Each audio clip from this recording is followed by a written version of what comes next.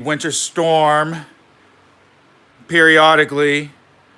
We will listen to some music, we will play some music, we will work on my new gaming computer that has an SSD NVMe 512 gigabyte. I did an HDD scan and it is literally brand new, zero bad sectors. I'm thrilled to have it.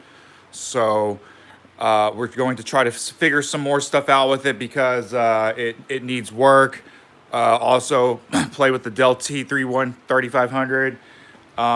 And I have to shovel some of the snow. It's supposed to be essentially continuous for like the next like 10 hours, 12 hours at least. About play with my cats, game a little bit, play a little piano. I might go in my garage. Though I will definitely be preheating my garage for at least 2 hours, but even before I go in there. So I'll go out there and do it. But for now, we're gonna watch the winter storm. It's 11 o'clock here. It started from what I was told from the weather apps and stuff around like 2 or 4 a.m. something like that. So I woke up and it started, and it's a very different kind of snow. I'm gonna show you now here because.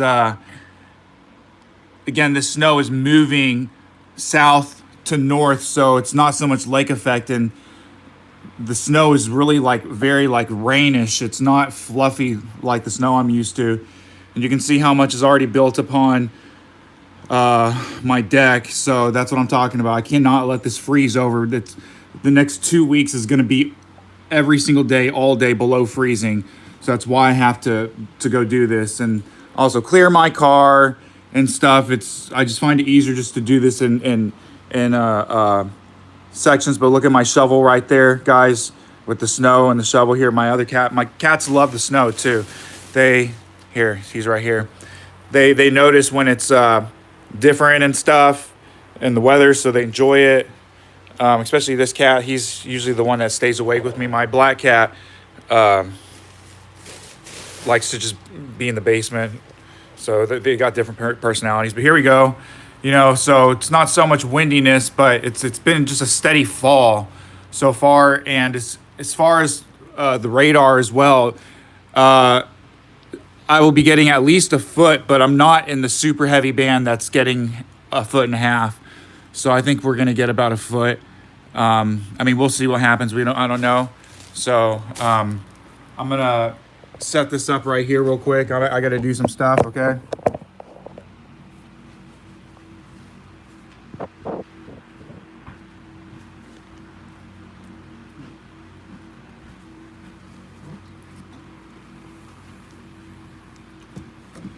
Okay, kitty, move, please. Move.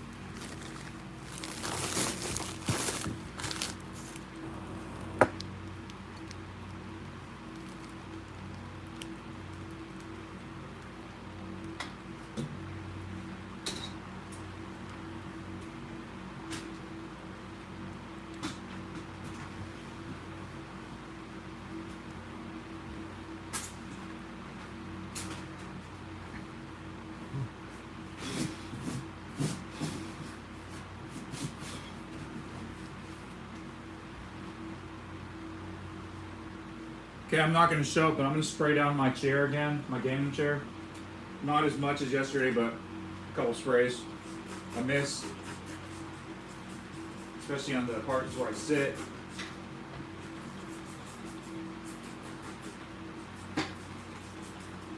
Okay, that was definitely much less than I ever used before.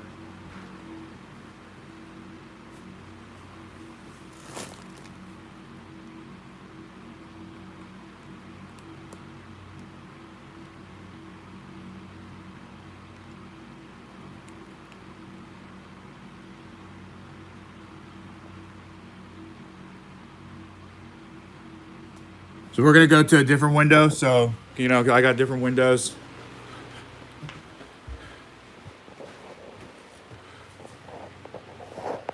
So this house next door, they're like redoing, okay? And they've been redoing it for a very long time. So no one lives there right now. It's nice, but in the future, I need to build a fence. You can see what I got right now. It's just like a makeshift fence. I planted these trees because essentially these trees will grow in. I spent a lot of money buying those trees. It was like 18 trees. They were like $20 or $15 each, so times 20, plus all the work to do it, which luckily they're small, but it was a high number of them. So anyways, they were over there all day yesterday doing stuff, which is cool. I mean, they know this is so this is my property. These are my fruit trees over here. So I got a lot of fruit trees. There's another guy, if you can see him on the other side of this house. He has like 40 fruit trees. Okay, so there's my car. Okay, and the driveway. So this is what I'm saying. I'm just saying I keep my driveway clean. Okay, it's asphalt. You know, I just try to. It was repaved and everything. What's up? I'm doing a weather watch right now. A lot of other stuff going on today. Eating food, my cats, my computer, shoveling the snow because I'm not going to let it build up. Is what I'm saying. Oh, thank you very much for the sub. Okay, so but we are having the winter storm going on right now, which is supposed to be going on for a steady 12 hours. Okay, and it's just a very steady precipitation. And again, the snow is not.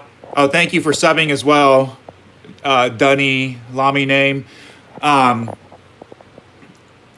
Like a fluffy type of snow that we normally get from the lake effect snow, because I live 5 miles from the Great Lakes here. I ride my bike there in the summer. You can check out some of my cycling videos. They have over 150 miles of walking trails here in Ohio. So a lot of people don't talk about that. But along with our amazing orchestra here, we have a lot of trails. And right now, I'm not trying to go on the trails, but definitely come the springtime, I try to go on the trails. So I was up pretty early watching the snow because I was just very much anticipating this event. I'm in Ohio, in Cleveland, Ohio. So, but when it first started, it wasn't like this. This is like some genuine snow. When it first started, it was it looked like sleet and rain. It was definitely not snow, and the change over to snow has been very, very gradual. Yeah, sure. And now people about three hours south, and definitely people in Tennessee, that's the states that are getting hit the most and the most heaviest. So down in Cincinnati, they're definitely getting way more snow than here, according to the radars. I really do feel like Cleveland is just hitting just like the outer band of everything, so we're still feeling it, but it's not anything super intense. But it will be steady, and here, I'm just gonna leave this here for a little bit. You guys can watch. Let me see if I can get my phone to balance. Okay.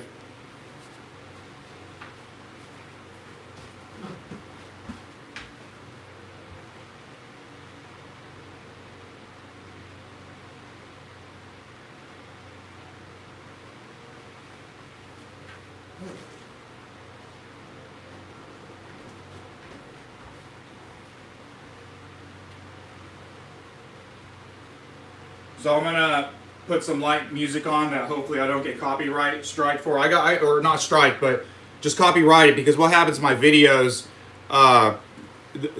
when they cut the audio, oh, here's a cat. Look, here's a cat. I can't believe people and animals are out here like in the snow. You know what I mean? So if the next 2.5 weeks, we do not have one day above freezing temperature. That's how cold it is. So this is one of the neighbor cats. I recognize him all the time.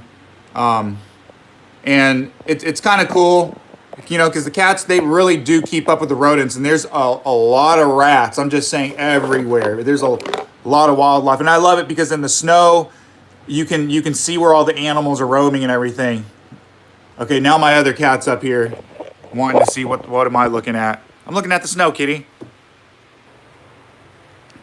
So this is my cat Presto. He's about 6 years old. He'll be 6 years old this year. And he's on a special diet because he was neglected for the first year and a half of his life. So he was malnourished, and if he just feels smaller, he's just much lighter weight. Anyways, but he's cool now, and he had a lot of bladder problems, is what I'm saying. So he's on a special diet, prescription diet. It's the first cat I've ever had where I've had to get the prescription diet. But he had an enormous emergency medical bill prior to me getting him on the diet. So I'm glad he's all right. He has changed so much. He had no social skills. You know what I'm saying? He bit a lot. He still bites now, but it's a playful bite. And but before he was just a very just he would not let anybody touch him anywhere. I mean now that he's totally chilled out with me, at least, you know, he still runs away, you know, when I have guests and whatever, but he was completely unsocialized.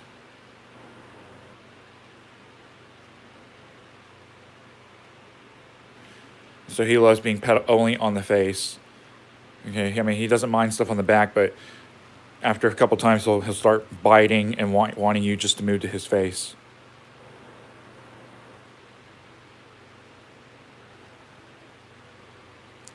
He likes this.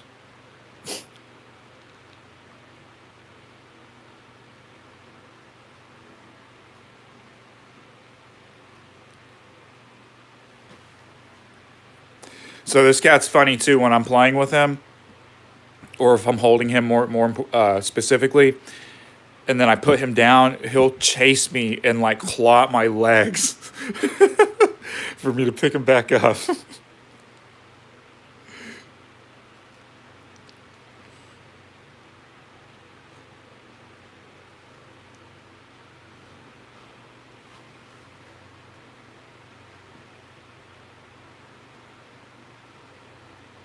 So he always has eye boogers too. I already cleaned him off, but I mean, it's like, I'm serious, 10 times a day I'm breaking off like huge eye boogers.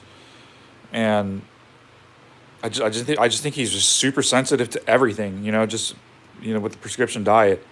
And he was even on antibiotics and whatever and stuff, and it did not clear up his eyes. So it's just the way his eyes like produce a ton of mucus. So here we go. I'm going to show you the snow again. I'm going to get some music going. And what I'm talking about is hopefully music which is non-copyright. Okay?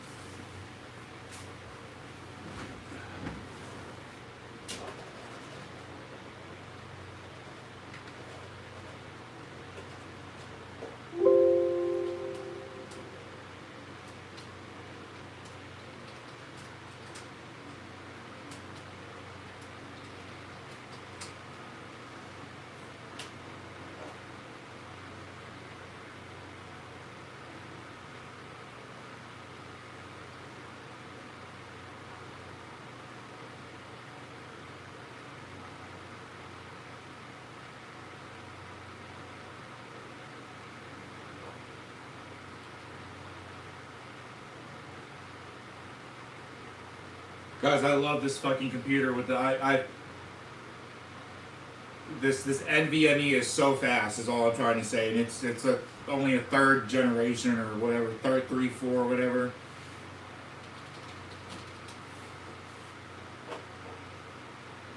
I love it. All I need is more memory.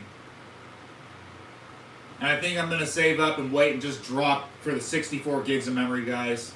I saw a guy selling 64 gigs of all matching memory for 180 bucks, 150 bucks today on Facebook Marketplace.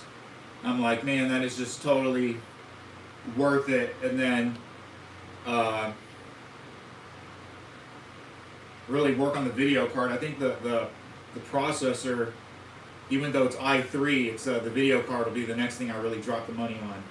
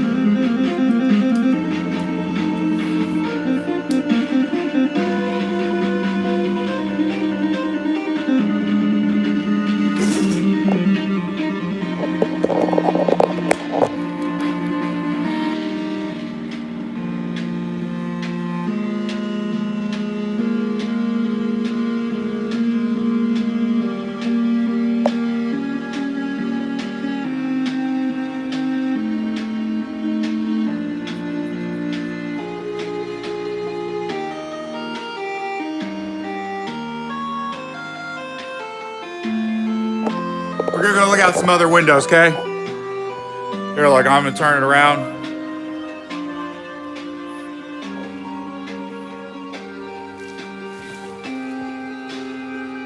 It's my porch, okay? Take a look at this, because this is what I'm really trying to keep clean, guys, because this becomes extremely slippery.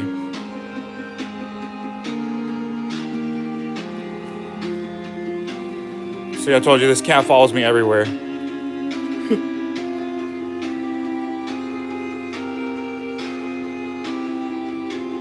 All right, let's go look at some other stuff, other windows. I mean, they're all facing the same side, but slightly different views.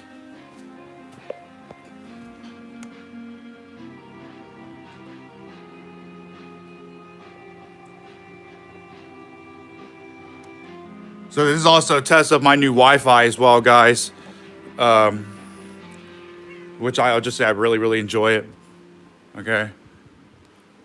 So here, let's go look at my front window. So something else I got to do, guys, is since I updated all my cameras have to be reprogrammed for the new Wi-Fi, and so they're all offline right now. So, but that's what I was saying. So it's not. This is like not. It's not like an intense, crazy storm. It's just like a constant, steady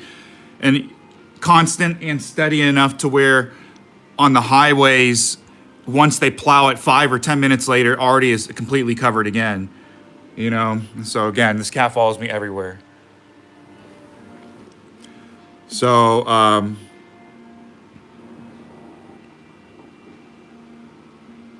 that's how it looked. There's a bird. I don't know. It's behind that branch. Oh, you see it? You see it? Twigging its butt.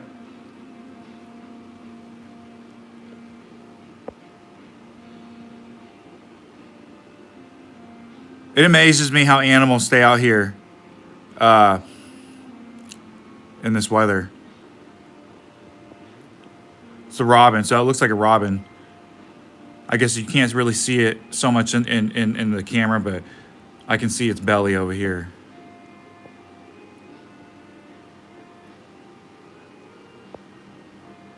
So this is like a lone robin.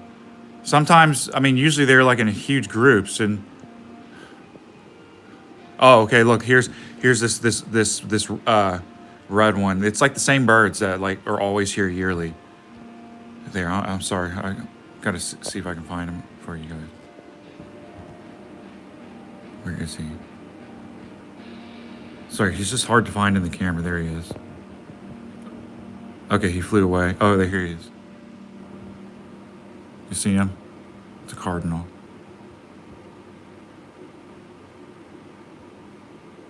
So there's a lot of people that feed birds around here. I used to do it too.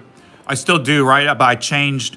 You know, I like to feed all my birds sunflower seeds and stuff, and I think that's the best of the black flower seeds. Told you this cat is clawing at me because I'm not holding him. Okay, kitty. Until I see the biting, what I'm talking about. So luckily I'm wearing a lot of layers right now. So, but when I'm not wearing a ton of layers, it hurts. Come on, kitty, please stop biting me. Okay, so I gotta pick him up.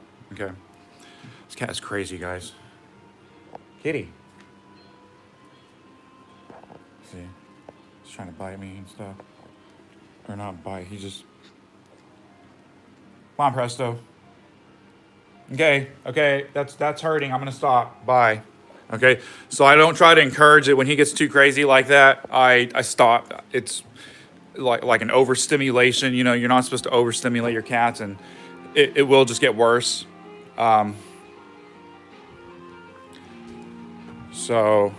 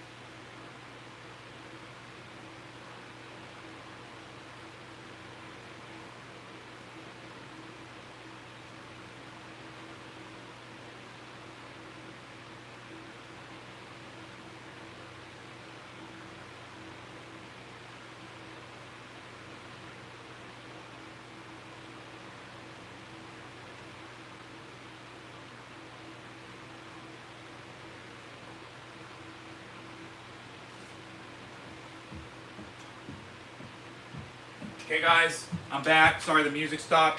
I want to talk a little bit about whatever, you know, so I'm just saying I'm glad the heat's up.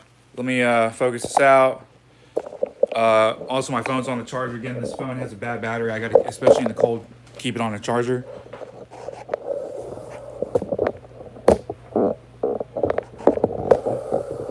So,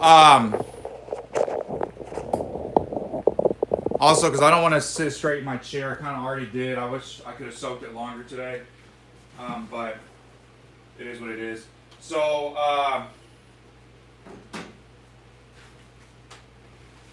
let me remove this plug to another area side.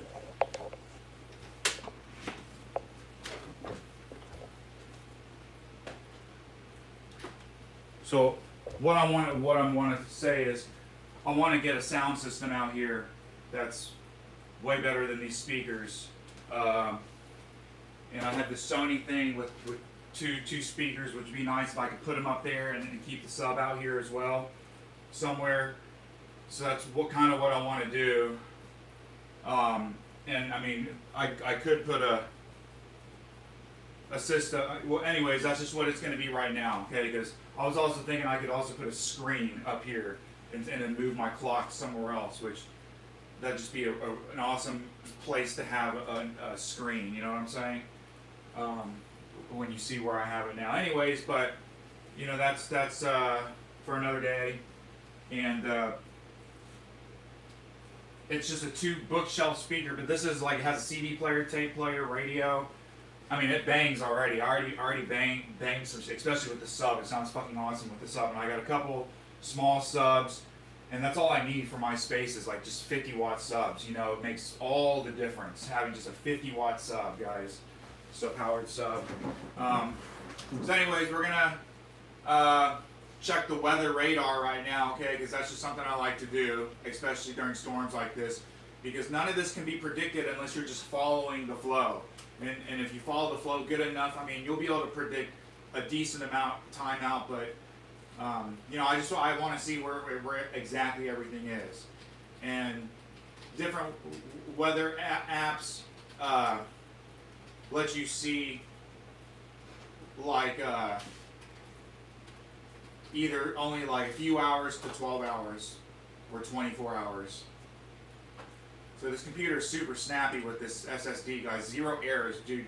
And so I'm going to keep track of this. You know, I've already did the save files of all the reads and the bad, good sectors, and so we're going to keep up to it month to month. This dude legit sold me a straight. I should have bought his DDR4 memory as well. But I didn't want to blow that much money. Anyways, on something I didn't know which would work in the first place. You know what I'm saying? So, anyways, but now what I want to rearrange some of the fans, turn the direct, like this fan, I need to turn the direction on this fan the other way.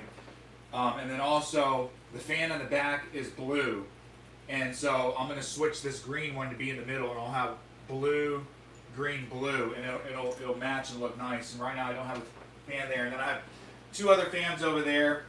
And I'm just gonna clean. Here's the deal: is I have to have an adapter to plug in another fan. So I'm kind of limited on these fans. But either way, I'm gonna move the fans.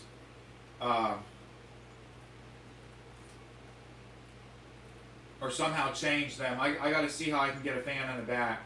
But at least with the front, I want that for the aesthetic to have the green in the middle. You know what I'm saying? So. It just looks like, especially just not complete or put together, incomplete without having a triple fan in the front with coordinating colors. So here we go. We're going to look at this radar map, and you guys can see, okay, where I'm right here. Okay, let's zoom in a little bit. I'm right here. So that's what I'm saying. You're seeing where all this is, all this pink and stuff is going. That's the worst, and the yellow is the absolute worst. Is well beyond south. Like, people down here in Akron, they're like gonna maybe get some of the pink. In Canton, that's what I'm saying. People in Columbus will. In Cincinnati, it's even missing Cincinnati now. But look, it's like right on the edge. So it's very interesting, and that's the nature. It's because it's so warm down there and it's so cold up here. It's like that's the immediate front of the wall. Like you can literally see this wall. You know what I'm saying? That's like pretty cool. You can see the wall right here of cold and hot, and that's what I'm saying. That's why the snow looks the way it does. Is because it's like a very freshly developed snow, not snow that has been tumbling and tossing and looking beautiful and stuff. And I mean, I'm seeing some bigger flakes, but it's still nothing fluffy. I would not consider this fluffy. Nice. This is kind of like slushy snow. Okay, and this is the reason why. So again, you can see Tennessee is getting the worst. Okay, Tennessee, Alabama are absolutely getting slammed. Okay, Knoxville, Tennessee, man, they are getting fucking slammed. Chattanooga, let's see, Chattanooga, they're gonna get a few hits, not as bad. Nashville is getting the tail end of it. They're getting a couple hits, but not really. It's kind of like going all in between these big cities. Birmingham, Alabama, though, is getting hit. They are getting slammed. Selma, Alabama, people are probably dying there. Okay, Selma, Alabama, and Birmingham. Actually, there's a nasty band coming through. Actually, like here this hour, they're about to be slammed with death, snow. Okay. Huntsville, Alabama, too, is pretty much in a pretty nasty, constant thick. Okay, I wouldn't want to be there in Huntsville, Alabama. Okay, I wouldn't want to be in Alabama, guys. I'm telling you, Alabama is getting slammed, guys. Absolutely slammed. So let's go look. Let's go try to look at some Alabama videos, okay? See what it's looking like in Alabama.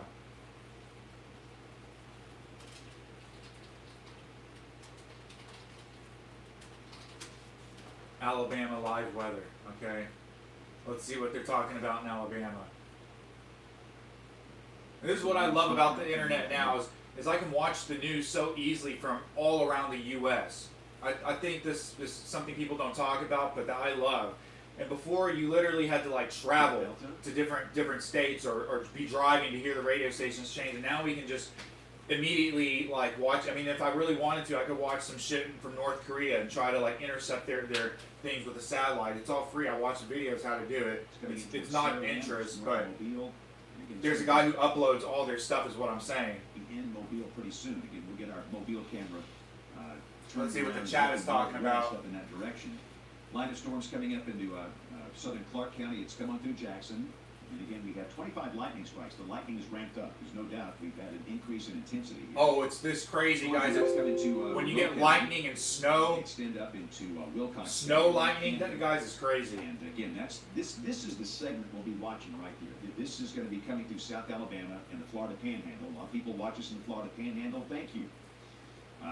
Okay, he's saying everything I already said. Okay, and that's why I started my own weather watch. Because I can watch the radar too and wear glasses and suspenders and talk, you know. All these weathermen do, they wear suits and ties, you know. I'm sorry, I guess the suspenders is a see, that just implies you're fat and your pants don't stay up. So that's why I don't wear suspenders, okay? I wear a belt, and I have a belt on right now. And though this sweater right now is open, I have my inner shirt tucked in with my belt, and this is a dress belt, okay? So, and I'm trying to dress better, and you know, as nicely as I can. Actually, this outer sweater I've had for like 20 years, and I kind of wanted to talk about this. So, this has to do with clothes and laundry and the changing of the seasons, okay? So if you don't want to listen, you can tune out, but I want to talk about this real quick. Is that my laundry machine and my washer are both in the basement, okay? There's no reason for me to be bringing all of my laundry up to essentially 2 floors up to my room. It's only my bed sheets and my bed related and pillows and stuff do I bring up and down. But all my clothes and everything, I have like a designated dirty bin already in my basement, and then all my clean clothes is hanging in my basement or is in drawers in my basement.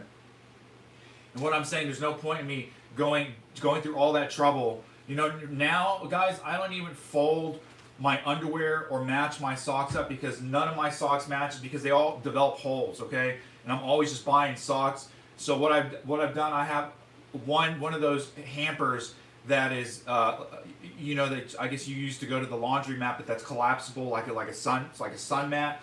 Anyways, it's permanently open, and I just throw all my underwear and socks in there every time they're clean. I just make sure I do them all together because I'm always throwing out just one sock.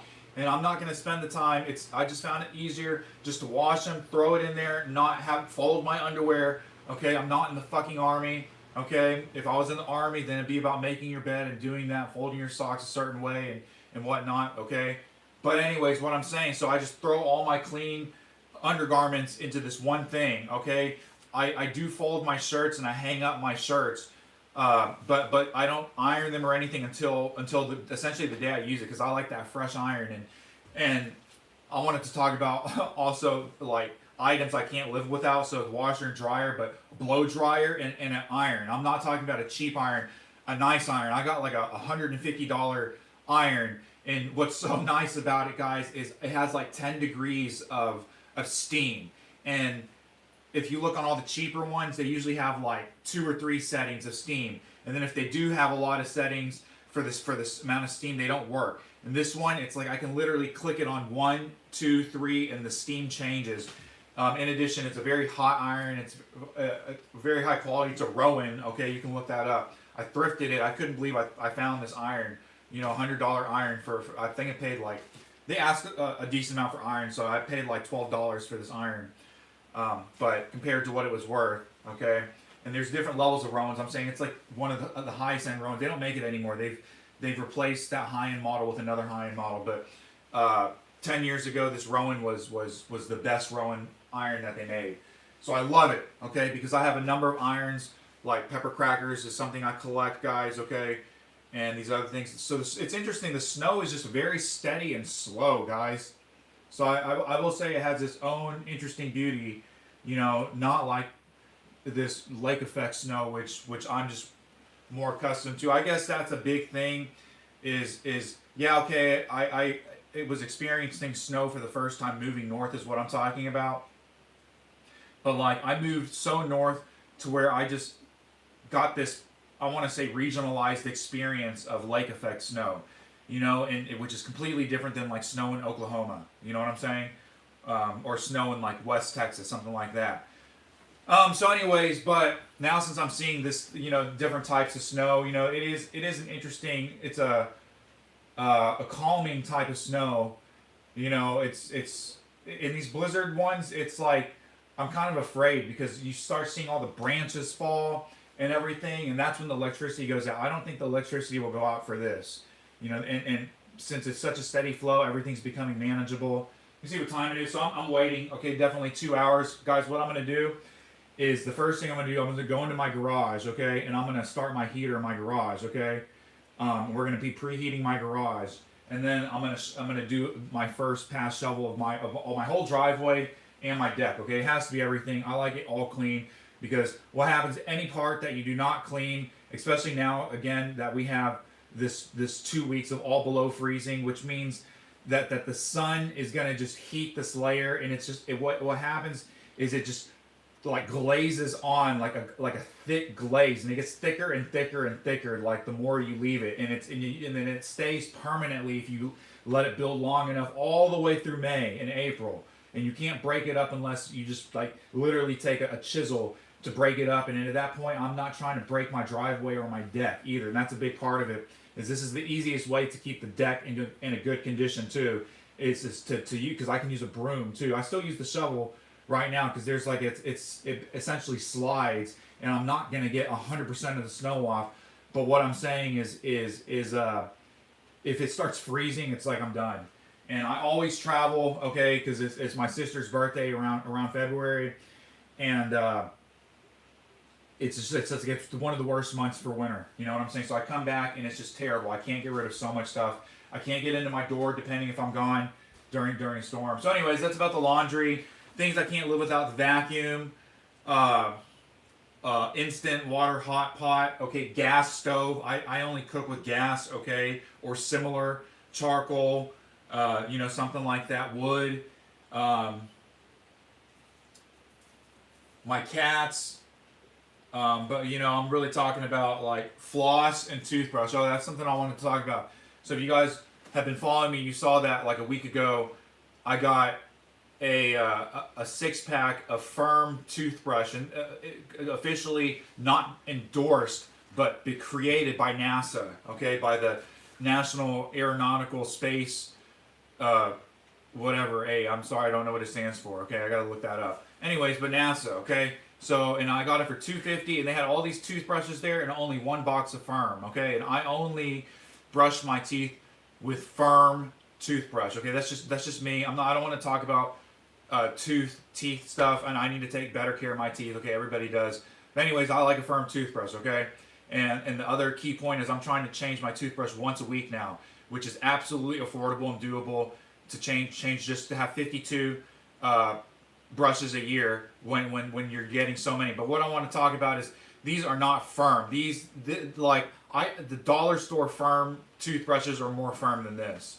I'm absolutely disappointed. These are completely soft. I don't know what they were thinking, trying to claim these as firm, you know, and it's just an absolute pure disappointment because I'm going to throw them away, is what I'm saying, or I'm going to use them. The thing is, I can't even use them to clean stuff because they're not firm enough to clean stuff, and that's what I'm saying. That's why I like a firm toothbrush, because a soft toothbrush cannot massage and break and clear stuff up off your gums. It's absolutely not clean. Okay, that's like trying to clean dirty dishes without an abrasive sponge. Okay, so anyways, that's the point about that. Okay, so a firm toothbrush.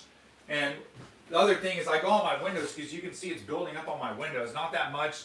The snow is definitely getting thicker now, guys. Okay, it is definitely, and that's what I'm saying. So that first layer, that's the snow I absolutely want to get rid of, because that snow is not like, this snow will be easy to shovel. The snow that has been happening the last 10 hours is like slush snow, you know. So immediately is what I'm saying. It's going to crystallize into like puffed concrete. I can't explain it.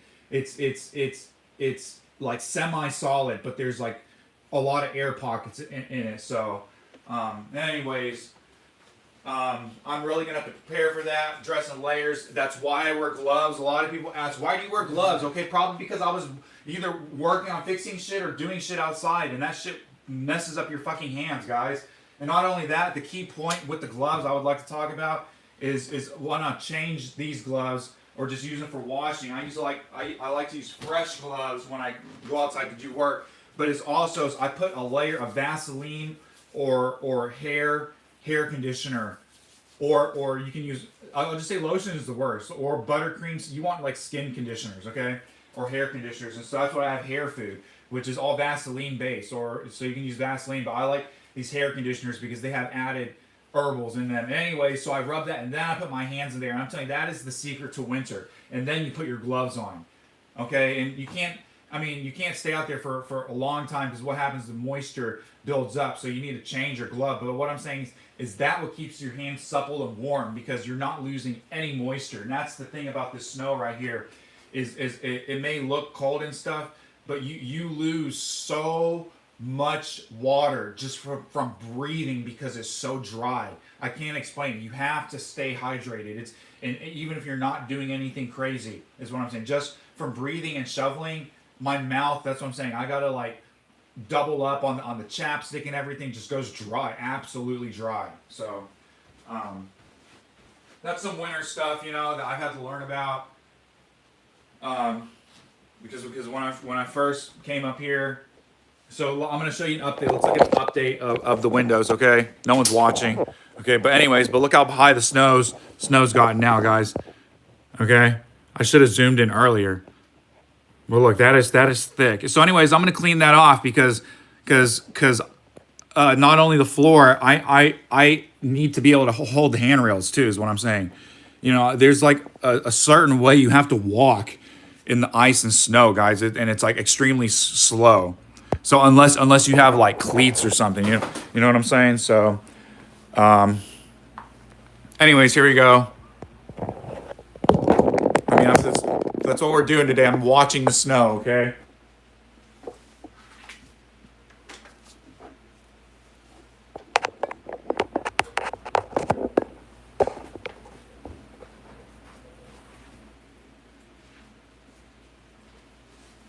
We're gonna mess with this computer for a minute.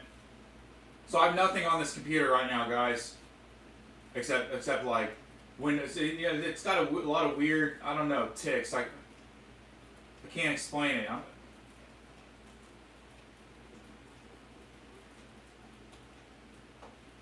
One is the startup into the BIOS, but the other is like my desktop screen. It keeps like moving, it's switching the icons around.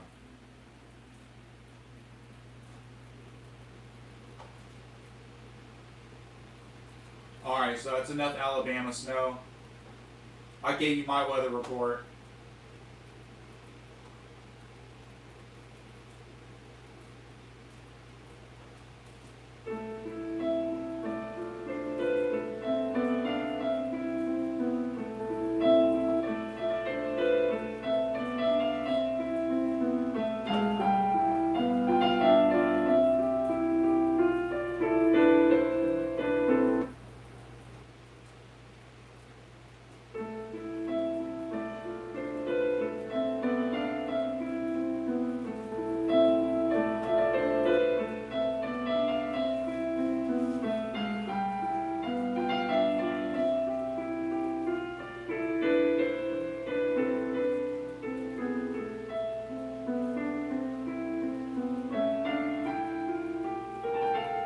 So look, it was predicted that the snow was going to go to like 12, and it's already decreasing to stop at 9 p.m., guys. And literally, there's like no precipitation after this for like days, which is just going to be really nice to have my driveway totally clean for these days. So let's check out this guy. This guy is traveling in Ohio.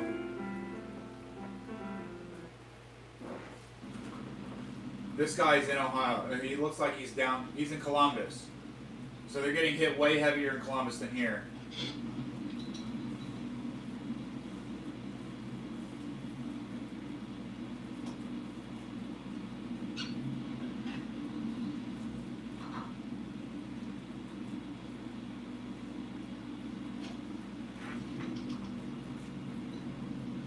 Okay, I'm just gonna park your car right there. Yep.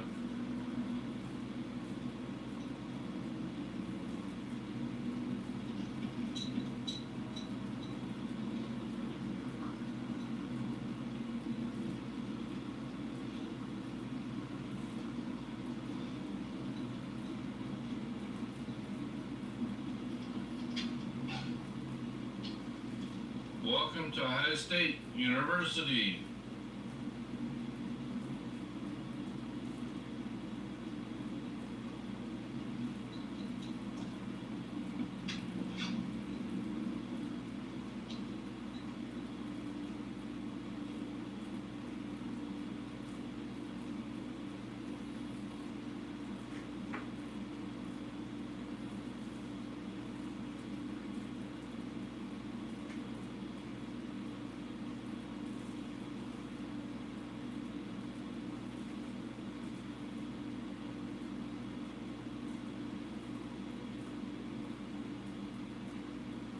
So I need to brush my cat today, so that's going to happen.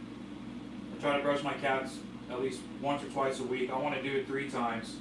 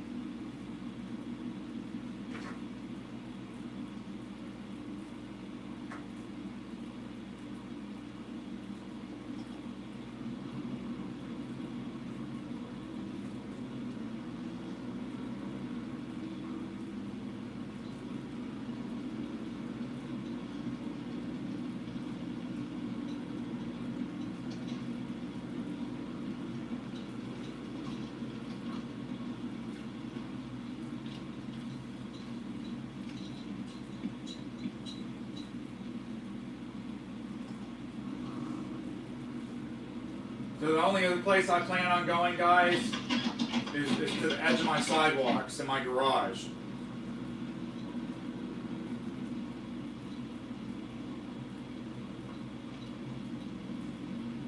There's no point in starting my car right now, but I'll definitely start it tomorrow. Once the storm stops and there's the main highways are clear, because I do want to just run it on the highway. There's no way to heat up my car without driving it for like an hour and a half and just getting terrible gas mileage to warm up all the components other than going on the highway and running it on the highway. So it is not made for these roads only going 20 miles per hour with snow now, single lanes, constant stopping. Your car is never going to heat up, is what I'm saying.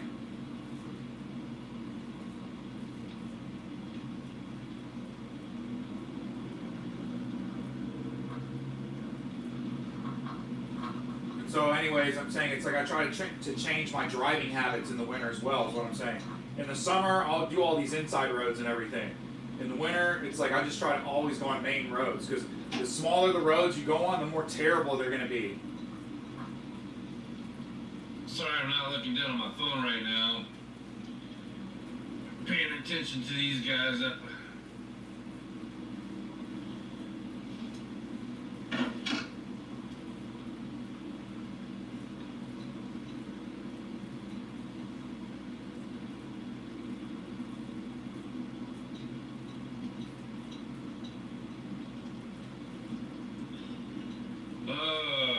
So this cat's really ticklish on What his it feet. is to be young. Living on campus. He doesn't like his feet tickled. You don't like your feet tickled, big guy? You don't like your feet tickled, big guy? Okay, stop biting.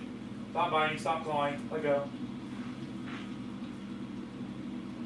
And I don't trim my cats at all. One, it's like, I want my cats to be able to defend themselves if something happens. That's what it comes down to. So that's why I do not trim their claws. If anything happens, I want them to be able to use their claws and strike and strike blood. He's in a hurry.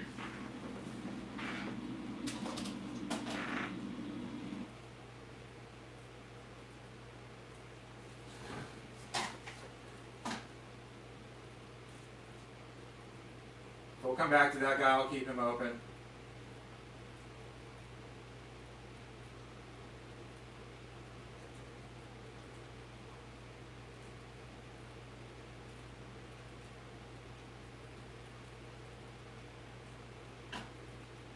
Behind this highly secured door in an ASML clean room, there's a giant $400 million machine. It's bigger than a double-decker bus. The most advanced machine tool in history. I would say it's been a very risky investment, because when we started, well, there was no guarantee the technology would work. Texas Instruments is making a big bet that companies will want to make a lot of chips on U.S. soil, amidst Trump's new promise of a 100% tariff on chips from companies that are not making in the U.S. The whole campus is going to be bigger than 70 football fields or 2 Empire State Buildings laid side by side. This is the iPhone Air. Apple's most advanced chip yet, the brand new A19 Pro, is inside both the Air and the 17 Pro. So why did the company's stock dip on the big reveal?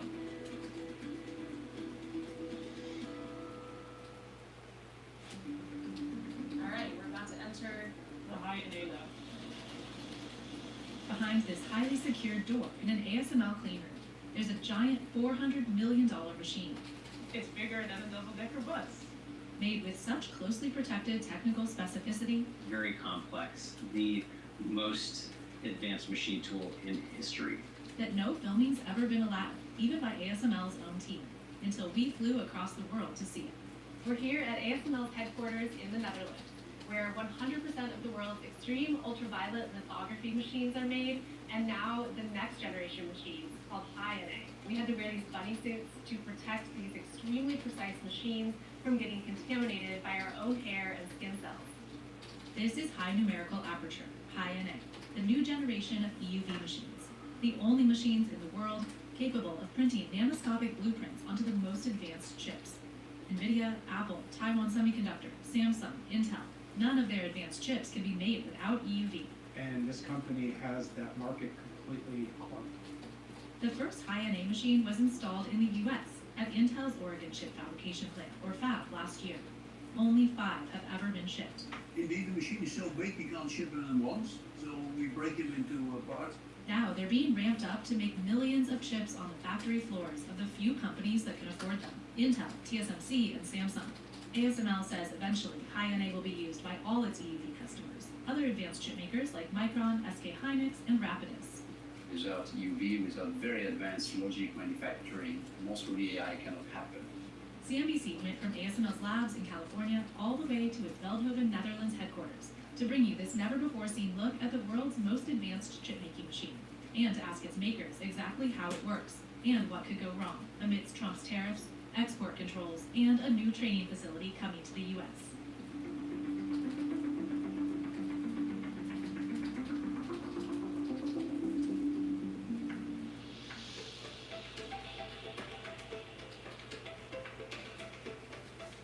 Suited up and through an air shower, It's basically to blow off all the contamination from your suits and your clothes. down several long hallways where humongous parts are being meticulously moved. How many people would you say are working here 24/7? Inside the EUV factory alone, it's like 2,000 people. It's a 24/7 operation. SCF Du took us to the restricted lab space where 40 years of ASML's technology research all comes together. It takes approximately a year and a half to create the system. Hadu leads the team that tests and qualifies the high-NA machines here. It still does blow my mind. I think even if you learn more about it, it blows your mind even more. The big machine, at the end of the day, is used to transfer a pattern, which we store on a mask, onto a wafer. And then at the end of the day, you cut them in pieces, you package them, and then you end up in your phone. Joost Benschop joined Dutch electronics giant Philips in 1984. 2 weeks later, ASML was founded as a subsidiary, conducting research out of a leaky shed nearby in Eindhoven. It broke off from Philips with an IPO in 1995, and 2 years later, Benschop helped spearhead ASML's first foray into EUV. 3-4 years later, we had enough confidence to put all our eggs in one basket called EUV. With hindsight, we can say we placed the right bet. On a yearly basis, I think we file several hundreds of patents on EUV. Christophe Fouquet began as CEO just over a year ago, but he's been with ASML more than 17 years. We barely made it. I think sometimes people forget that, but EUV took us practically more than 20 years. I would say it's been a very risky investment because when we started, well, there was no guarantee the technology would work. By 2018, ASML had shown that EUV was possible, and it's the same process used in high-NA. Here's how it works. Chips are built in a grid formation on thinly sliced wafers of silicon, each with up to 100 thin layers that make up billions of transistors that determine what the chips can do. These layers are printed using lithography, extremely precise rays of light projected through a mask of the chip design until they hit the surface of the wafer that's been coated with photoresist chemicals. ASML's older generation DUV machines, which it still makes, use rays of deep ultraviolet light with a wavelength of 193 nanometers. Nikon and Canon in Japan are still competitors in DUV. But ASML's real breakthrough came with that bold bet on a technology many thought was impossible, using even shorter wavelength extreme ultraviolet light, EUV, something that to this day no other company does. A few more people tried for many years, but the size of the investment, the commitment you have to have, I think discouraged quite a few people. Transistors have gotten so small, down to 10,000 times thinner than a human hair, that ASML decided to create its own source of smaller, more precise EUV light. At a wavelength of 13.5 nanometers, it's the width of just 5 DNA strands laid side by side. So small that it gets absorbed by almost everything, and that's why this whole system needs to be in a vacuum. This tiny thread may look like the strand of a spiderweb, but it's actually molten tin being shot out at 50,000 droplets a second. The tin droplets are vaporized with a laser, and those tiny explosions are what emit photons of EUV light.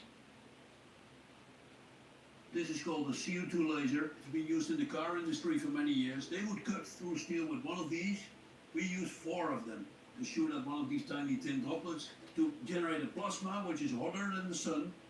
That plasma generates EUV, And that EUV is captured by this collector mirror that comes from outside and brings the light into our scanner. The light bounces off of mirrors that aim it through the lens, much like how a camera works. But because EUV gets absorbed by typical mirrors, German optics company Zeiss made specific mirrors just for ASML that are the flattest man-made surfaces in the world. And then the light is emitted through the projection optics onto the wafer, which is about here. So this is the wafer table. When the EUV finally hits photoresist chemicals on the surface of the silicon wafer, it prints the minuscule blueprint that makes up the chip.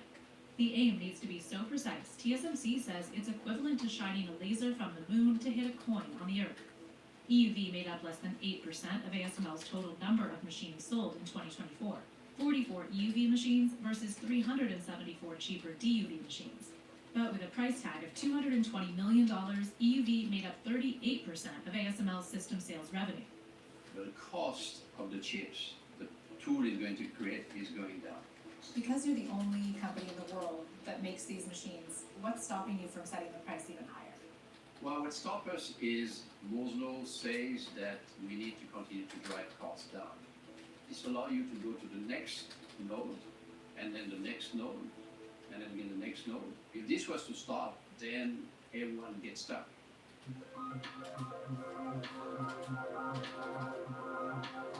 ASML began developing its latest $400 million high-NA machines around 2016. Inside, all the same processes still happen with the same EUV light source, but there's one key difference. We increase the aperture of the opening angle of the lens. High-NA stands for high numerical aperture, meaning it has a larger lens opening, increasing the angle at which the light is captured by the mirrors. More light coming in from steeper angles allows high-NA machines to capture increasingly small designs on chip masks, so they can be projected in one exposure step, whereas original lower NA machines reach higher resolution to project these tiny designs using multiple exposures through multiple masks. 1 become 2, then 2 become 3, 3 become 4. And when the number increases, it gets very complex process-wise, and the yield goes down. But with a higher NA, resolution improves, and the small designs can be printed with fewer masks, saving time and money. The larger the number, the smaller the thing you can print. But this higher NA also comes with a much higher price tag for one main reason. The higher the NA of an optic, the bigger the mirror you have to use, and therefore the bigger the system. These machines also take up a huge amount of power. How much power do these machines take? I think they take too much. If we don't improve the power efficiency of our AI chips over time, the training of the models could consume the entire worldwide energy. And that could happen around 2035. Since the moment we started EUV, 2018, we have reduced the power, the energy needed per wafer exposure by more than 60%. ASML says its machines print about 200 wafers per hour, 24/7, 365. The goal is several hundred per hour. You can print, at the end of the day, millions of these wafers per year. At a conference in February, Intel said it started making chips with high-NA, using it for some 30,000 wafers so far, and that it's about twice as reliable as previous models. And Samsung said high-NA could reduce its cycle time by 60%. High-NA means two things. First and foremost, shrink, so there's more devices on the single wafer. And secondly, by avoiding multiple patterning, you can make it faster and you can make it with higher yield. In reality, every chip is made using multiple different lithography techniques at different resolutions. Every chip consists out of like 100 different layers. Most of the layers are actually made with deep UV, which is a much smaller system. Legacy DUV machines sell for less, $5 million to $90 million, but still make up over half of ASML's sales. The older machines are in high demand. Many of the chips we use in our daily life do not require EUV. If you press the button to open the window in your car, unlikely an EUV-based chip is needed. Turns out ASML sells a lot of its legacy machines to China, although US export controls prevent it from selling EUV there. It's a ban that started under the first Trump administration. The Trump administration is very focused on ensuring that China does not get access to the most advanced tools and chips that are required to power AI. So without access to ASML's EUV machines, could China develop its own? I feel like it's a real long shot that China could enter this space. But right now, China's really figuring out ways to take things like 7 nanometer, the most advanced nodes that can be done without EUV, and figuring out ways to scale them. And they've been able to do that successfully in some areas, like in smartphones and personal devices. Still, export controls haven't stopped China from stockpiling ASML's less advanced machines. At one point recently, up to 49% of your business was in China. What happened there, and what is that number at now? We had a huge backlog in China because we got order in 2022 at the peak of the market. And in 2023-24, the rest of the world kind of went down. So basically, we could use our capacity to fulfill this backlog. End of 24, last quarter, the part of China in our business went down 30%. U.S. concern over advanced tech making its way to China has accelerated amidst the generative AI race. But that boom has also sent demand for chips and the machines that make them soaring, and with it, chip stocks, including ASML's.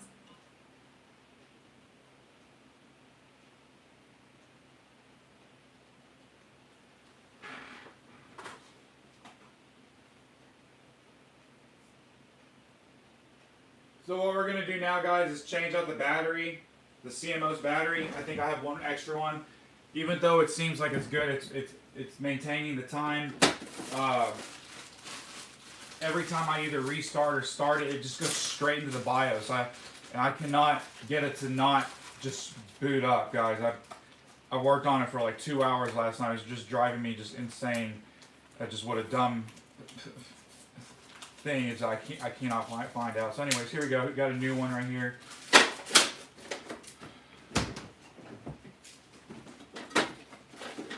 I'm glad I bought a 4-pack. 2 more.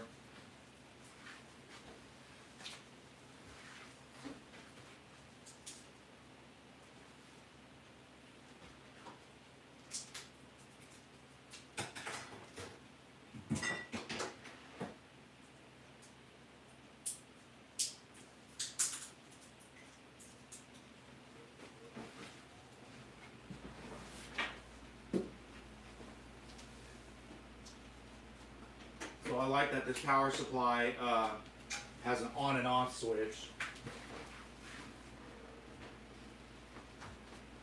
And again, I guess I'll let you guys see what I'm doing now. This computer is, I think, looks pretty. I like it. My newest build.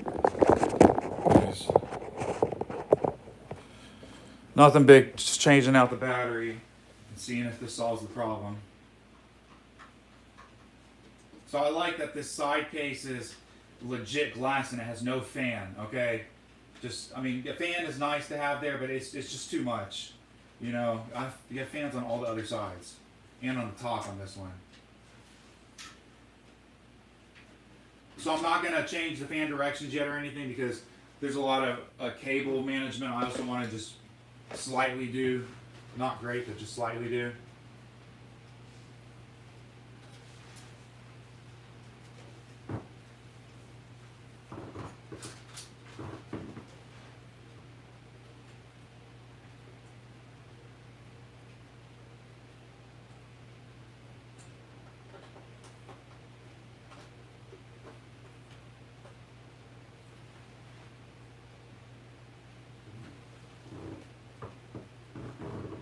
I need to go get another tool, guys.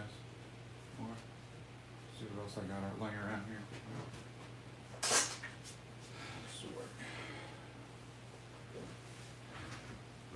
So Corsair case, guys. I got, oh, it's a Corsair case, okay. MSI board. USB 3.0. So this board also supports RAID 5, guys. It's like I really want to utilize that. So anyways, you know, my systems will be ever changing.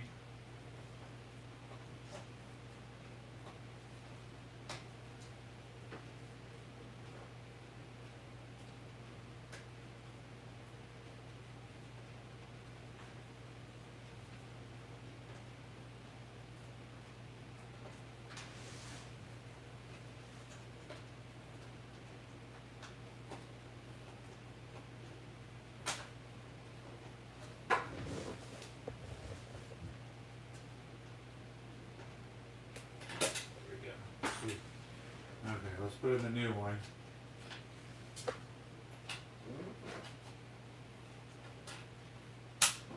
Boom, popped right in. Okay, so let's see what year this says. Japan, KT, this is an original. So, I mean, it seems like it's still good. We're going to see, I'm not going to put the cover on just yet. We're going to just go with it right here and see if that fixes it. It'll stop just booting into the BIOS.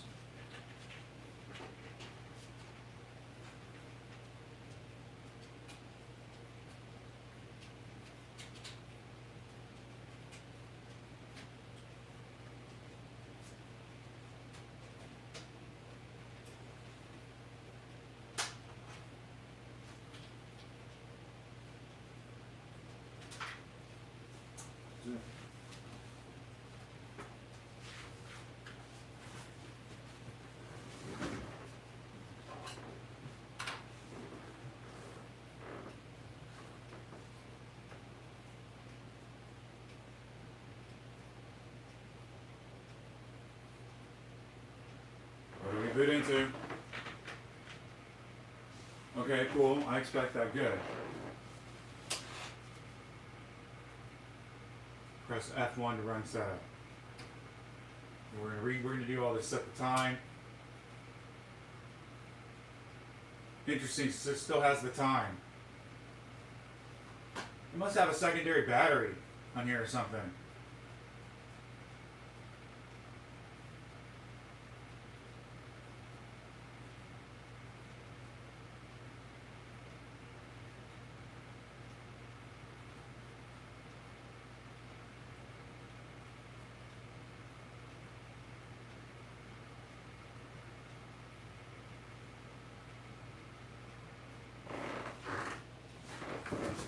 Sorry, you guys aren't seeing what's happening.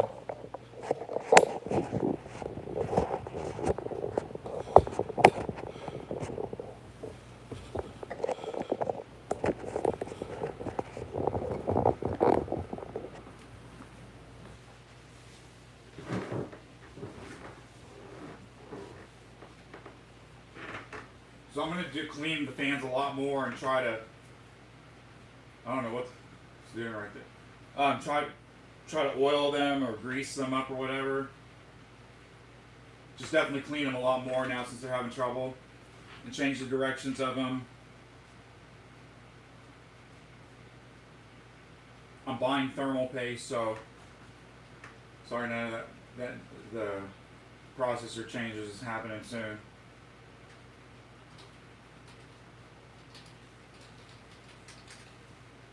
Look how fast that is.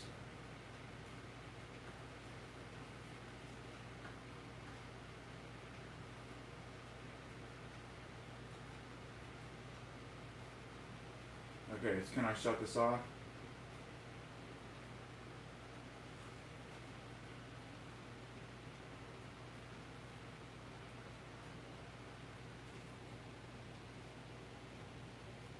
Okay, and look, this is what's happening. When I turn it on, it boots into the BIOS. Okay, let's see if I was able to fix this.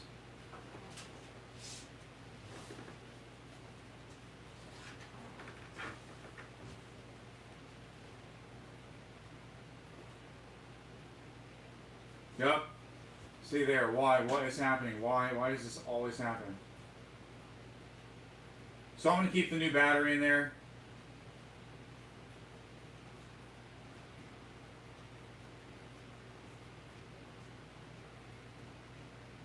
Look, and it says boot option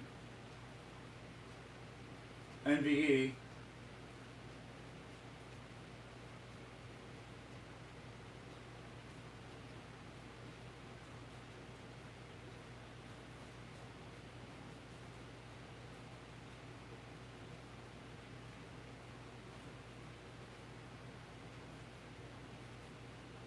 Okay.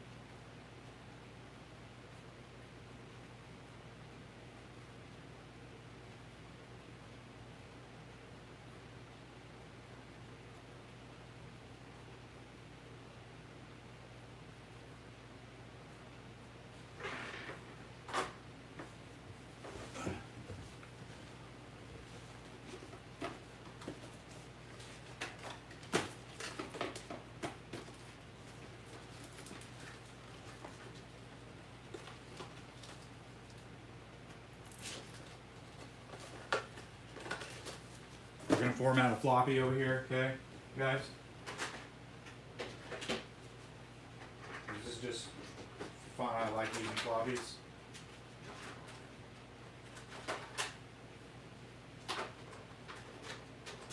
Okay, we can plug it into this top from here, doesn't matter.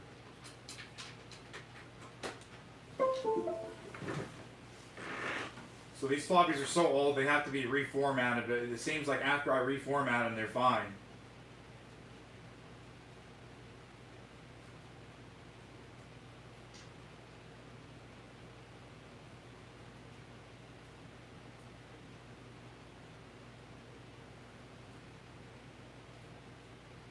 And you have to do full format.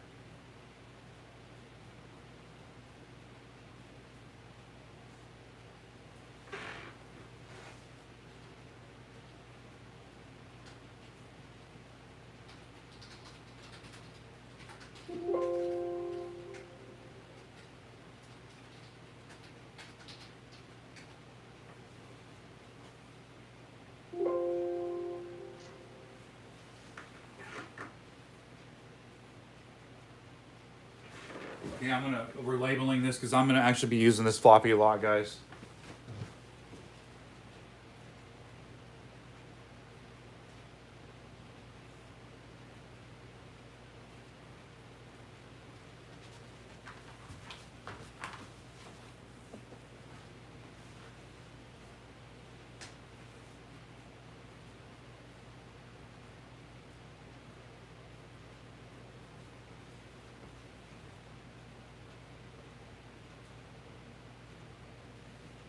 I love floppies, guys.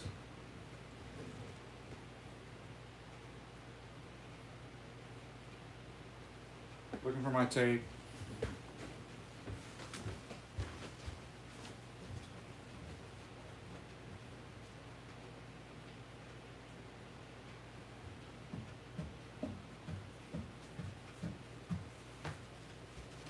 Okay, I don't have anything special. I just use painter's tape. I'm gonna go get some more painter's tape now, specifically for this reason, different colors for my floppies. And I have a floppy tray, actually, guys, now. So, but the only thing I don't like about this computer, which it's because since it has fans on the top, I can't really put stuff on the top. That's what I like about that Dell. Is that I can use it as extra shelf space, in a sense. Okay. Cool, very good. Format complete.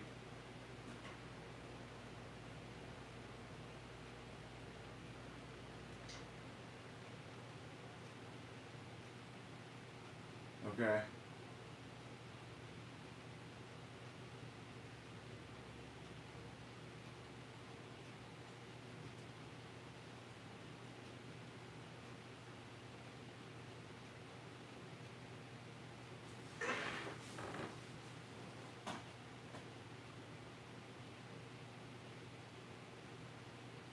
Look, I try to put my PC up here. It keeps moving it down. Look, I'll press refresh. And look, see, it changed it.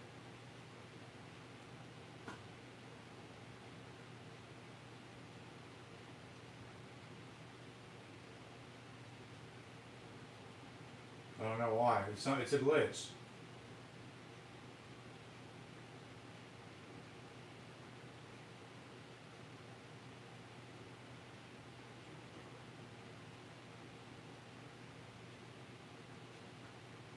Anyways.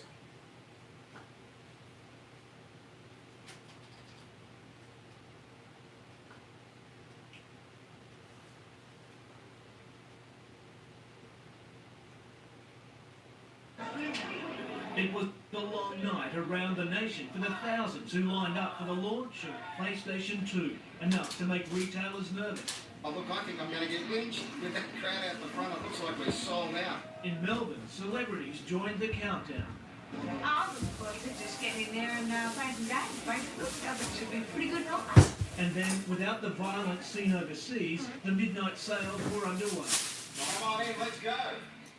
The latest in game technology, a must-have item for children of all ages. I bought it for the kids. Yeah. The queues and the fear of missing out continued today. Hello. Hi. I'm applying for the end of the queue now. I should get one. At just under $750, not cheap, but Sony says it's a good deal because it combines improved graphics with a DVD and CD player. There were 60,000 available between now and Christmas, but a third of those sold in the first day of trading. There are claims Sony has deliberately engineered a shortage to increase hype surrounding the launch. The company denies this. Sony has got an incredible brand name that they wouldn't stoop to shorting the market. That's not how we do our business. Mark Simmons, 7 News. Across America, they slept out on footpaths. I stood here since 9 o'clock last night. These are gamers, computer lovers who normally spend their days inside, braving the outdoors for one thing, PlayStation 2. A shortage of consoles meant buying one became a lottery.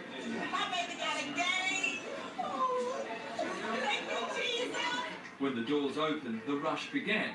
500,000 sold out in minutes, said to be the biggest launch of its type. Unfortunately, we may not have all the product that we need to accommodate everyone. What's all the fuss about? Sony's PlayStation 2 is a supercharged game system. The detail really kind of amazed me, and compare the difference.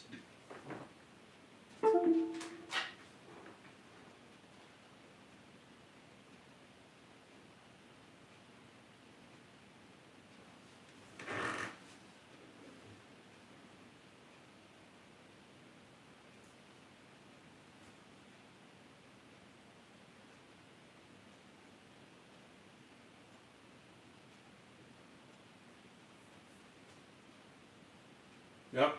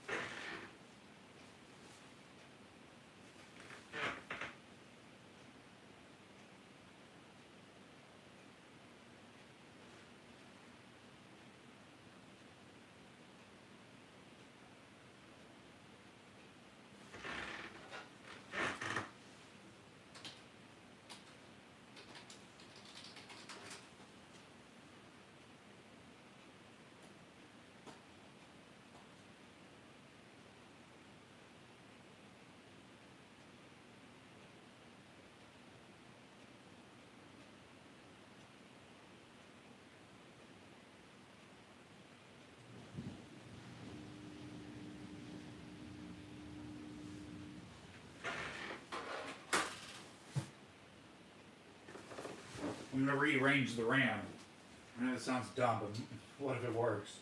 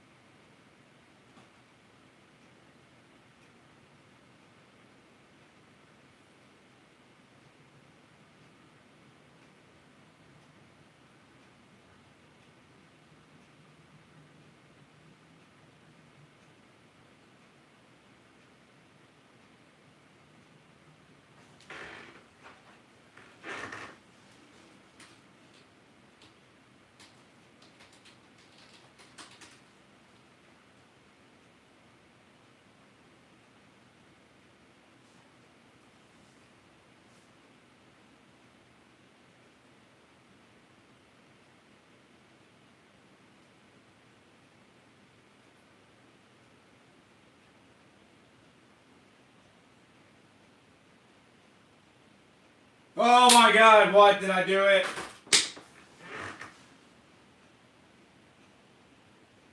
Oh my god, did I fucking get rid of it? I don't know what I did, guys. We're gonna shut it all the way down.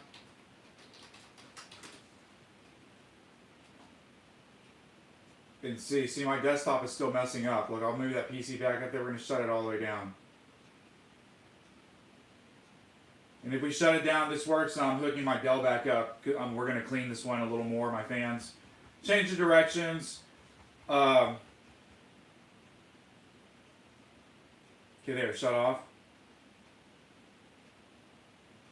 Okay, MSI baby, please start up.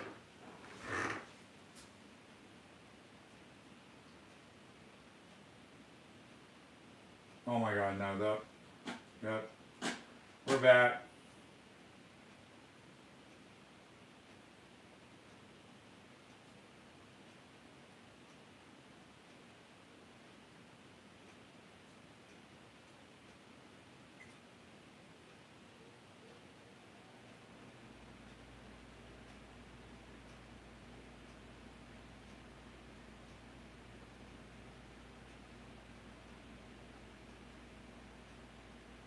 It's like the hard disk. I bet you it has something to do.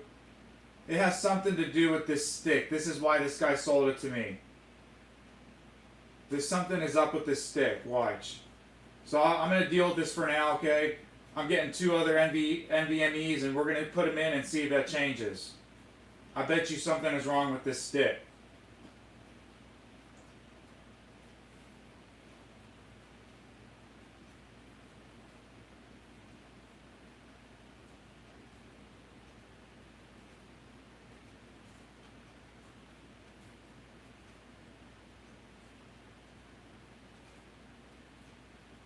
And I want to mess around with more with that 48 gigs of memory now that I have in there.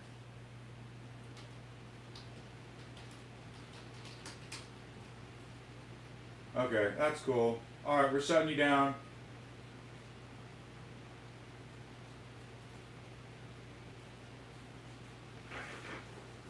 So I'm so glad I changed that motherboard battery.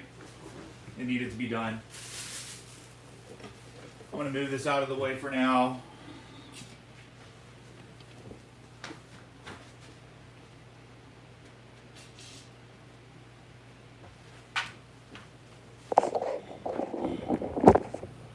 Okay, we're going to switch computers, guys.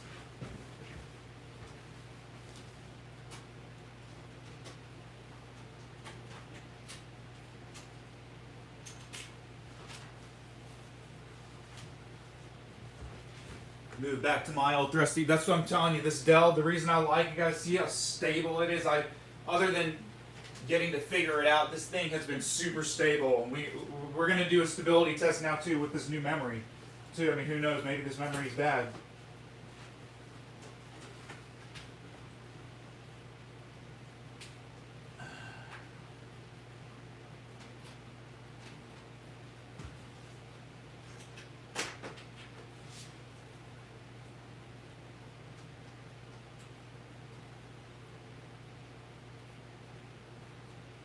So this thing is definitely lacking the USB 3.0. I kind of like this Dell, guys. Like I said, I kind of really do like it.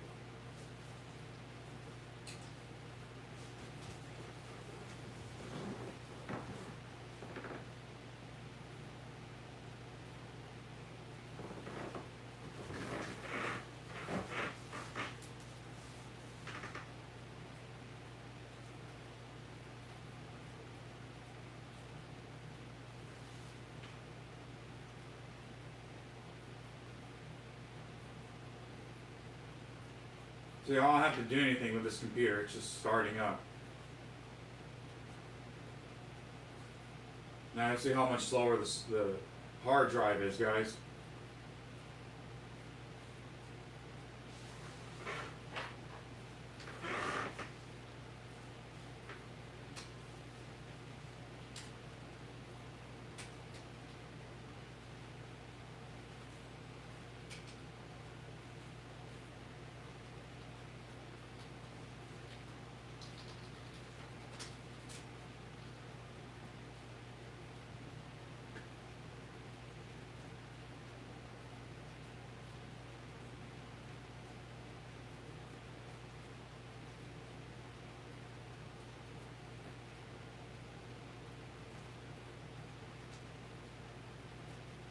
immediately see how much longer this is taking now to open stuff up.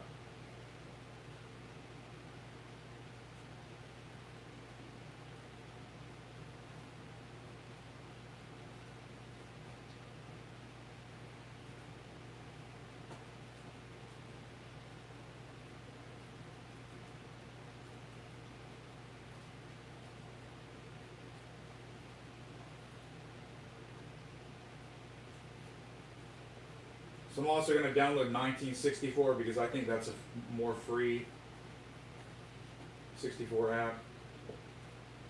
See, I'm still waiting for this to start up, guys.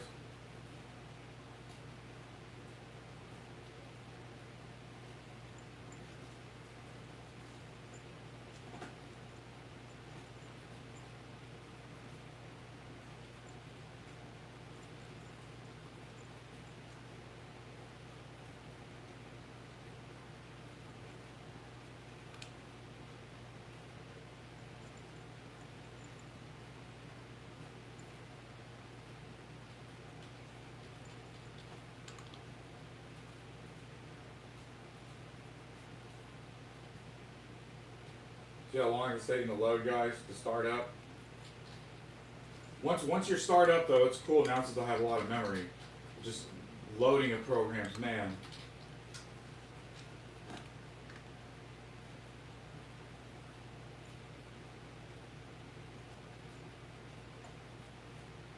And this PC doesn't have any weird errors like the other, like the MSI.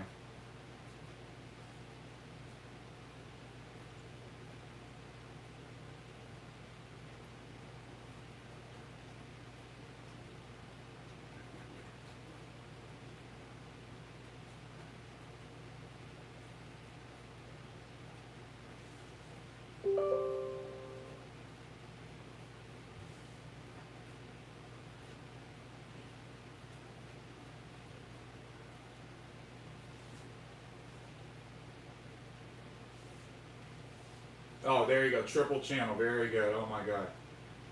Yesterday did not say triple. It still said dual. Fuck yeah. 48 gigs triple channel fucking memory, guys. There's a lot of boards that have this, guys, with DDR3, but they only run dual channel. That's why this Dell's a beast. That's why I love this Dell. Fuck yeah, I gotta just see that again. 48 gigs triple channel memory, kitty. Is that enough? Is that enough memory, kitty?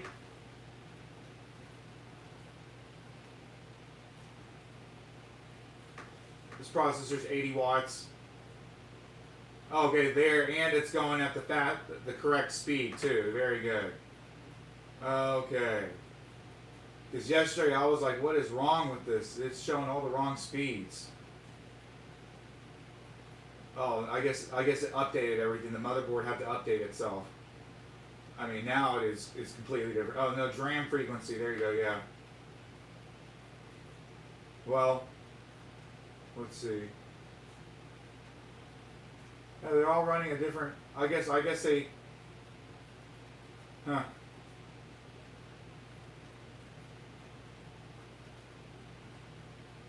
They're all running at different megahertz. It's weird. Like 609, 685, 761, and 800.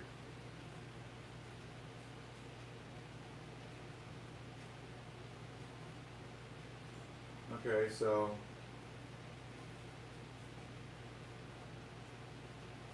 I think something's wrong with CPU-Z.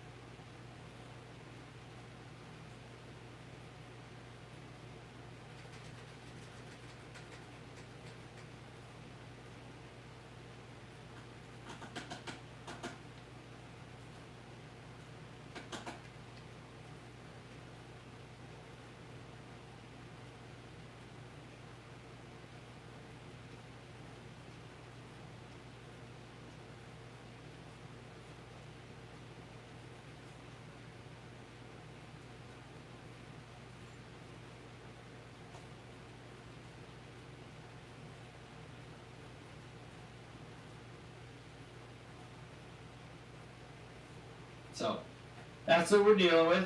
Another little burst of snow coming right in after that. A little bit of a break. I think I'm going to shut this stream down though.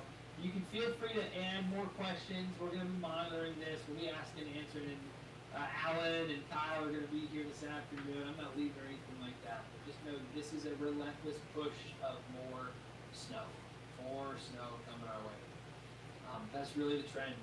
The trend is just snow all day long. And the reason I put this plus sign on here, that most of us are 8 to 12, but there will be some spots, especially Canton, Philly, Coshocton, even Carroll County, Carrollton. There's going to be an area in here that it gets 14 for kids before all is said and done. All right, so with that, thank you guys very, very, very much for joining. I love it. We'll be doing this. We have been doing this. We'll keep doing it. All right, have a good one. Okay, I guess I caught the very end of that. That's cool, whatever. You literally just ended it.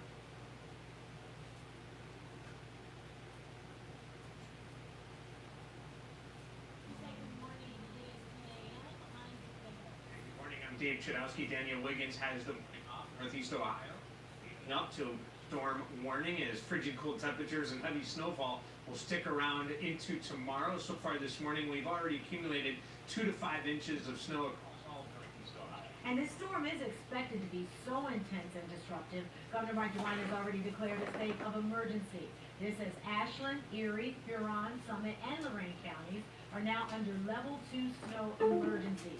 Cuyahoga County is a level 1 emergency right now. Matt and Anthony are continuing to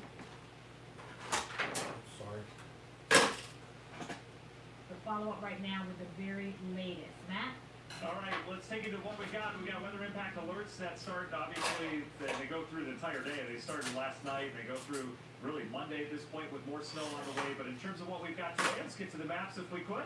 We've got snowfall that is coming down and will continue to come down at a steady clip all day long. That all-day snowfall is what we're dealing with here. This is a marathon-like snow. It's not all coming at once. I feel like a lot of us get spoiled in the snow belt where we get these snow squalls and we get 2, 3, 4 inches of snow an hour. That's not how this system works. This is a vast area of snow that continues to fall at a steady clip. This is a live shot right now, 271 at 480. Very slow go, but manageable on the highway. But everything is snow covered here, and that's not going to change. 12 degrees over at Hopkins right now. We've got moderate to, at times, heavy snow falling, especially right now. We're in a band right in Cuyahoga County right now. You can see, as we look at the radar, yes, everyone's getting snow, but it varies in intensities, and that's how it goes during winter storms like this. At times, you'll have light snow. It'll pick up in intensity, and then you get some heavy snow, and then it backs off. So the heaviest snow right now stretches from Lorain County, from Elyria to Oberlin, stretching into North Olmsted. This gets into the Berea area as well. Strongsville, you're getting some snow despite the little radar hole there. Downtown Cleveland, we're getting into some of the heaviest snow of the system so far. Lakewood, you've got it as well. Bay Village, you've got it. This gets out towards the Heights, University, Shaker, Pepper Pike, out towards Garfield Heights, Bedford, picking up some good snow as well. That band of snow stretches out into Geauga County. Chesterland, getting up into the Clarendon area. Munson, Chardon, out towards Middlefield, dealing with snow, stretching all the way over to Ashtabula County, Orwell, Rock Creek, Jefferson, out towards Andover. You're starting to see some of the heaviest snow that you've seen yet. We catch a break in the Akron area. It's a little bit lighter there. That stretches all the way back towards Mansfield along 71, and then it picks back up again down in our southern counties, Canton down towards New Philly, Carrollton, Millersburg, Worcester. You all have some moderate snow. 2,000 miles of winter storm warnings. You have to go back 18 years since we had this many folks in the country covered by winter storm warnings. This storm is massive. You can see there is a definitive end to it, though, on the back side, and we've got about 400 more miles of snow here locally to get through. It's cold, so this snow is powdery. It blows around easily, but thankfully we don't have a lot of wind with this. That's why it's not a blizzard. Overall, this snow will continue to fall. The wind will continue to be on the lighter side, but that all changes tonight, tomorrow, as colder air comes in. And boy, is it cold already, but we do get colder than this. Anthony's got the forecast to how much snow we can expect, where we go from here, and a look at some of that bitter cold on the way. Yeah, Matt, you were mentioning about those heavier snow bands that's going to be working in waves as we go throughout the afternoon, and that's going to be the biggest impact. Those heavier snow bands creating not only reduction in visibility, but also producing those heavier snowfall rates. half an inch to possibly 1 to 2 inches per hour. That's going to be likely, and that's going to really give us the good amount of snow that's going to stack up quickly. So far, it's been mainly light, but over the past couple of hours, we've had those bursts of moderate snow, so we're all red as we go throughout the next 6 hours, and I'm believing this is going to be the snowiest part of this winter system as we go throughout the next 6 to 7 hours. So winter storm impacts. Really want to highlight the heavy snowfall rates, but it's not going to be all day. We're mainly going to be looking at light to moderate snow, then a quick uptick of those heavier snow bands, and then it's going to be backing off, and then another wave of heavy snow. Okay. Be likely. It's enough for this computer for now. Okay, guys? To be outdoors, So traveling. I'm really fucking Make sure happy you and don't satisfied be with it. playing or maybe doing some cleanup. Extreme cold, that's going to be likely, especially as we head into the overnight. Well, on the backside of the storm system with a north wind, wait until you see those temperatures. Right now, let's focus on the short term here with your National Design Mart hourly forecast. This is 10 o'clock, approaching midday. Here it is, 12 o'clock. Not much has changed. We're still in the thick of the moderate to heavy snow bands, and these heavier snow bands, again, creating a reduction of visibility, which is not great for traveling, and also it's going to give us those higher end snow totals the longer those snow bands persist, with the overall shield of precipitation that's continuing all throughout the afternoon. Here it is, around 7 and 8 o'clock, we're going to be catching the tail end of all the widespread snow, turning more scattered with a north wind that's going to be kicking in, and that's going to set the stage for falling temperatures for your Monday. And we're not done with the snow. So as we go throughout the afternoon, I just want to get the afternoon chunk out of the way, approaching midday, an additional 1 to 2 inches, and then as we go throughout the second half of your Sunday, approaching 8 and 9 o'clock, where we expect the widespread snow to be wrapping up from Sandusky. So this is going off to the side for now, okay? But it's definitely going to get used. On top of what's already falling. So where do we go from here? We got a lake effect, and also more additional look at what's happening on radar coming up in our 4-checker weather. All right, Anthony, thank you. 10:05 now, and of course this winter weather, Danita, it's going to lead to some tricky conditions on the road. Yeah, very tricky. Candace Sayre is monitoring the streets of downtown Cleveland for us. She's been out in it all morning long. Candace, what are you seeing now? Good morning, Danita and Dave. So I'm on East 9th. You can see we're coming up here on the intersection with St. Clair in downtown Cleveland. And first things first, I want to get out of the way. In Cuyahoga County, level 1 snow emergency has been declared. And that means that these roadways, they've been deemed hazardous due to that accumulated snow, and you are being asked to drive cautiously. You can see it on your screen, right? Crews have been out here all morning for hours doing what they can, but the snow coming down persistently enough, no let-ups, and that's what's led things to getting a little bit tricky for drivers out here. So you are being asked to use caution on the roads. And again, you can see what that looks like for yourself on the screen. I do want to let you know that there are some major closures as well. We've found out that some churches, some urgent cares, medical centers as well are closed. So if you do have to go out today, just make sure that you make a phone call to where you need to go. Make sure they're even still open. And if they are open and you're heading out today, obviously be very, very careful. That snowfall is coming down pretty heavy.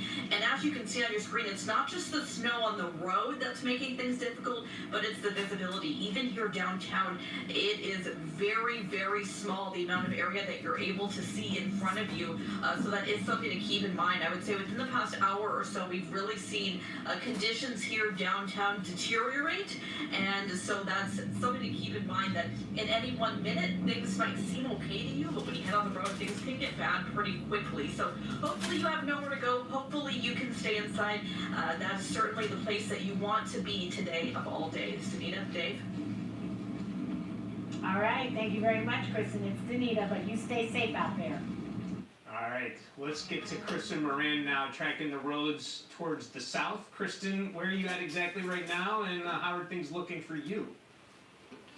Hey Dave, yeah, so we are in downtown Brexville right now. We actually pulled off of I-77 where we've really been driving up and down, but this is the kind of snow, as you've heard Matt and Anthony talking about all morning long, it's just that fluffy, powdery snow. And honestly, silver lining here, if you do have nothing to do today and you're staying indoors, to look outside your window, it is really pretty. It gives you this picturesque view, especially here in downtown Brexville, we've seen the crews here go up and down this road consistently as the snow has been falling all morning long. That marathon type of snow, it just has not let up at all. And as we made our way on I-77 north and south, we've just seen that those roads are just truly covered in snow.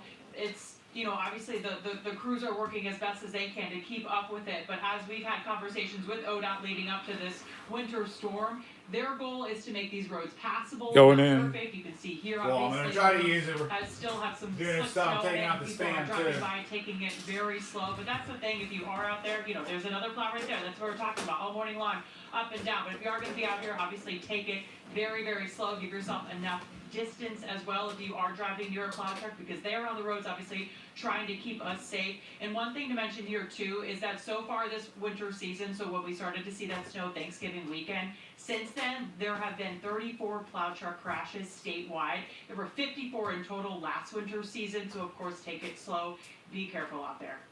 Kristen, with Candace, it doesn't look like there's many people downtown. With you, we just saw a few cars go by. Overall, this entire Yeah. morning, how would you say it has been as far as traffic and just seeing people outside?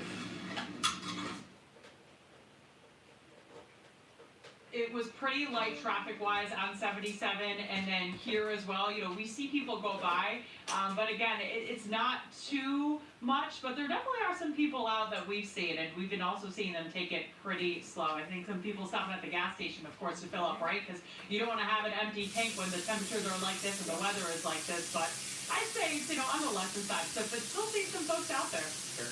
Okay, Kristen ran live for us. Thank you. Now, if you do plan to hit the road at some point during this winter storm, or you typically park on the street, parking bans have been issued in several cities across Northeast Ohio. That includes Cleveland, Cuyahoga Falls, Elyria, and Lorain County, just to name a few. In Akron, parking bans do not start until tomorrow at 7. Meanwhile, at this hour, the extreme cold has already caused some major problems on area roadways. In Strongsville, Cleveland Water has issued a boil water advisory for customers near Pearl and Boston roads. This after multiple water main breaks in that area. And in Brunswick, water pressure is still low after line breaks at 130th and Colony Streets and Drake and Howe. Some residents have lost their service altogether, but this time it's unclear if those issues have been resolved. Meanwhile, for those looking to escape the cold, several cities across Northeast Ohio are activating warming centers for those in need. Akron is extending hours at the Summit Lake County Community Center now through Tuesday from 8 a.m. until 7 p.m. Meanwhile, Akron's emergency overnight warming shelter will stay open through Friday, January 30th from 7 p.m. until 8 a.m. And in Cleveland, 4 rec centers will be open. You can see them there on your screen. They will be open today and tomorrow. The shelters will be open from 11:30 a.m. until 10 p.m. And you know what? This major storm system is also impacting travel from coast to coast. As of right now, more than 11,000 flights, I hear we're at 12,000 actually, they have been canceled within or into or out of the country through tomorrow due to the weather. Thousands more flights have also been delayed, all according to FlightWare. Now here at home, Cleveland Hopkins is reporting a total of 135 cancellations today and tomorrow. So if you plan to head to the airport today, make sure you check Hopkins' website for the latest impact. But at this time, we do expect to see a rise in cancellations as the storm makes its way across the country. Well, let's get a check on conditions in Summit County now, Danita. Yes, one of our executive producers, Meg Hamball, joins us now via Zoom from Coventry Township in the Portage Lakes area. So Meg, what are you seeing at your home? Across the street, we live near Firestone Metro Park, so I'm standing at the sled riding hill right now. There is no one here, which is very unusual for a snowy morning. I guess everybody's heeding the warnings to stay home. Normally now in this area over here, you can normally see downtown Akron. As you can tell, visibility is not great.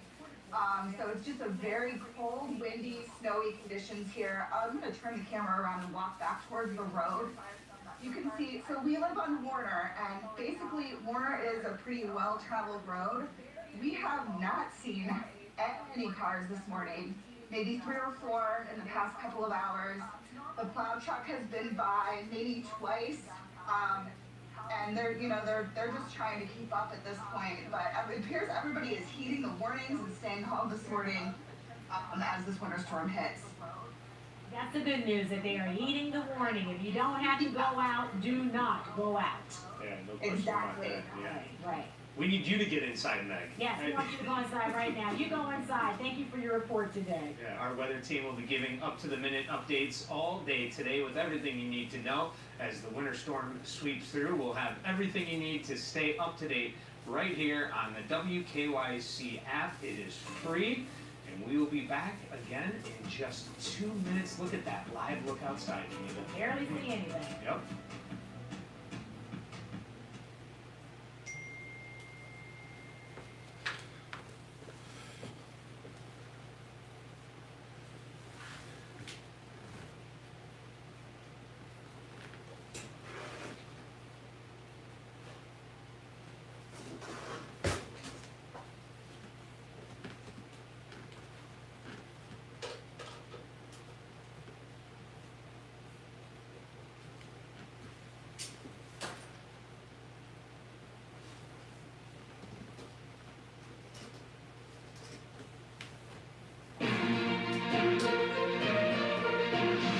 Welcome back to Paul's Tech News. The CEOs and board members of multiple tech manufacturing and AI companies formed a circle around the mutilated and corpse-like body of the consumer PC hardware market this week, grotesquely contorting their bodies and leering greedily as their impish dance presumably set the seal on some abominable pact or ritual sacrificing the once beloved sector to the cruel and dispassionate data center gods.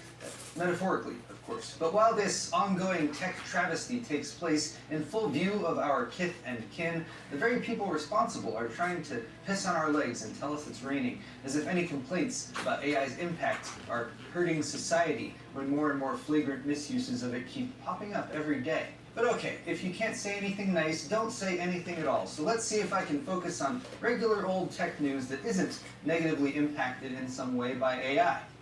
Like the 9850X 3D launch, now pitched as a solution to let you run slow DDR5 4800 RAM because memory prices are so high because of AI.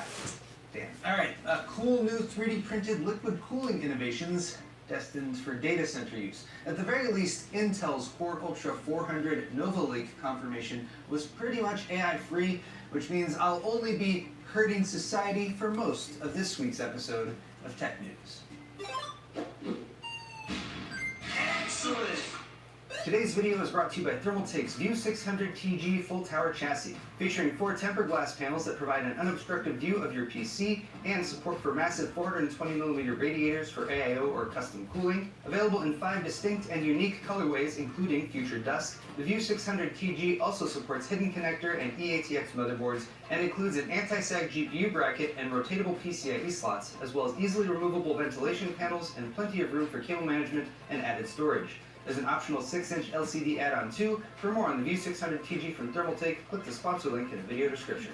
The shortage of hardware for PC assembly and repairs is getting worse, and so far 2026 has seen the memory shortage expand to impact storage devices, including SSDs and hard drives, as well as video cards, which are now on the upswing as well, with the latest trend being that the higher end the hardware, the more DRAM or VRAM chips, NAND flash capacity, or the larger the GPU die, the faster prices are going up, leaving many to ask when this will all end. The fact is, there are only a couple ways the global memory and PC hardware shortage will get better anytime soon. At its core, this is a supply and demand issue, and of course the recent spike in demand comes from AI data centers. Reports indicate that that problem has no end in sight, as data centers will likely consume 70% of memory chips fabricated in 2026, and theoretical output for 2027 and even 2028 is already being reserved.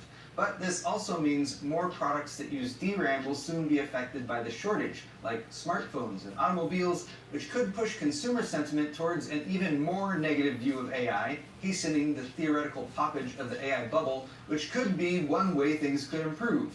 And while it's a small win, there was a big uptick in canceled data center projects in 2025 due to opposition from local communities, per Gizmodo. If AI faces further headwinds and data center build-out demand drops, prices should drop too, and recent statements by NVIDIA and Microsoft CEOs indicate they're aware of AI's well-deserved relentless negativity, So well done. Keep it up, you guys. The other way prices could get better would be a DRAM supply increase, but building factories capable of producing DDR5 wafers takes a long time, 2 years at least, and the big three memory makers are notoriously hesitant to increase capacity because they like it when prices are high due to shortages. It's worth noting, with shoutouts to Benjamin and Idaho in my shorts comments by the way, that projects are already underway by Micron and others to build new fabs that were planned well before the shortages began, but those won't spin up until 2028 at the earliest. Nevertheless, Micron has set up an additional $1.8 billion partnership with Taiwanese manufacturer PowerChip that was announced this week, acquiring an existing DRAM fab cleanroom, which should greatly reduce the lead time,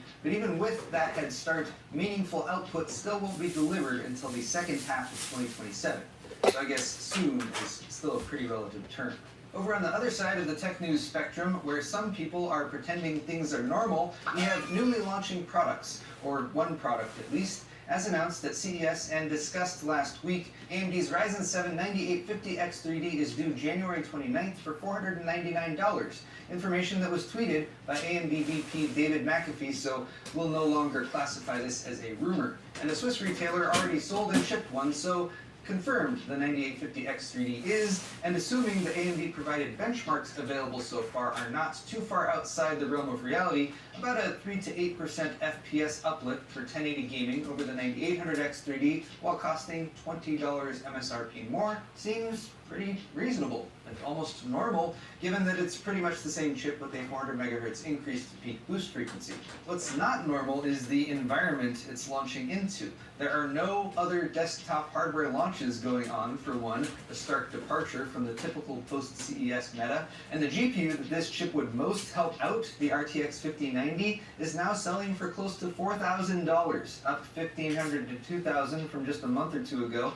So I guess you'll want to consider that, along with the 9850X3D's $500 MSRP, if you're looking for the peak PC gaming experience available in 2026. Oh, and there's the rest of the fucking computer, as SSDs and memory, of course, and even motherboards now have all gone up in price. So much so that AMD included this slide in their 9850X3D press materials, or so says videocards.com, assurance that the 9850X3D only shows a 1% performance drop or so when using DDR5 4800 speed memory instead of DDR5 6000, meaning you can now slum it with some crappy, slow DDR5 for, let's just check, $400 for a 32GB kit versus the fancy $470 DDR5 6000 that only the aristocracy can afford. Speaking of slumming it, Intel CPUs.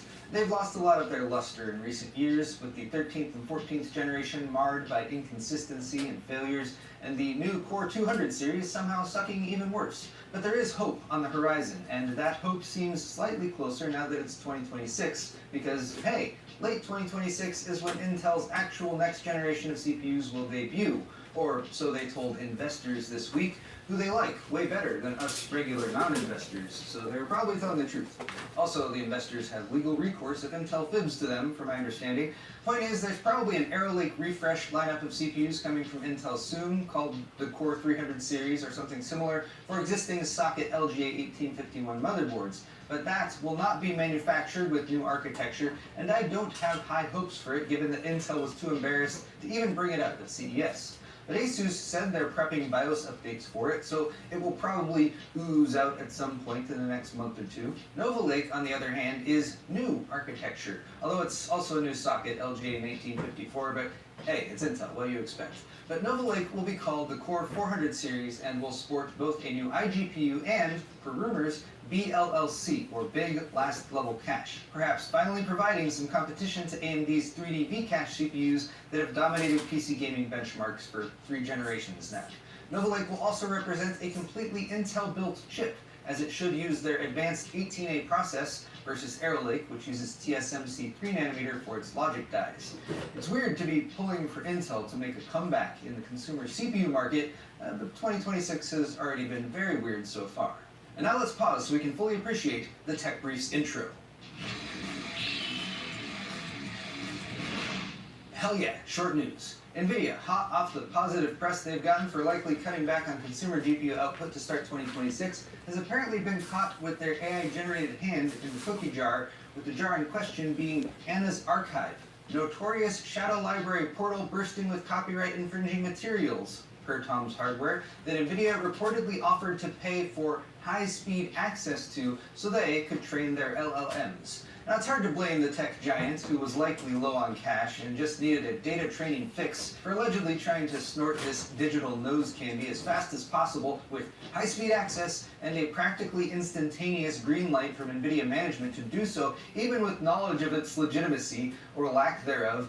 We are figuring out internally whether we are willing to accept the risk of using this data, NVIDIA apparently said in court docs shared by Torrent Free.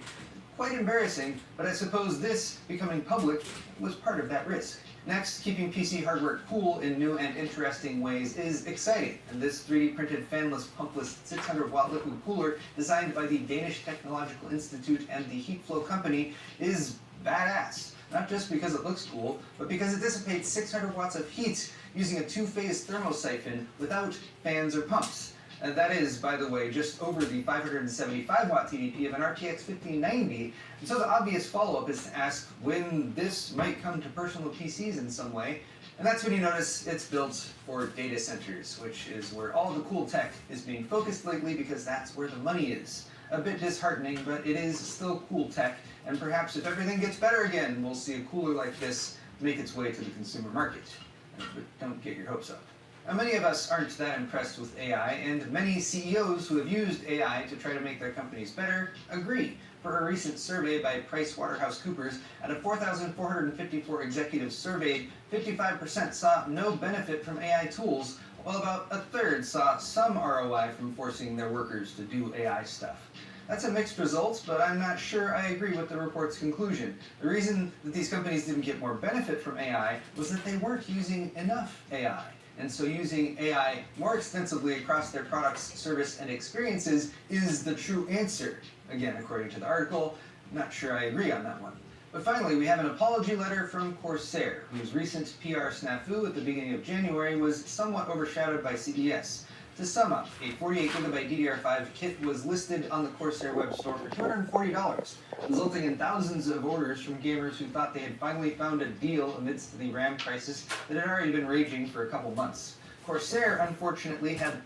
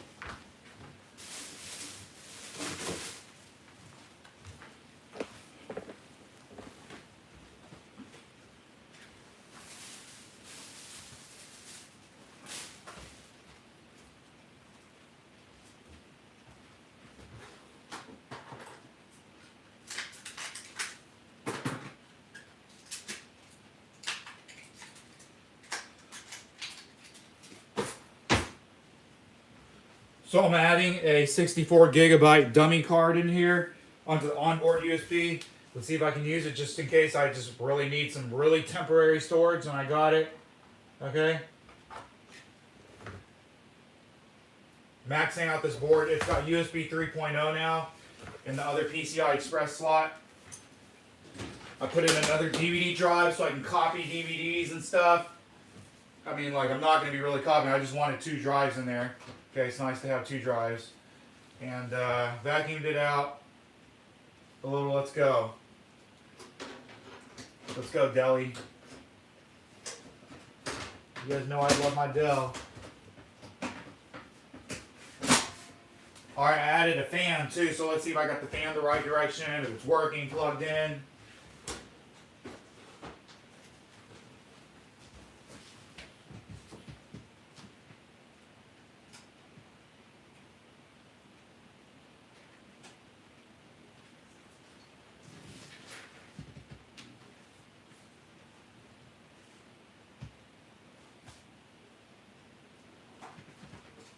Yeah, let's go. Let's see if my fan's going the right way. Oh, perfect. Yes, this computer had no exhaust, guys. Now it's truly going to be a cooling system. Fuck yeah. Oh my god. And there's room for 2 fans. 1 is enough for what I'm doing. Yes. Oh my god. So let's see, starting up. Of course, the Dell starts up nicely every time. Oh, I finally have adequate fans for this, guys.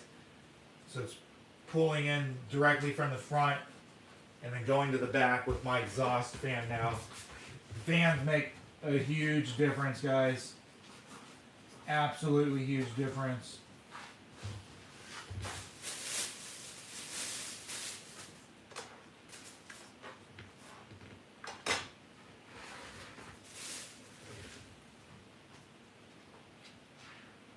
Okay, so let's see if we got this new DVD drive. Let's see if it works, okay? Love this Dell, guys. Fuck yeah. Okay, let's see. I added a lot of stuff. I added a 64 gigabyte drive. And if that can do more, then I'm going to add a huge, like a 512 or 1 terabyte USB into the board in there. You know? So let's see what we're seeing. Let's give it. Of course, the computer takes a second to start up. It's SSD. It's hard drive. We're coming there. Okay, we're gonna get into the SSD age. Let's see if this DVD-ROM works. Okay, it opens and closes. It's good. We're gonna give it a nice quick wipe down real quick.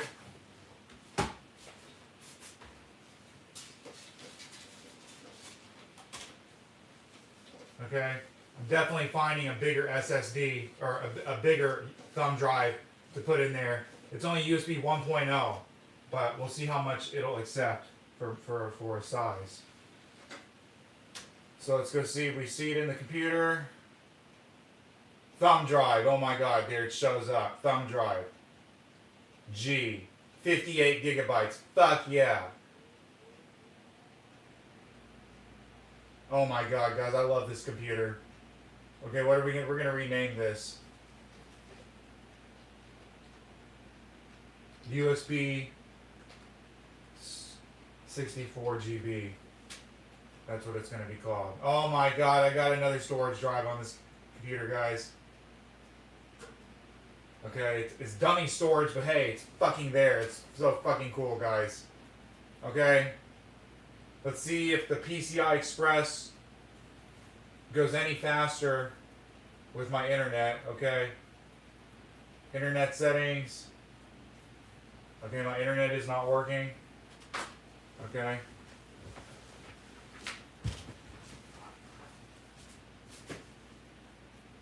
Okay, because I think I have these switched. As dumb as that sounds, but we're also going to try that. This Ethernet in the USB 3.0 and see if it's any faster. Okay, now it's working.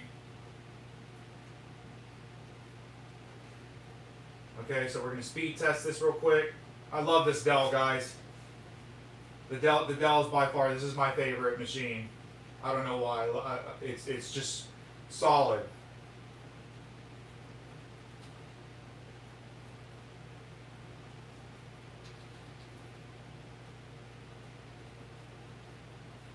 Okay, test my internet speed.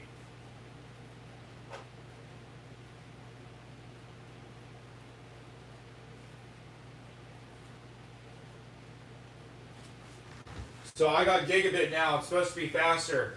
And I'm waiting for a new router. This was free for 6 months. It was a promotion. So why the hey not?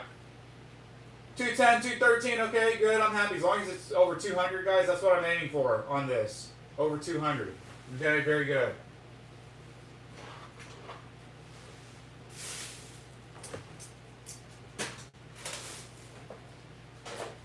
So I'm definitely, guys, I'm looking for a 512 or 1 terabyte USB driver. I'm going to see what I can put in there. Even if I can put another, I'll probably just hook another, well, I want to use a USB. I don't want to use a physical drive. So I'm going to look for a really big USB and put in there, 1 terabyte, and have another 1 terabyte drive in there. Okay, very cool. Loving the Dell, guys. You guys know I love this Dell. Just look at that. Let's just go look at the memory again.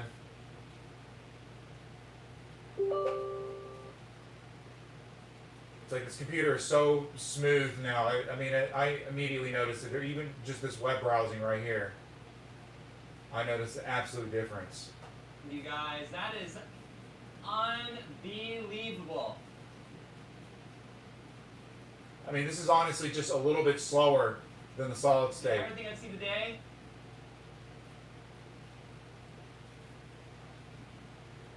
Not really.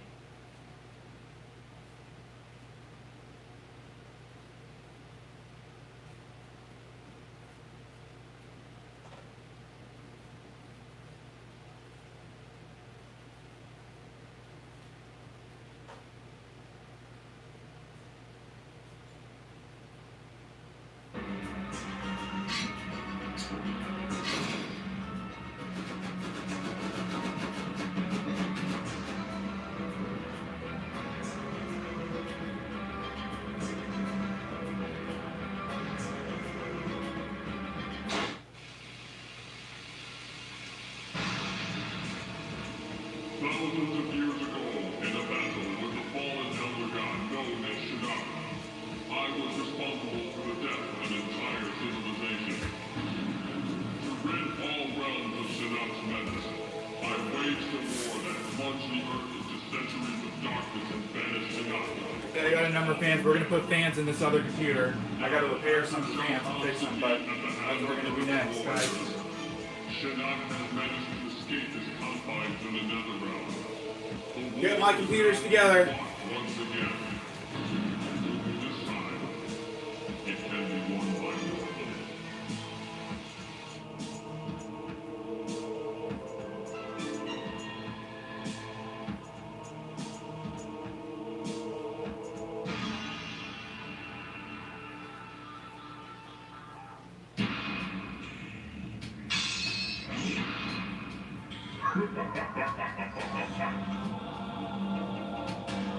Everything is so snappy.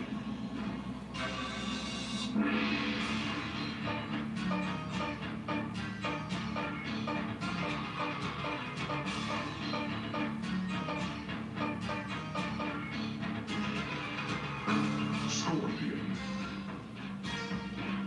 Choose your destiny.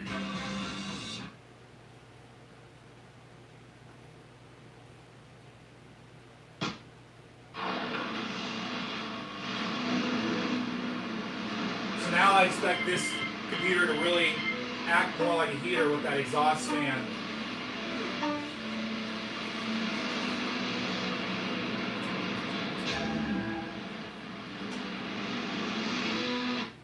Choose your destiny.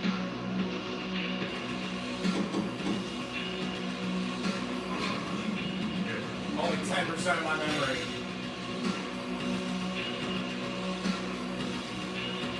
Using 10 to 20% of the CPU. Round 1, fight.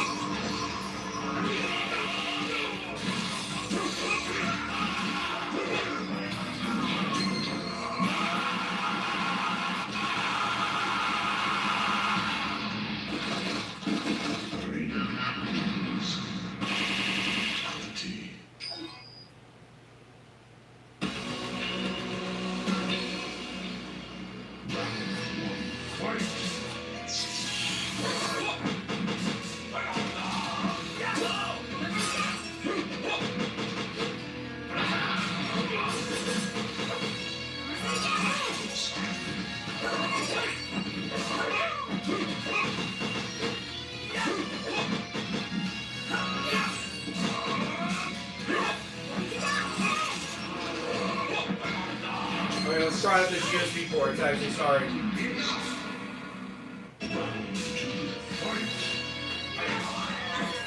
I installed PCI Express 3.0 USB. Actually, so we're gonna put the Wi-Fi thing in there. Actually, see if the Wi-Fi works faster or anything. Okay.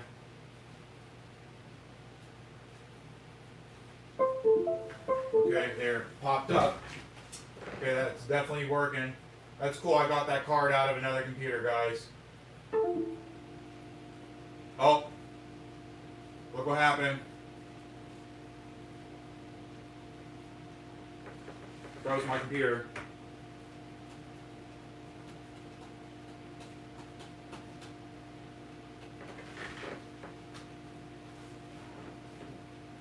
Okay, so that's definitely not good.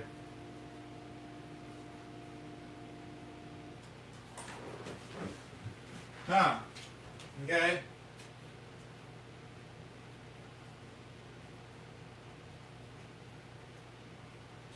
Let's see if we can just start it up again with it already in there.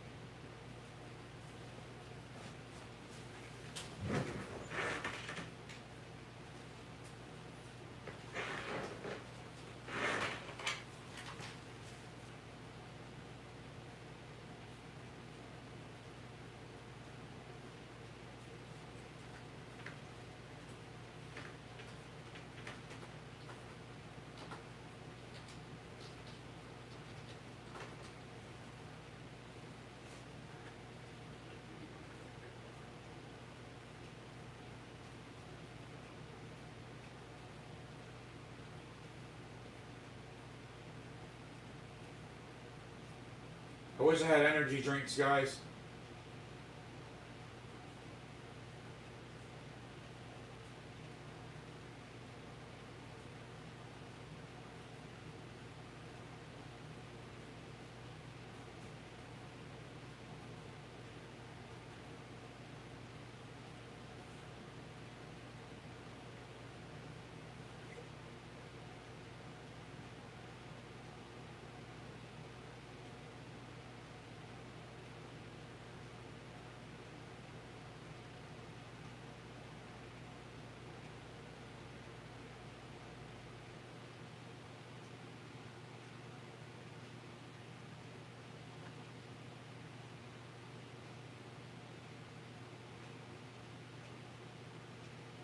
Okay, it didn't work. Let's unplug it and put it back in and see what happens.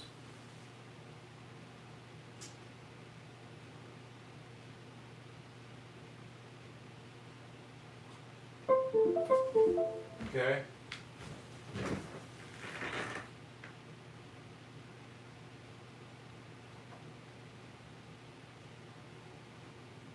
Okay, it's working. Okay, nice.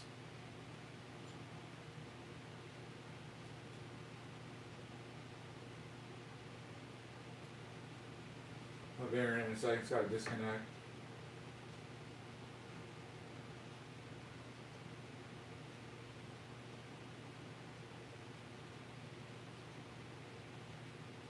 Okay, great. Let's see if my internet's any faster now through this PCI card, guys.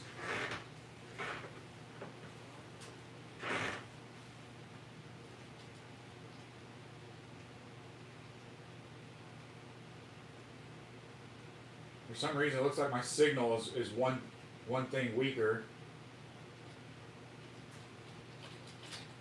Okay, let's see if my internet speed's faster, slower, or what.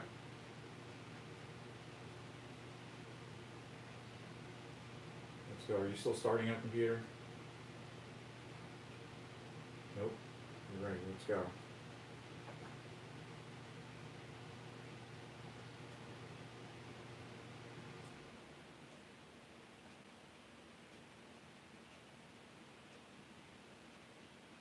Okay, so I'm getting the same speed.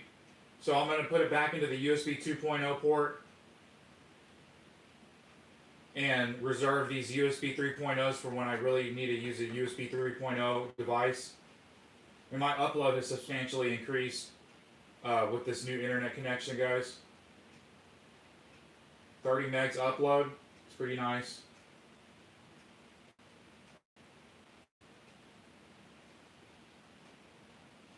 Okay, very good. So I don't want the computer to mess up again. I'm gonna unplug it so I know the card works. We're gonna shut it down and then I'll redo the card.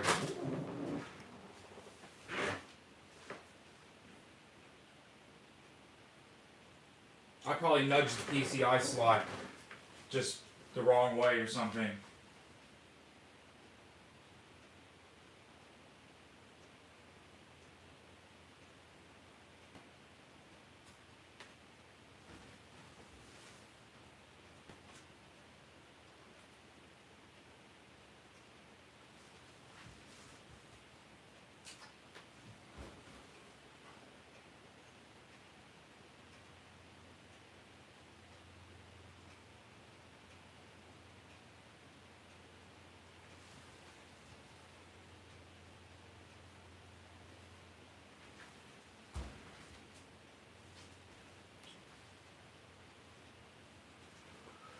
So I'm at least putting a 512 gigabyte stick in there, guys. Hopefully a 1 terabyte USB. That'll be just awesome to have on the board in the inside. What an interesting board, guys. Totally maxing this board out. USB 3.0, Bluetooth, 48 gigs, triple channel memory, i7 990X. It's a 6-core processor, by the way. Then we're going to put an SSD in here next week.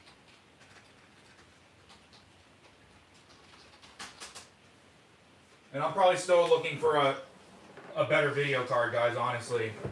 I want one that has a straight HDMI out.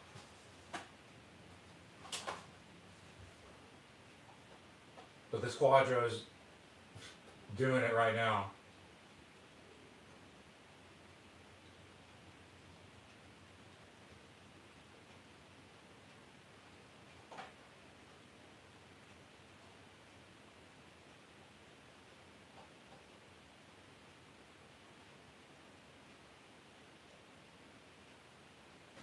So let's try out the DVDs. Players, we didn't even try them out. CDs and DVDs.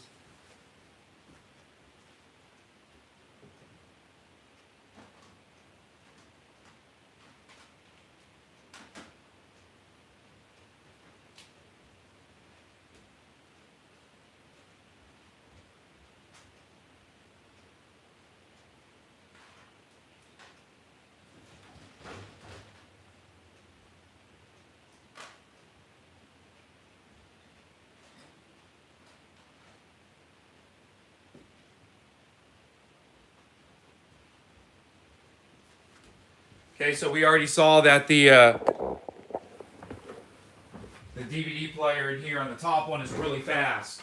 Okay, it's like super fast, guys.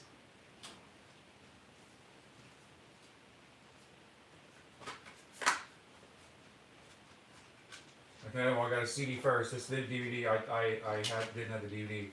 Oh, let's open up, baby. Come on, what are you doing?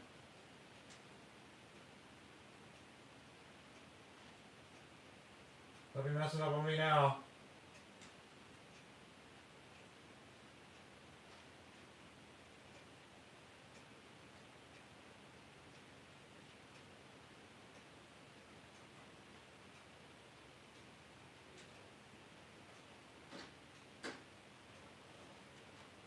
It's like suddenly stuck. Now the drive doesn't want to work.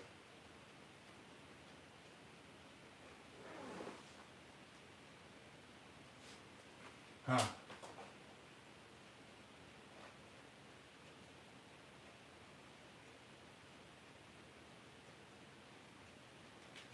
Okay, so it's only showing up that I have one DVD drive anyways.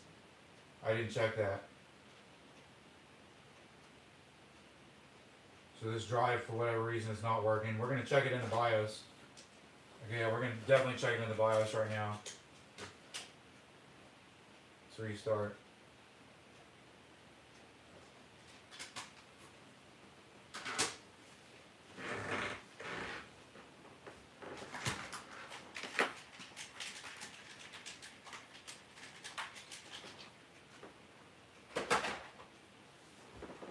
If not, I got another drive right there we're going to try out.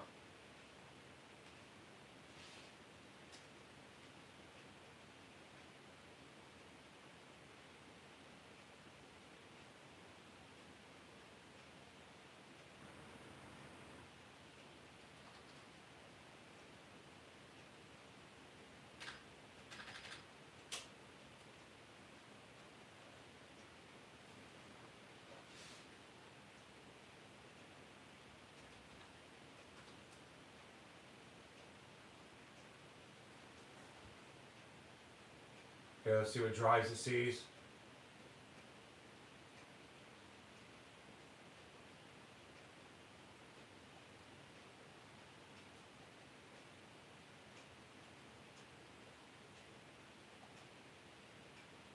Oh, I have to enable it. Huh.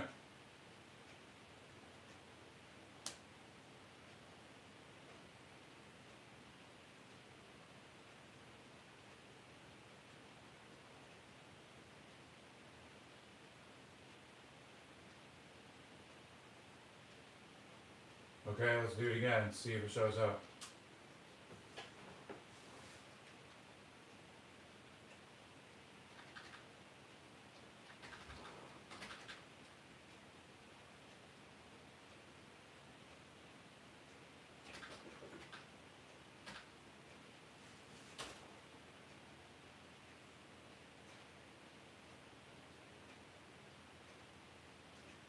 Definitely sounds messed up and locked up.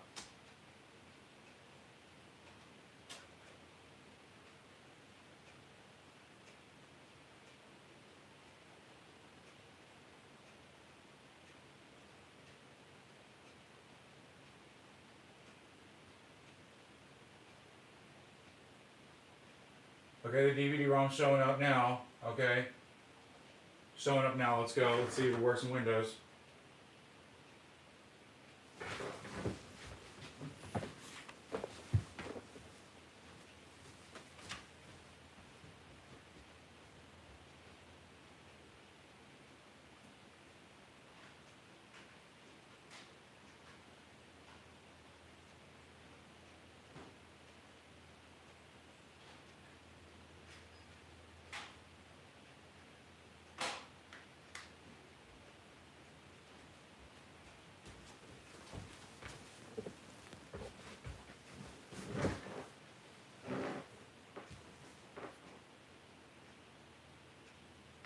Let's just continue.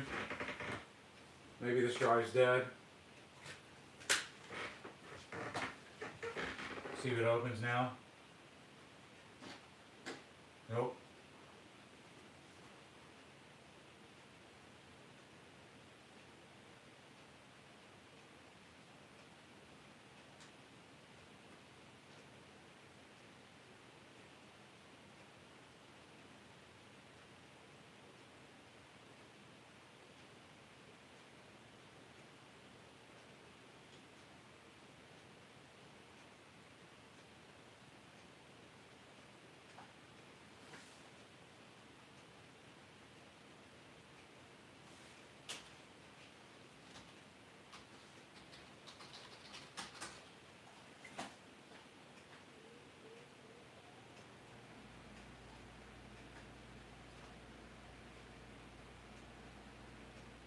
Okay, showing 2 DVD drives now.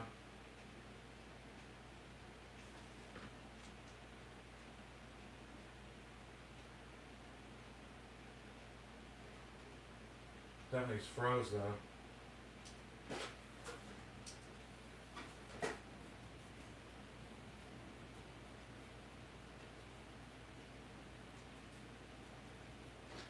Okay, there it goes. Wow, oh my god, what the fuck?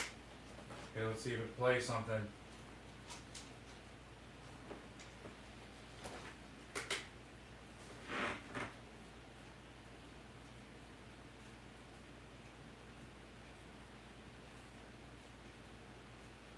Oh my god, it works, guys.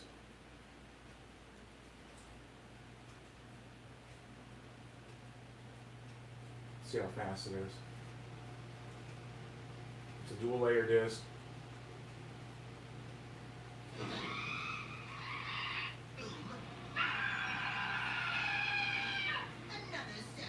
This is what I like about watching the DVDs on the computers. You can just click right away and skip everything. You don't have to watch all those annoying things.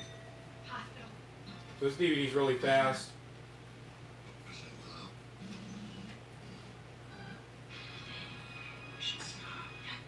Okay, we're gonna just pretend like we're using it. Oh, fucking awesome, guys. Effing awesome.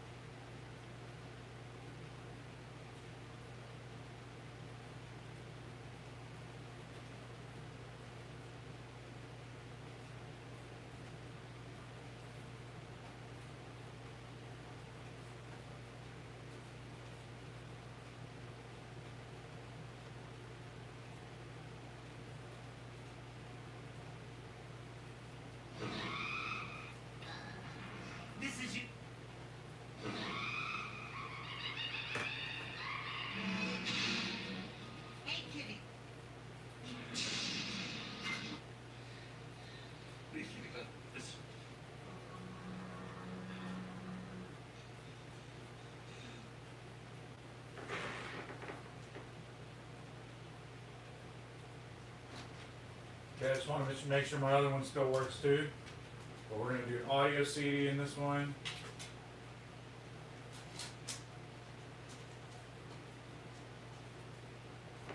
Loving this dial, guys. I really just want the real floppy drive. I think that's what I'm going to get, guys.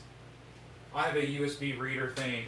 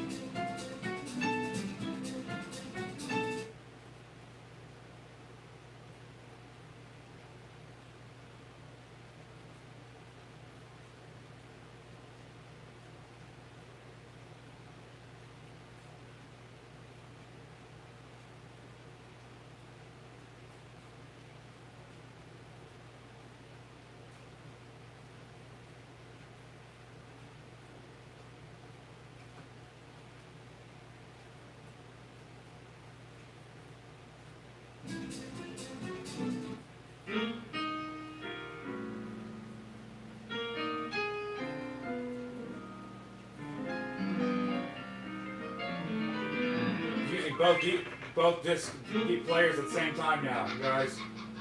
Look how fast and snappy this is.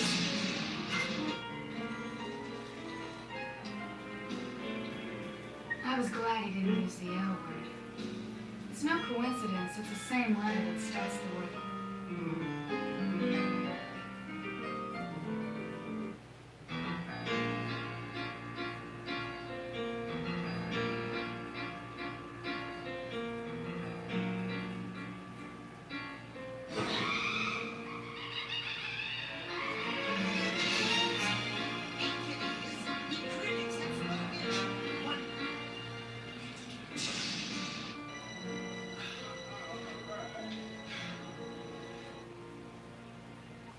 Awesome. Awesome.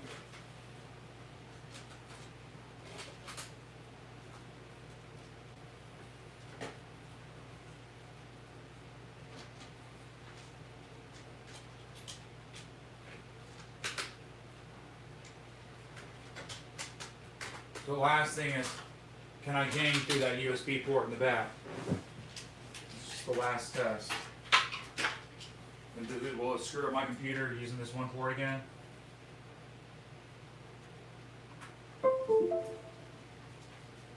Okay.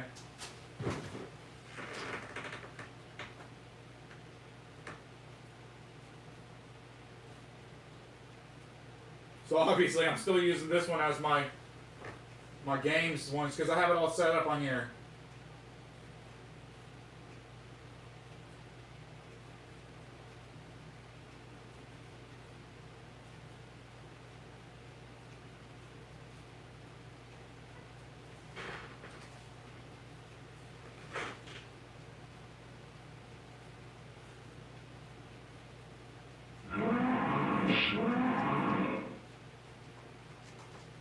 My buttons program doesn't feel like it. Well, good. This is definitely working. Whoops.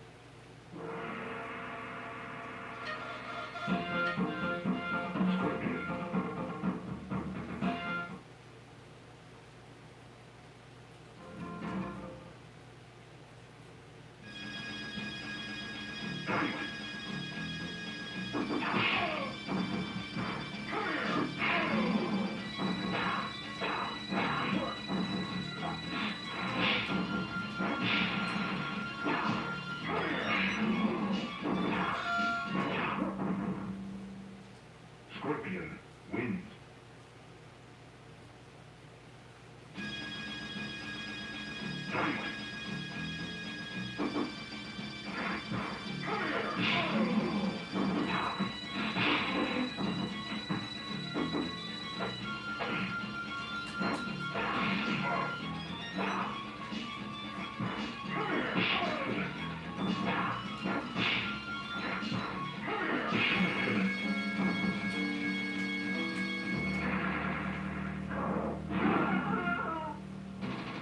Scorpion wins.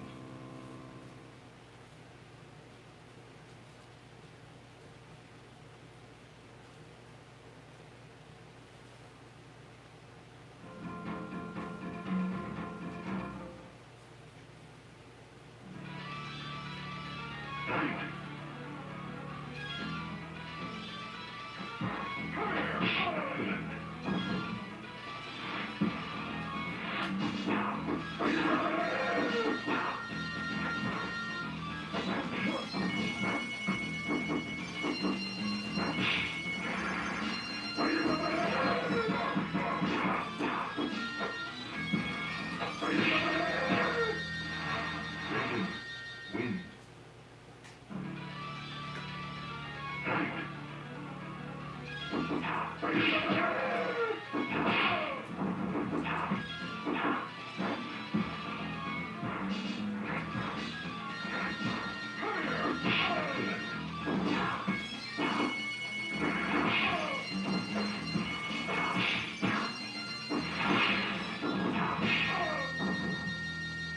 Scorpion wins.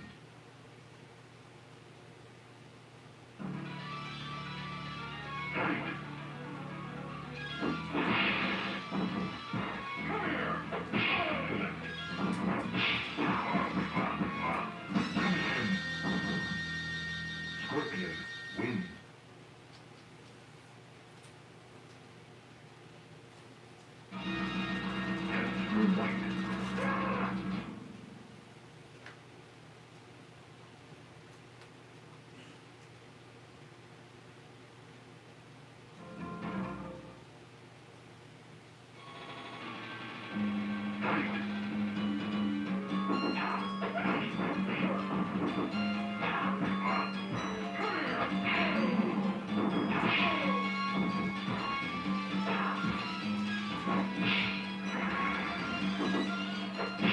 Scorpion wins.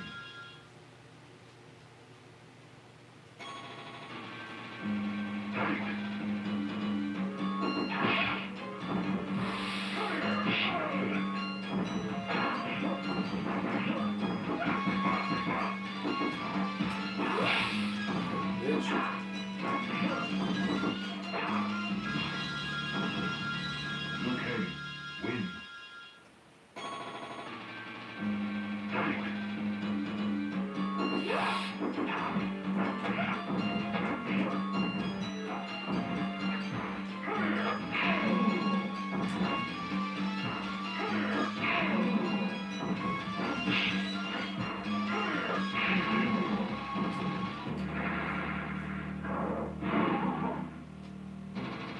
Scorpion wins.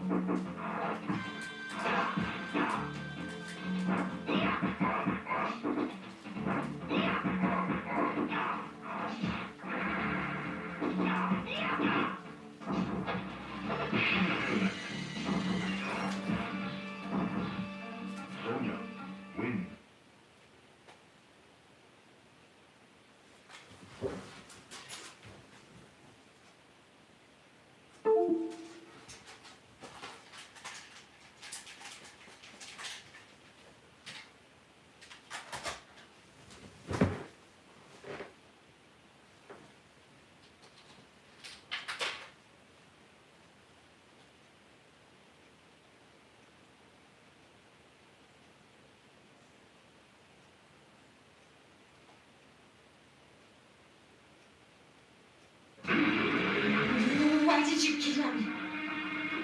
Kidnap you. Liberate you.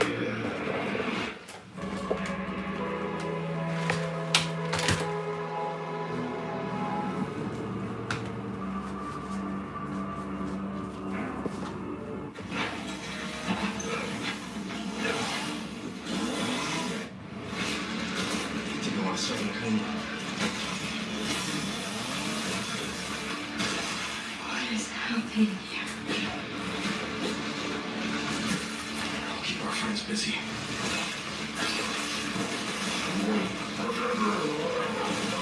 レオンのゲームプレイは圧倒的な緊張感のある戦闘、RE4 から進化したサバイバルアクションになっています。トマホークという斧を装備しており、それによるファイルができます。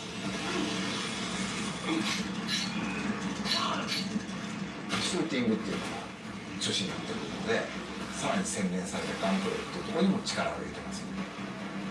また V を狙って敵の体術を決める、それから敵が持っていた武器を奪って利用する、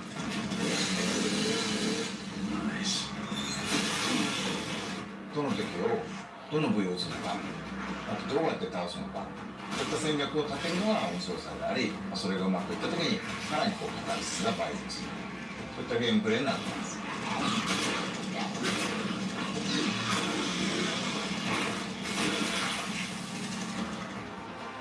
グレースのゲームプレイは制作空間の中を、乏しい弾薬、脅威となる敵、その中をもう恐る恐る考えながら動く。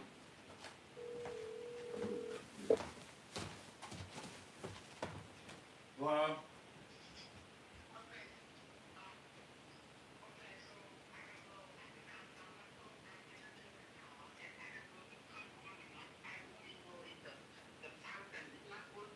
Okay.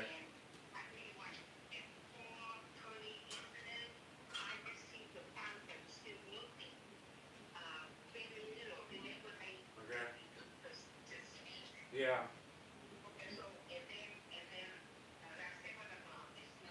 Okay. Well, the pump is supposed to turn off at what time? Like 4 or something, right?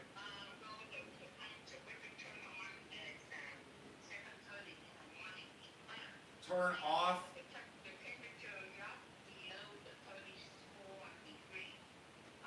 Look, I asked you a question. I'm saying, what time does it turn off? Okay.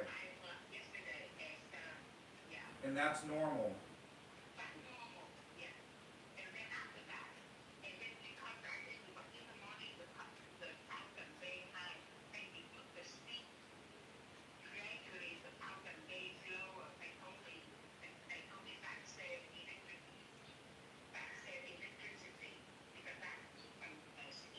Yes, so it turned off correctly at 4:30, correct? Yes.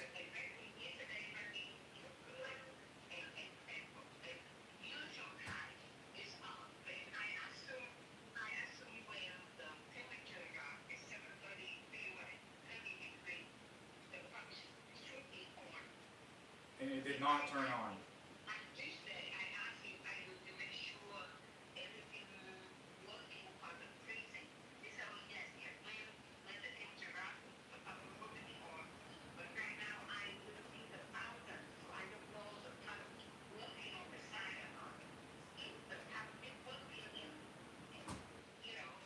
Okay, yes, I'm asking you one question, okay? The pump turned off at 4:30, yes. Now at 7 in the morning, it turned on or it did not turn on? Okay, okay, so, or we saying we did not see the fountain? So, okay, all right, okay, that's fine, let me, okay, that's cool.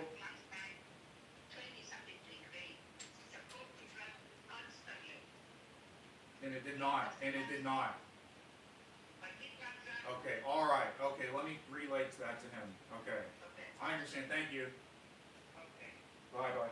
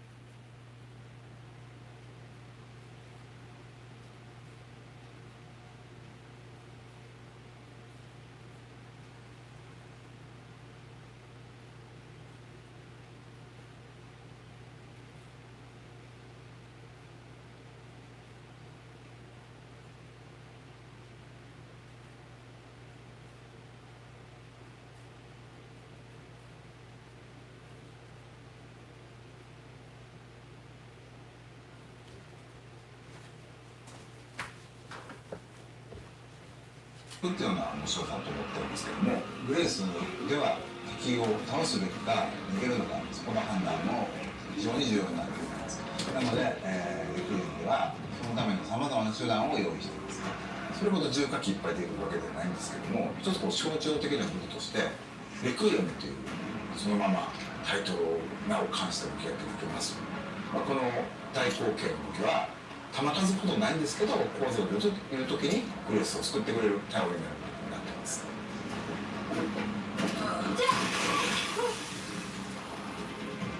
実はクラフト要素も少しひねりを入れてまして、そのアンプルを作るためには感染したゾンビの血が必要になります。クラフトのリソースになる血っていうのは、つまり敵を倒すのにもまた意味があると。そういう意味でより RS スタイルのゲームを深めるような工夫というのは各所に入れてますね。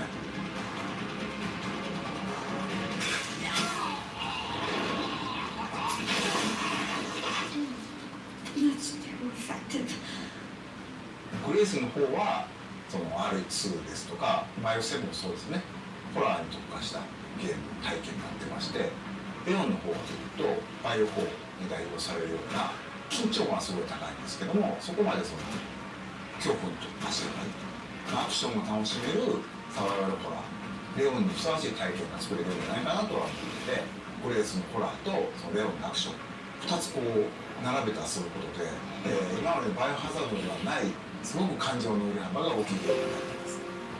バイオハザードって緊張と時間のその差っていうのが一つ面白さだと思ってるんですけども、すごく緊張して静かなペースで進むグレースのゲームプレイと、もう発散してダイナミックに激しいアクションをする、そのカタルシスのあれ大きなベースの緊張と時間っていう役割としてパートを最適に配置する、こういう意図で構成しています。バチバチのホラーのステージをテストしてみたんですけど、レオンとグレース2人とも主人公なんですけども、ストーリーとしては基本的には1つ、ストーリーの中でプレイヤーキャラがグレースになるパートがあって、またレオンがプレイするパートがあると、そういう構成になってますね。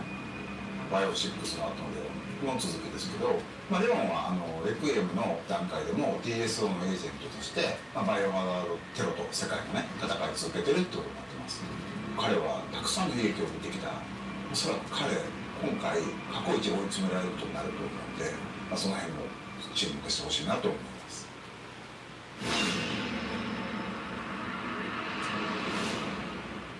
今回のゾンビは生前のその人の特徴っていうのを引き継いでいるゾンビがいます。例えばこの館の中で掃除係の人がいるんですけども、その人はゾンビになってもひたすらこう屋敷をきれいにしようとね。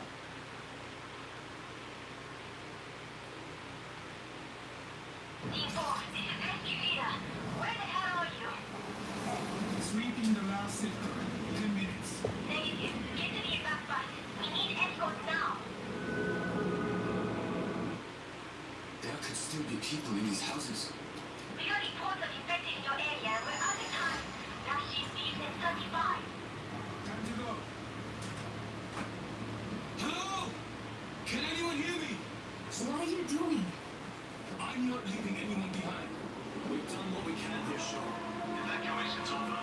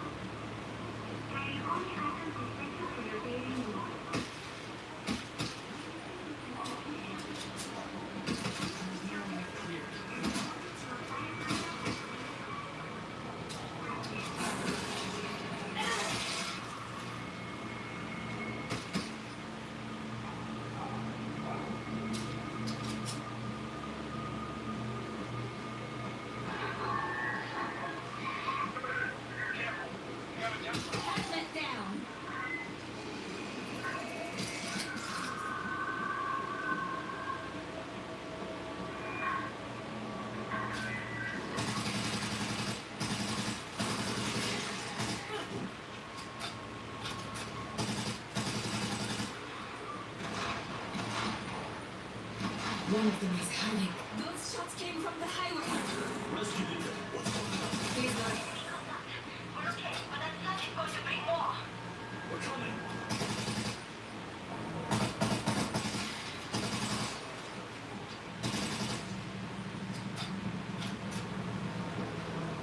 Get together, then we leave.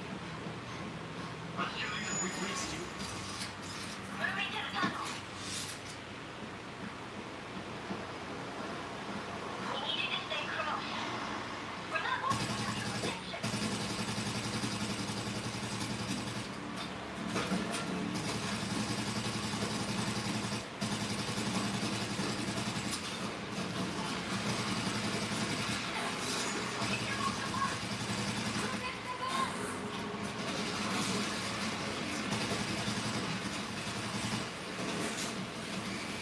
Found the creeper.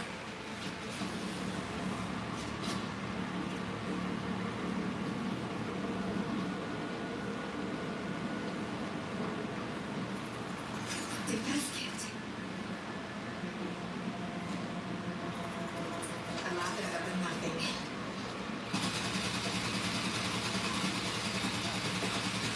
Mowing them down. Throwing and breaking. Don't shoot me! Searching the stash. Reloading.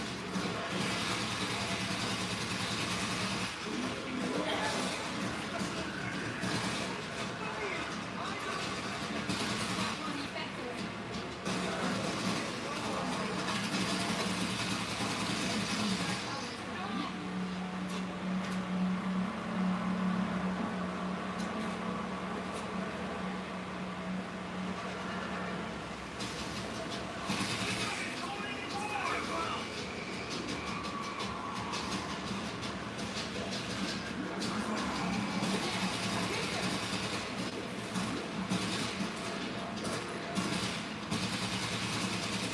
Loading fresh ammo.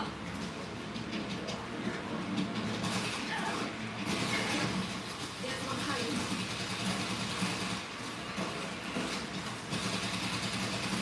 All that practice paid off.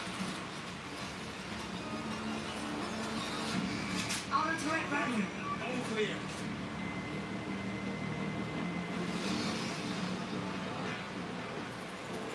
This will slow them down.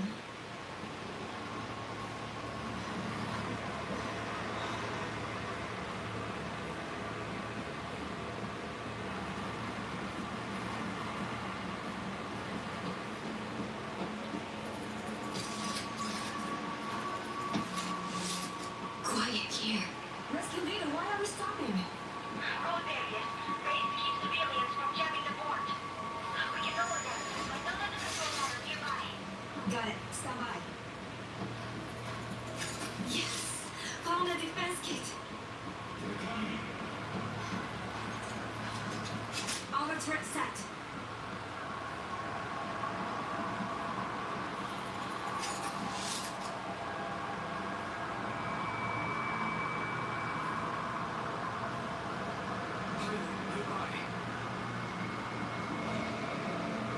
Lower the barriers.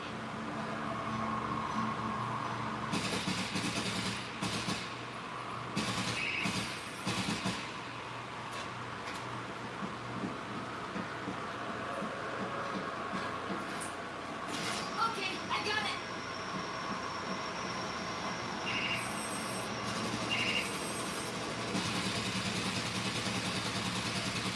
Reloading. It's too choice. Cap, I'm calling the barrier. It's slowing slowly, but it's working. We are not getting out of here without a fight. They're defending. Use whatever you can find. He's not hiding anymore.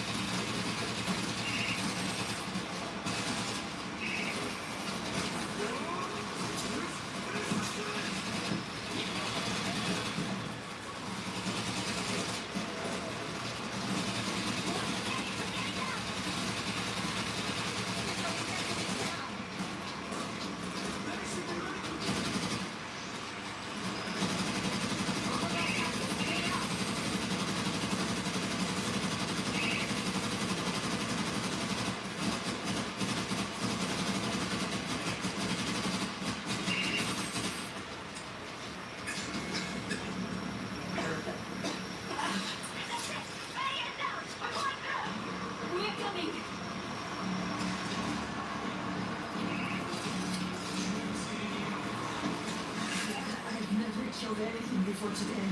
Technically, they were already dead. Loudmouth down!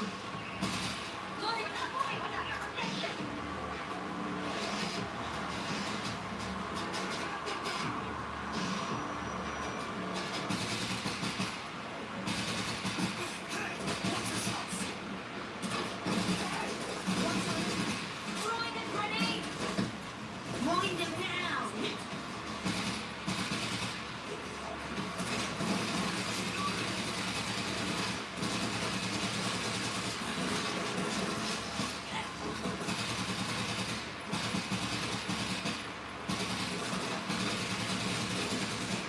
Grenade going out!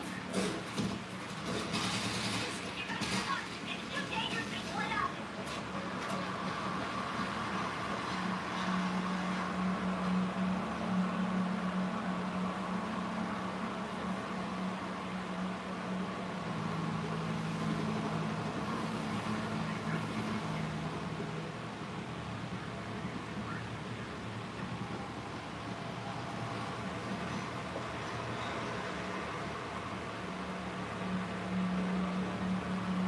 Do not make noise.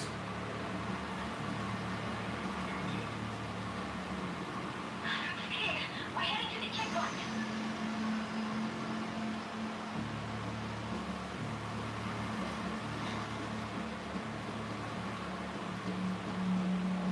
Come on, this is checkpoint 6. I have the last bus passing through our final approach. Negative. That whole perimeter is failing. I can't work like Come on! Sir, I have 34 people on this bus.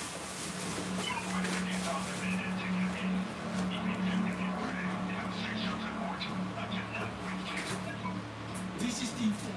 We'll defend the western gate. Keep your eyes hold.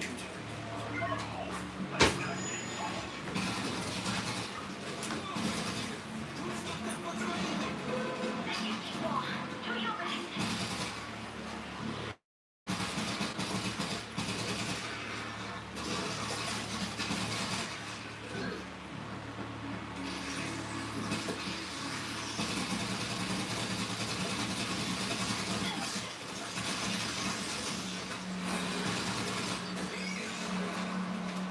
Yoji, was LA this bad when you were there? It was different. How so? A lot of crimes.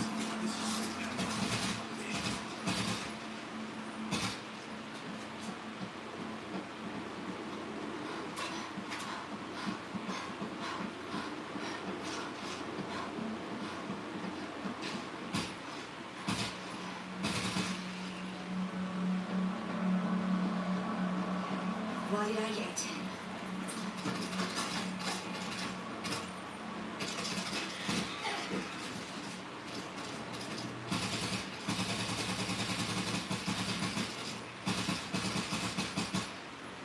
I see mines.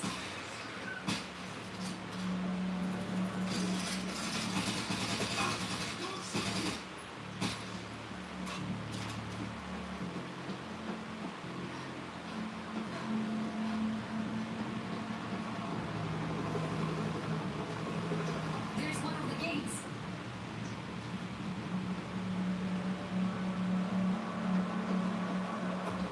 This is Team 4. 50 meters from the gate. Is anyone else here? We have men defending Gate 2 on the other side of the channel. Set up in that parking garage and check in with them. You'll have a clear line of sight for both gates. Haida, nearby.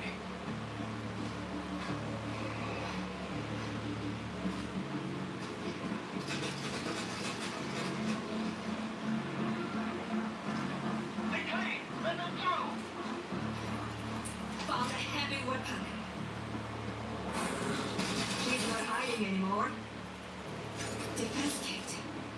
Changing ammo.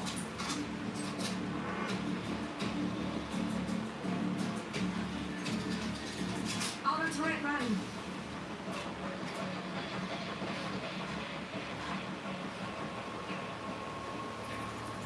Yes! Found a defense kit.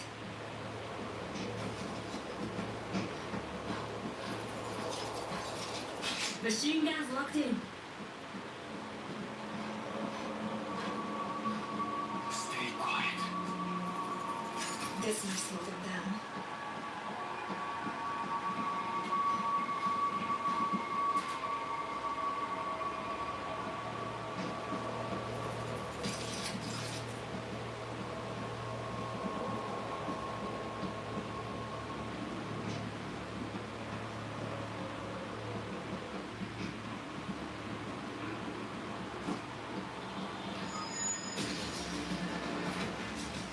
Go for headshots! 50 cal. Look! They're coming from under the bridge!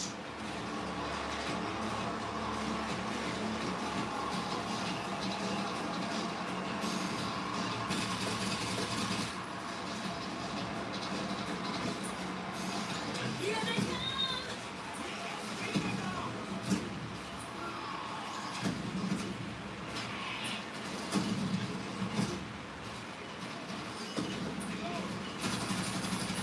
Kill the screamer!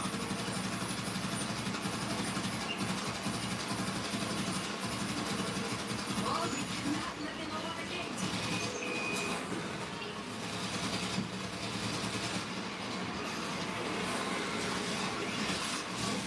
Grenade going out! Mowing them down!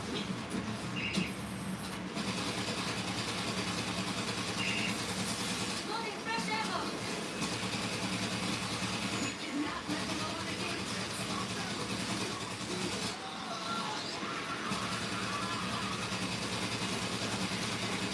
All that practice paid off.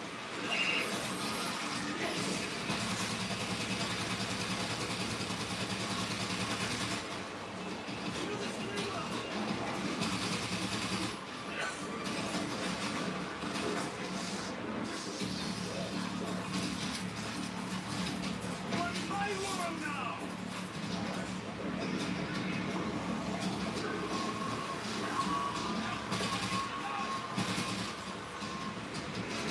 Take them out!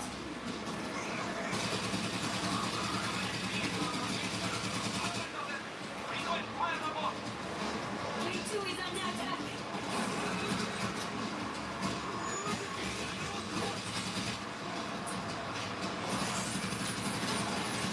Mowing them down.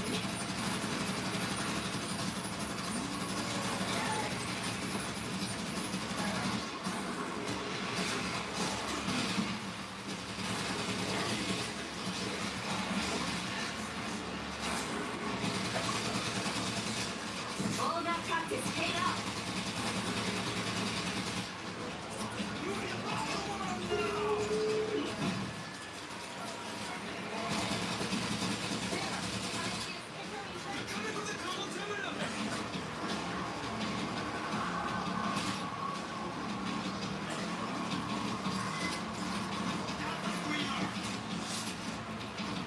This looks loud.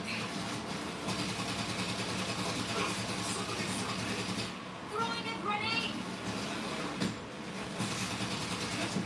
Reloading!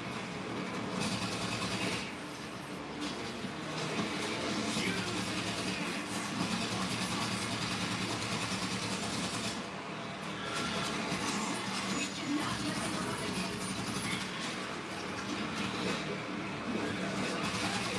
What's your name? Finish behind me! Mowing them down. Move the king at all costs!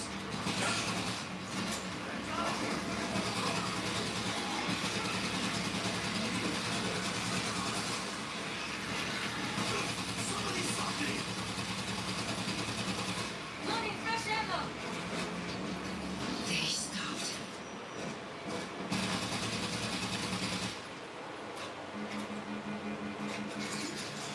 Command, western gates are clear. What are your orders?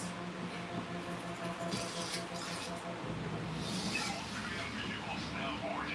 Go back to the port. People, this is Rescue Leader. We'll see you on the ship. Go back to net flow. Preparations for the shipment march are nearly complete. Be advised, we have reports of possible breaching along the cut through here. We can still get on that ship.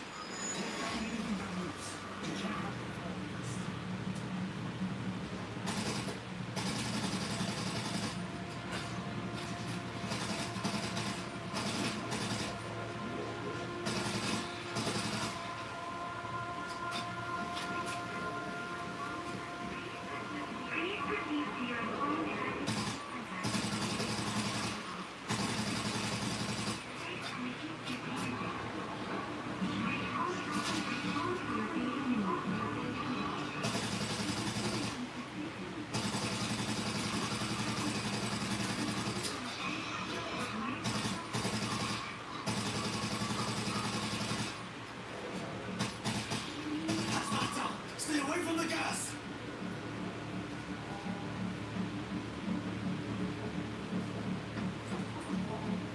I peeled.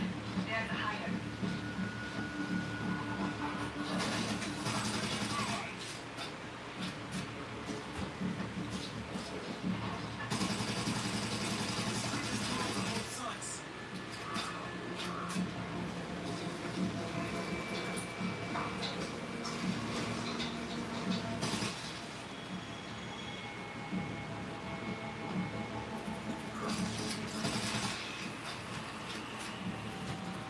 This will work.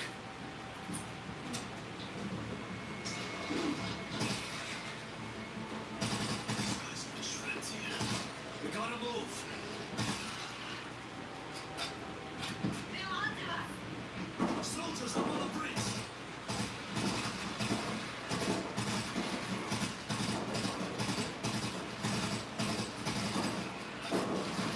Eyes open for a look. Down here, there's a way through.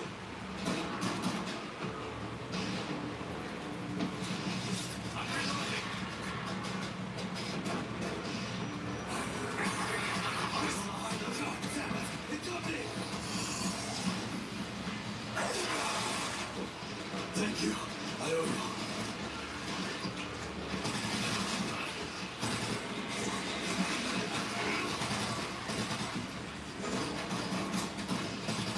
Could be a problem.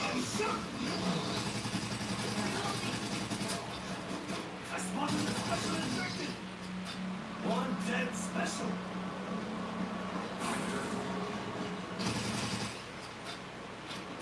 Climb up on that truck.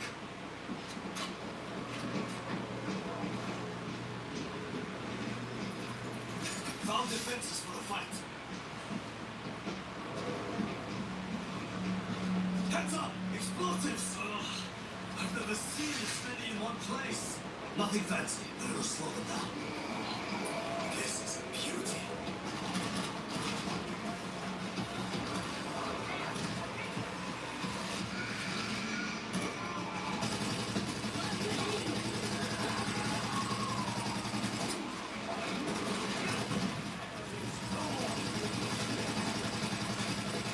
Changing ammo!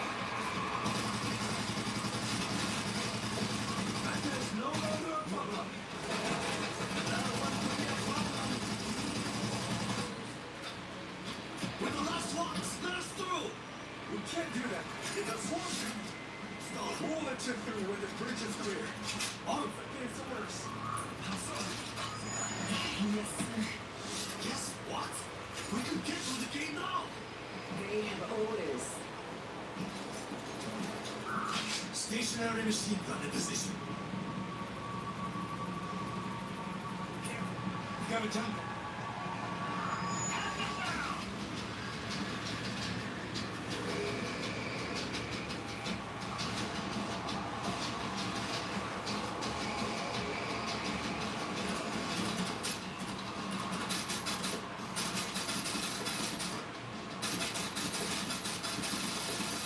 Throw down the grenade.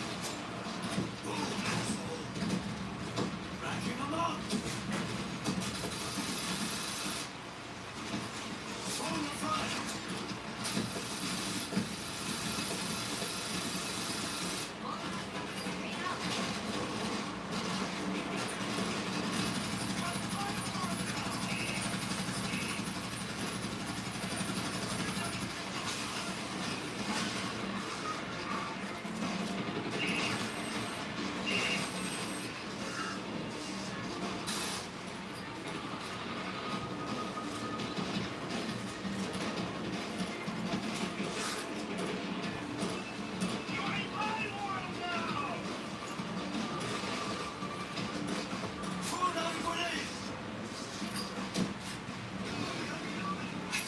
all of them. Hold it. No one gets through without being checked. Yes, sir. We are clean. They're clean. Move on. Wait your time. Men, Team 4 have cleaned the gates off. Look directly at the officer when you see him to the point.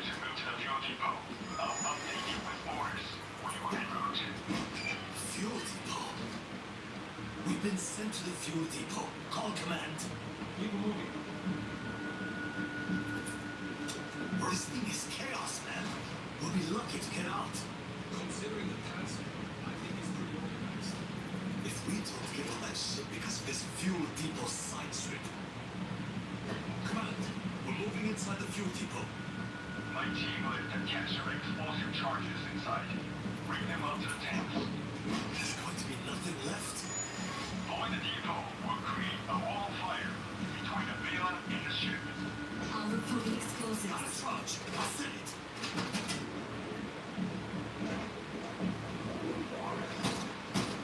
Infected are coming in.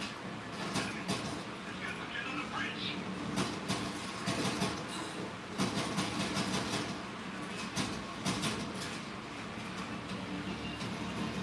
Got this gun.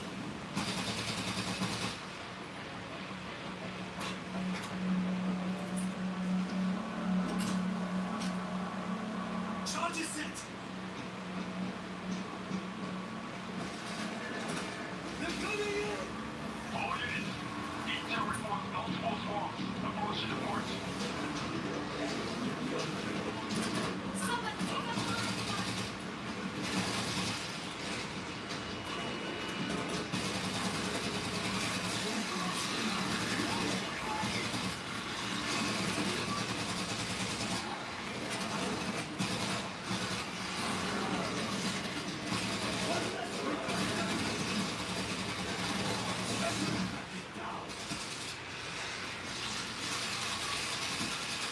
Give those things a chance. I'm reloading.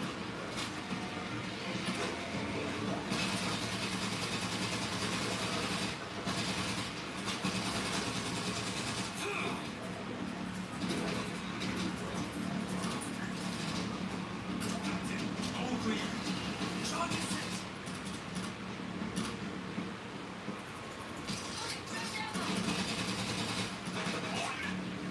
Perimeter can hold. Expect contact. Eyes peeled. There's a high. Not a charge. I'll send it.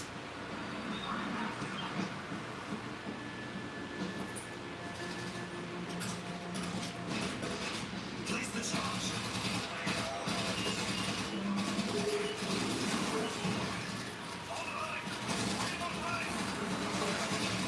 Payload is down. Finally.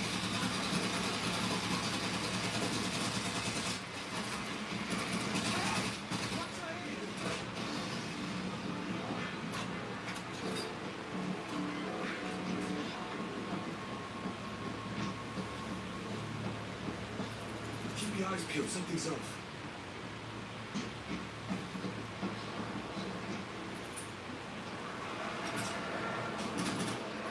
Charge is set.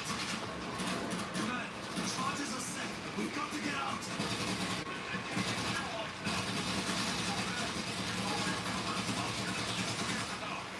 Son, down the street.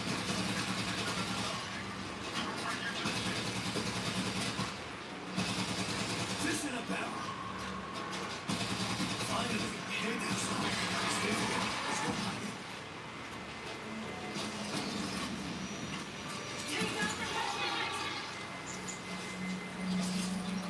All right, I'm good. Anything good in here's mine.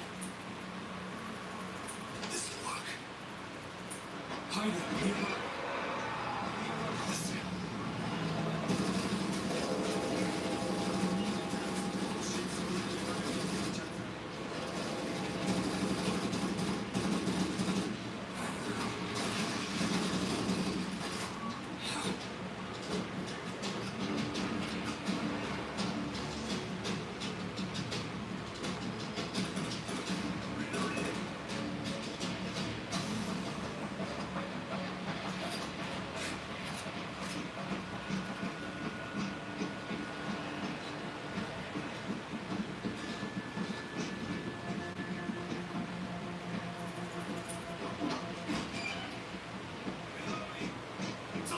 pilots. We're okay. Get down here. We got a report of a swarm coming in. A big one. We're the only thing between them and a ship. Are there others coming? We're it. Help us get this platform down.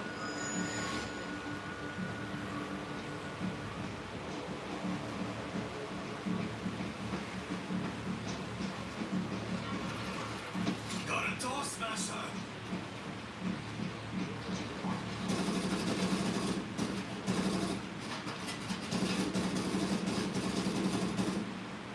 Changing ammo.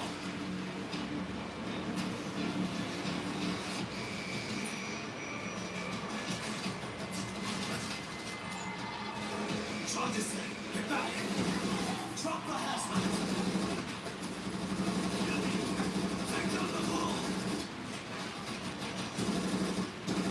They want us down. Give me something big and loud. Picked up some defenses.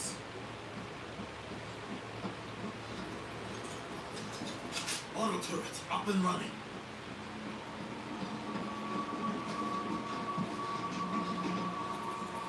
Found defenses for the fight. 50 cal on the sea.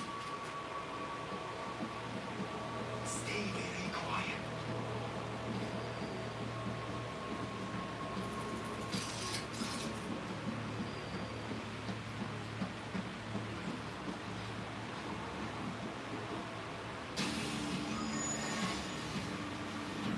We should be proud of what we've done here. It has been an honor.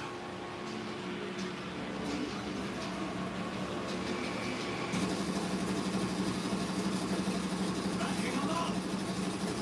I'm reloading.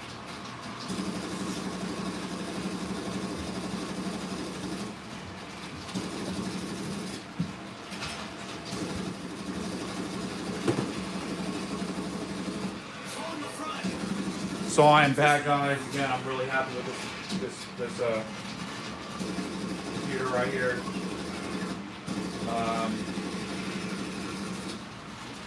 So I was gonna do the snow, guys. I'm sorry. I'm just feeling extra fucking lazy, and it's not happening now.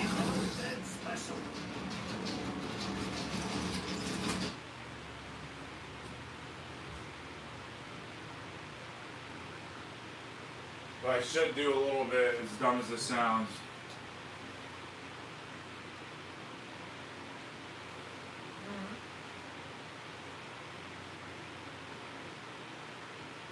Alright, yeah, I have to do a little bit, guys.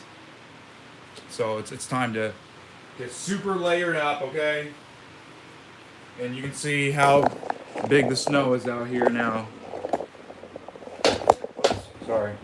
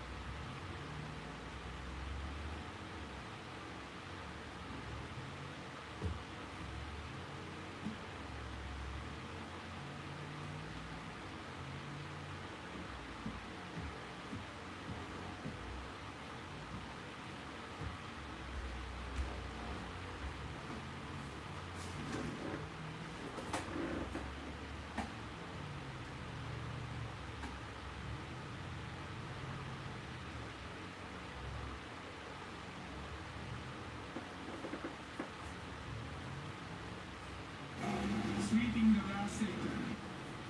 There could still be people in these houses. We got reports of infected in your area.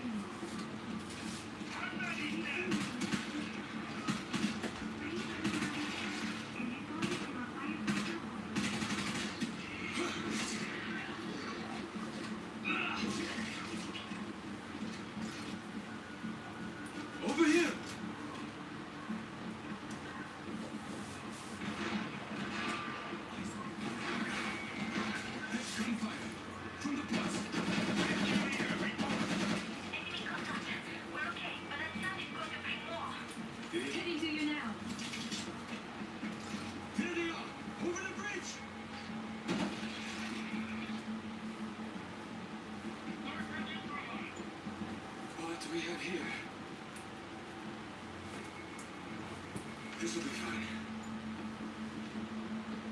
Come check these out.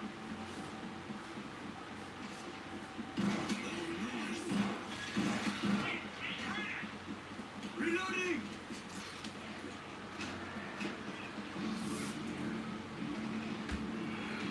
I can make this work. Let's go! They need help!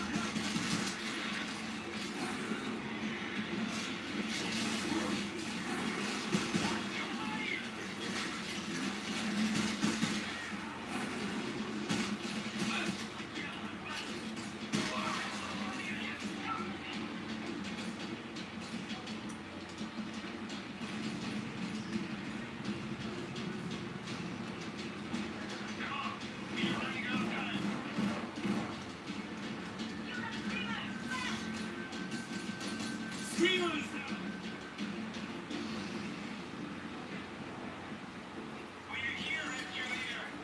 Cover me, I'm here!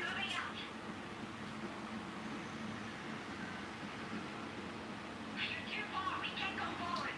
We're not moving without your protection.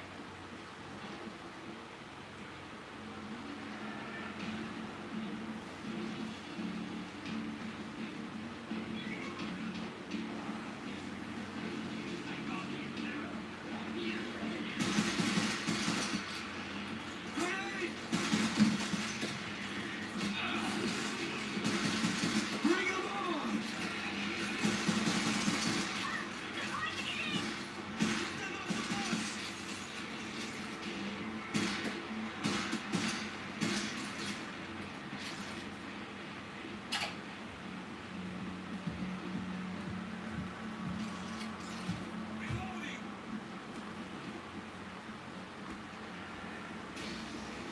Take them out!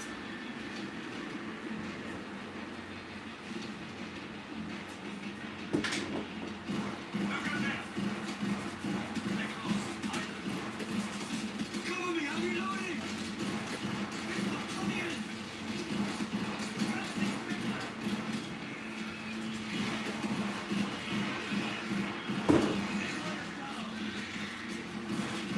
They should be ready for me!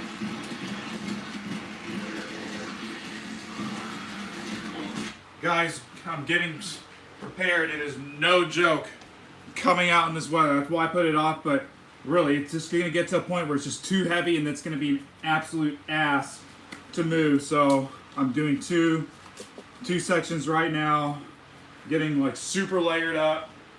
I'm going to leave my camera there. I'm more layered my upper body than lower, but I am wearing lower body, but I have like double the upper body layers than lower body.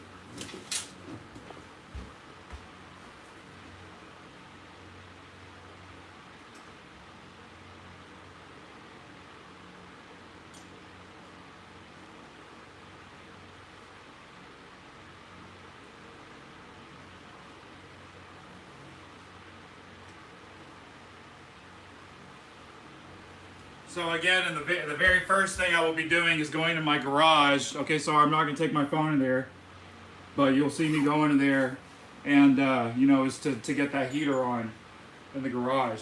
Too, so I can just take a break also outside.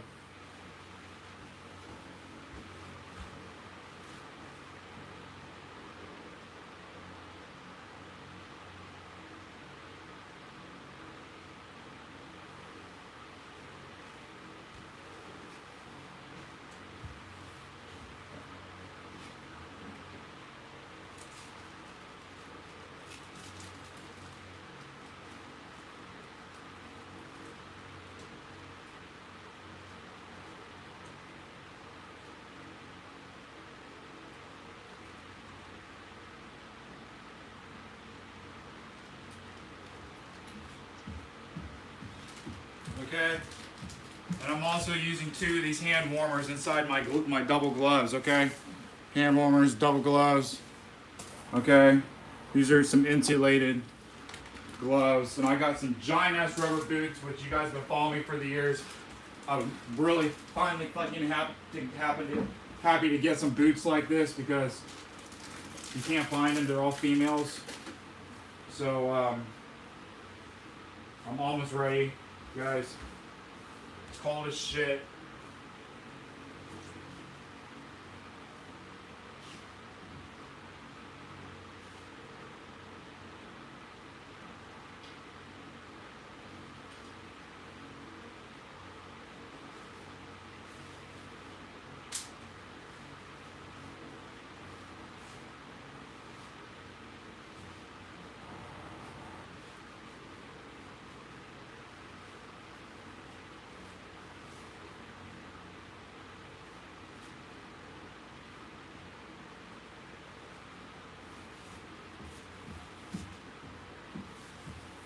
Okay, I'm going with something a little bit different. I mean, kind of like an outer windbreaker suit over all my layers instead of a heavy jacket. Because also I do start getting hot moving out there and doing shit, but this is also super insulated as well. It's got a zipper for my keys, which I like. And yeah, fuck yeah, this is doing the job.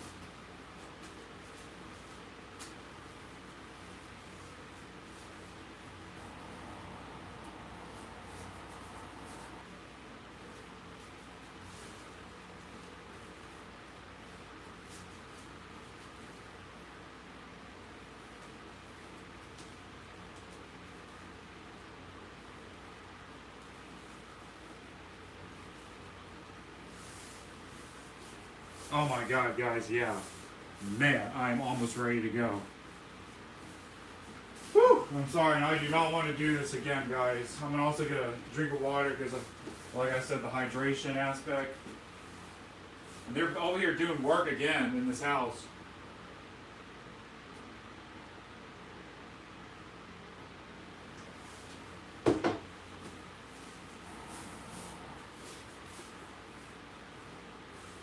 Okay, so I don't want to be out there longer than an hour, so that's definitely already too long. So I'm gonna still do a 1 hour timer, but I'll come in and check what time it is. 57 minutes. Okay. I kind of have to pee. It sucks. I'm gonna try to go pee now.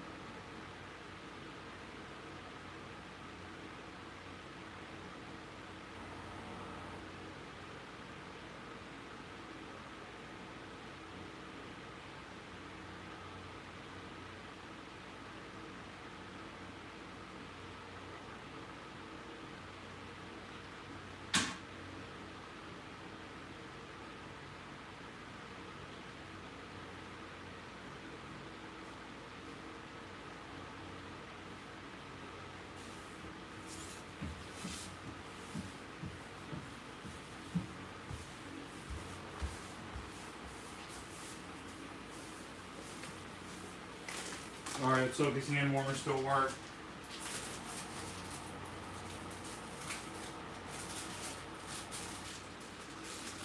Got a whole box of these, by the way.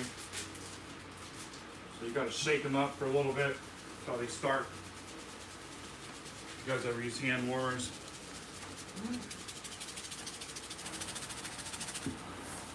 Okay. This is what I'm saying. Winter, guys, it's like you just can't go outside. You know, it takes so much preparation before you can even step outside. And man, look at my scoops or whatever you call it, shovels, man. So I'm gonna kind of leave it at that view. That's what I can do for you.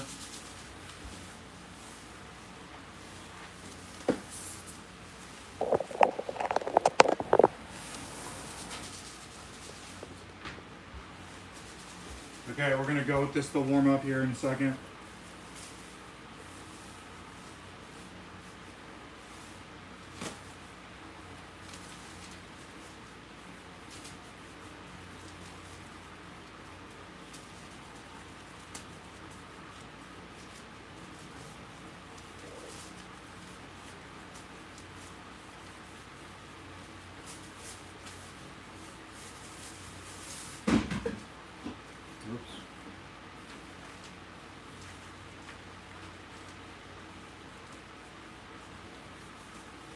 Okay.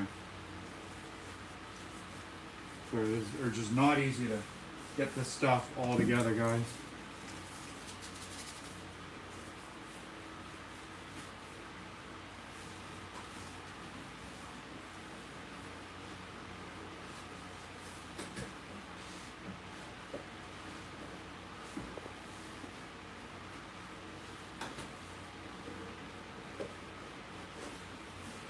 Man, at least I'm motherfucking prepared, man, to be going outside and doing this shit. I'm telling you, like, when I'm really old, guys, I'm gonna have to pay someone to do this shit. There's no way I'm doing this shit.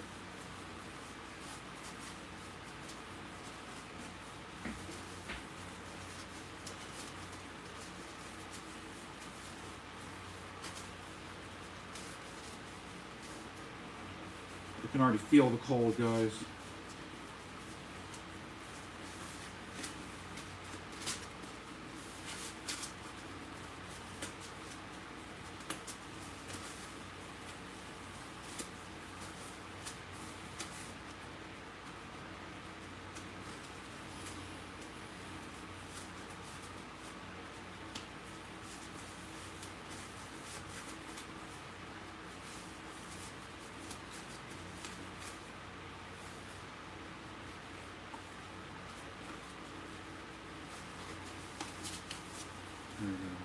Wow.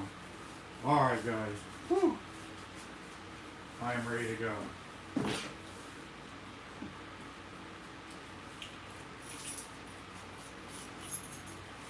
Alright, wish me luck, guys. I need some chapsticks.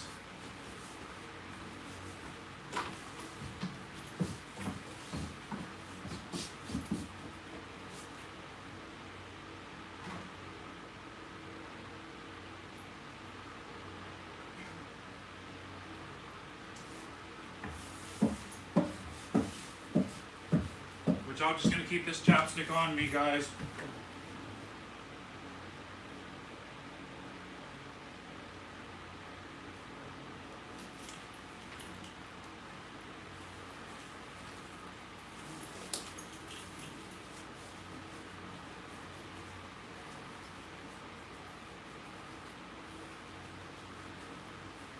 Okay, it really should only take me about an hour.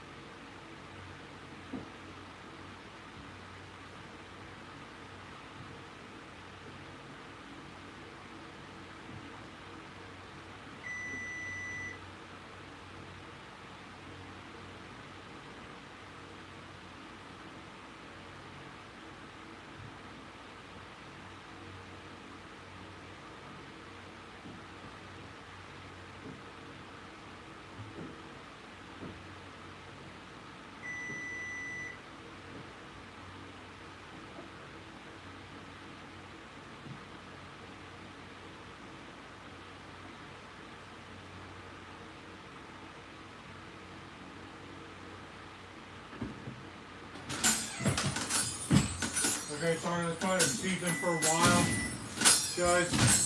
But I'm gonna take a break real quick. No joke, not an easy job at all.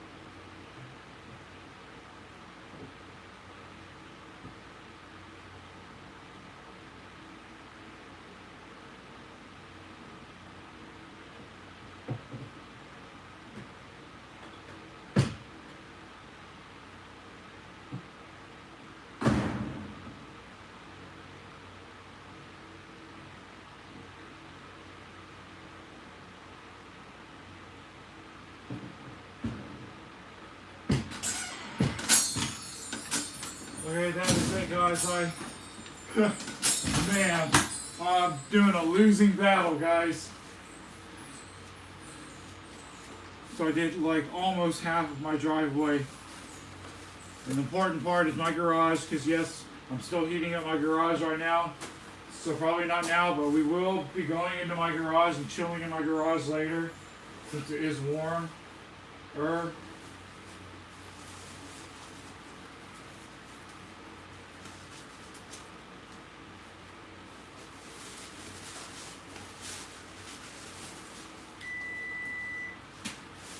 Yeah, that was pretty good timing.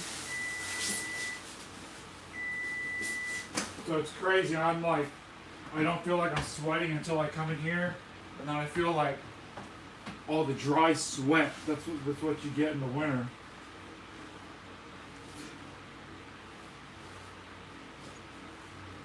So so much clothes, guys, to wear and layers. It's fucking ridiculous. Take it off. I just want to take it all off right here. Throw it at my door. So if you guys can see how it's changed, how I got a lot of it, guys. That was a good foot of snow I shoveled, man. And you can't just shovel it. You have to like move it off to the side, which is what is most exhausting, because you can't just keep pushing it in the same spot and expect it to pile up. You know, so you got to make the pile farther away. And so I learned that after the first year here. Woo! Man, I'm dead, guys. Absolute DEA dead. And so the guys next door are still working on the house and stuff. I'm going to shut my windows because you can see straight in my windows. I'll be back to readjust that camera.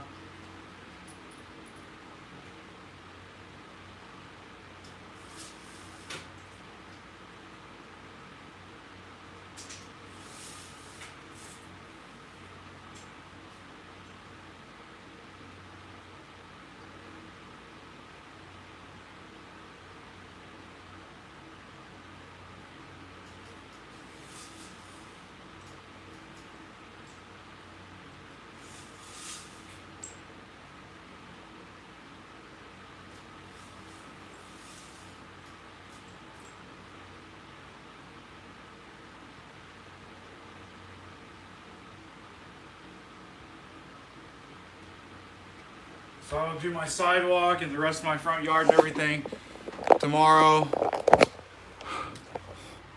No one's watching. Alright, that's cool, whatever. Well, here I am, very tired. And again, guys, here's my new favorite machine.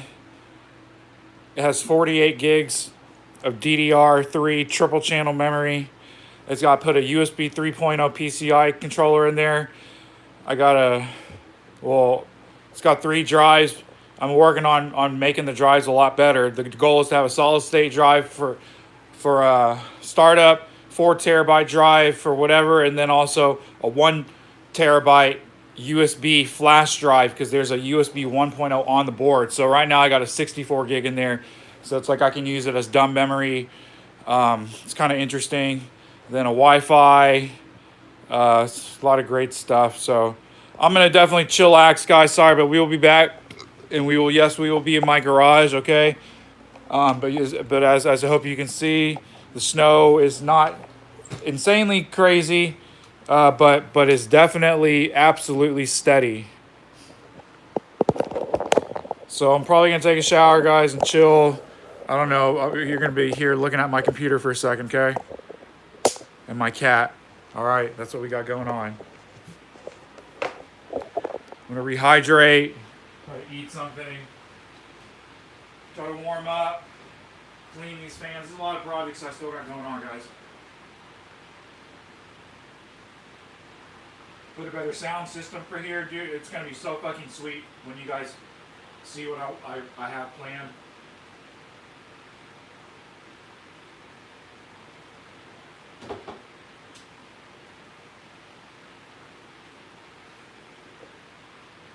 So yeah, I'm pooped, guys, okay? So I'm gonna put on some music and stuff.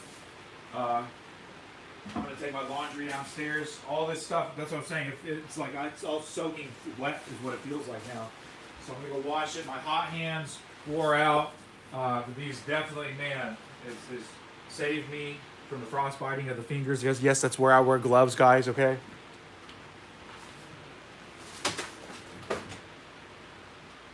So, woo! Man, I am tired, guys. And so ever since I got a house, also, that's been the big, you can call it excuse, reason, but it's no joke. It's the truth. Doing all this housework, especially stuff like this, when you see all the stuff that I've had to do, it's just cleaning up 100 years of other people's mess, okay? And so everything, it's like, oh yeah, it's a simple thing, simple to do, but man, the labor cost is like in the 10 times difficulty for everything. So that's why I stopped going to the gym. I mean, this was like a legit 2-hour workout. I was like rowing, pulling, lifting, everything. I know I'm gonna be feeling this shit. So, you know, I already know when I'm like not in shape, and then I try to do shit like this. It's, you know, puts me out. So luckily I'm okay right now. We'll see. I didn't do anything too crazy also because now I know how to shovel the snow. It's just, you just have to accept that it's going to take a very long time in very little increments. And that's how you shovel the snow without breaking your back and everything. It's you just have to make sure you're just filling your shovel just the right amount, and you're not trying to shovel huge mounds. Like for example, even it's only 10 feet, you have to break that 10 feet up into like three feet sections and push each one of those things of snow, because it builds up. If you just start from the end and try to do all 10 feet, you're going to get stuck in the middle and hate it. So that's what I'm saying. That's what I've learned about shoveling the snow. I mean, I got it fucking good. It looks fucking nice out there, at least for the parts that I got. But anyways, that's a little bit about snow shoveling, which I guess, you know, I take pride in my driveway, guys. It's an asphalt driveway. I try to take care of it. When I came here, it was like one of the things that was brand new about the property was the huge long driveway. Again, I got a weird property that's very, very narrow but very long. No, Kitty. Man, see, I knew this cat would come in here and try to claw onto this chair. Oh my god, you stupid cat. Please do not claw on this, Prosto. Man, okay. Man, and no spray down is going to fix what he just did. Okay, but we are still going to spray down a little bit. I can't believe my stupid cat. See, that's the other thing. If my cat knows I sprayed this down with some kind of scent he doesn't like, he won't want to scratch it. I've been sitting in it too long, and it lost this scent of the car conditioner or whatever. Oh man, you dumb cat.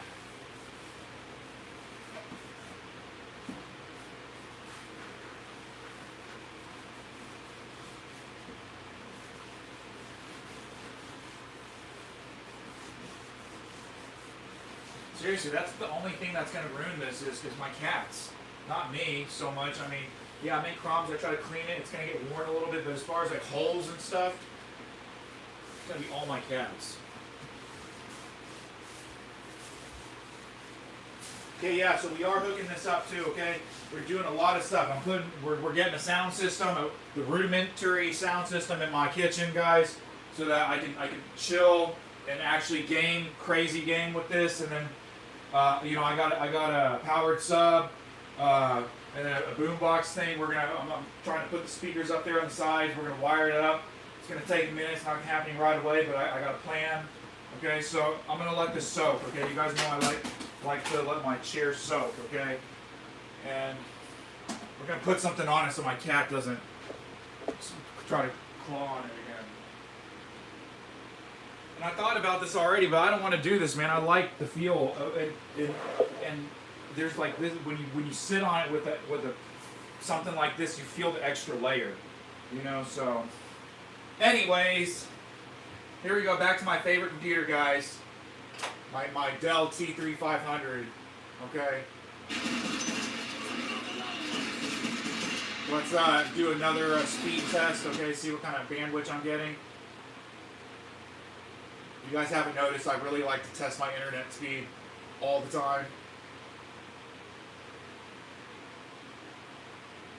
This is how you know something's going wrong with either your computer or the network or whatever.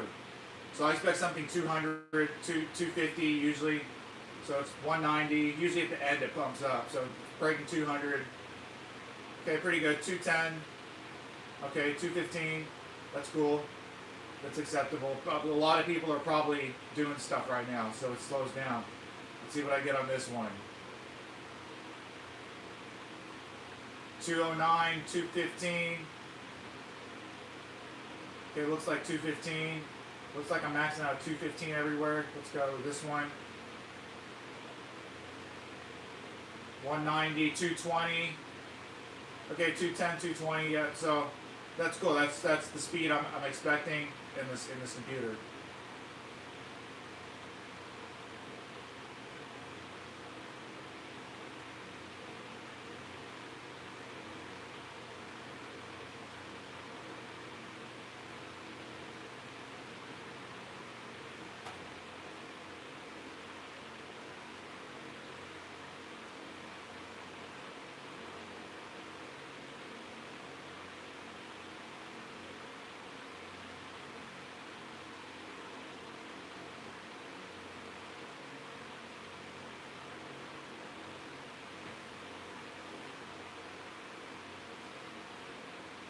Okay, I want to watch the news. Okay, we're catching up on the news, on the weather report. Okay. That was a fast 2 minutes, wasn't it? We are back live here with our severe weather winter storm coverage, one of the biggest winter storms in decades, including right here in northern Ohio. We're getting heavy snow right now. Many locations reporting 5, 6, 7+ inches of snow. I saw one report closer to 10 in Mahoney County. So the snow's come down. This is turning out to be a big event. And right now we're seeing moderate to heavy snow all across the region. Perhaps we get a little bit of a brief break. As you can see to the west, we have a tiny little donut hole. That means the area of snow is softened up a little bit. But don't think that we're done once that comes in. There'll be more snow through the rest of the afternoon. So here we go.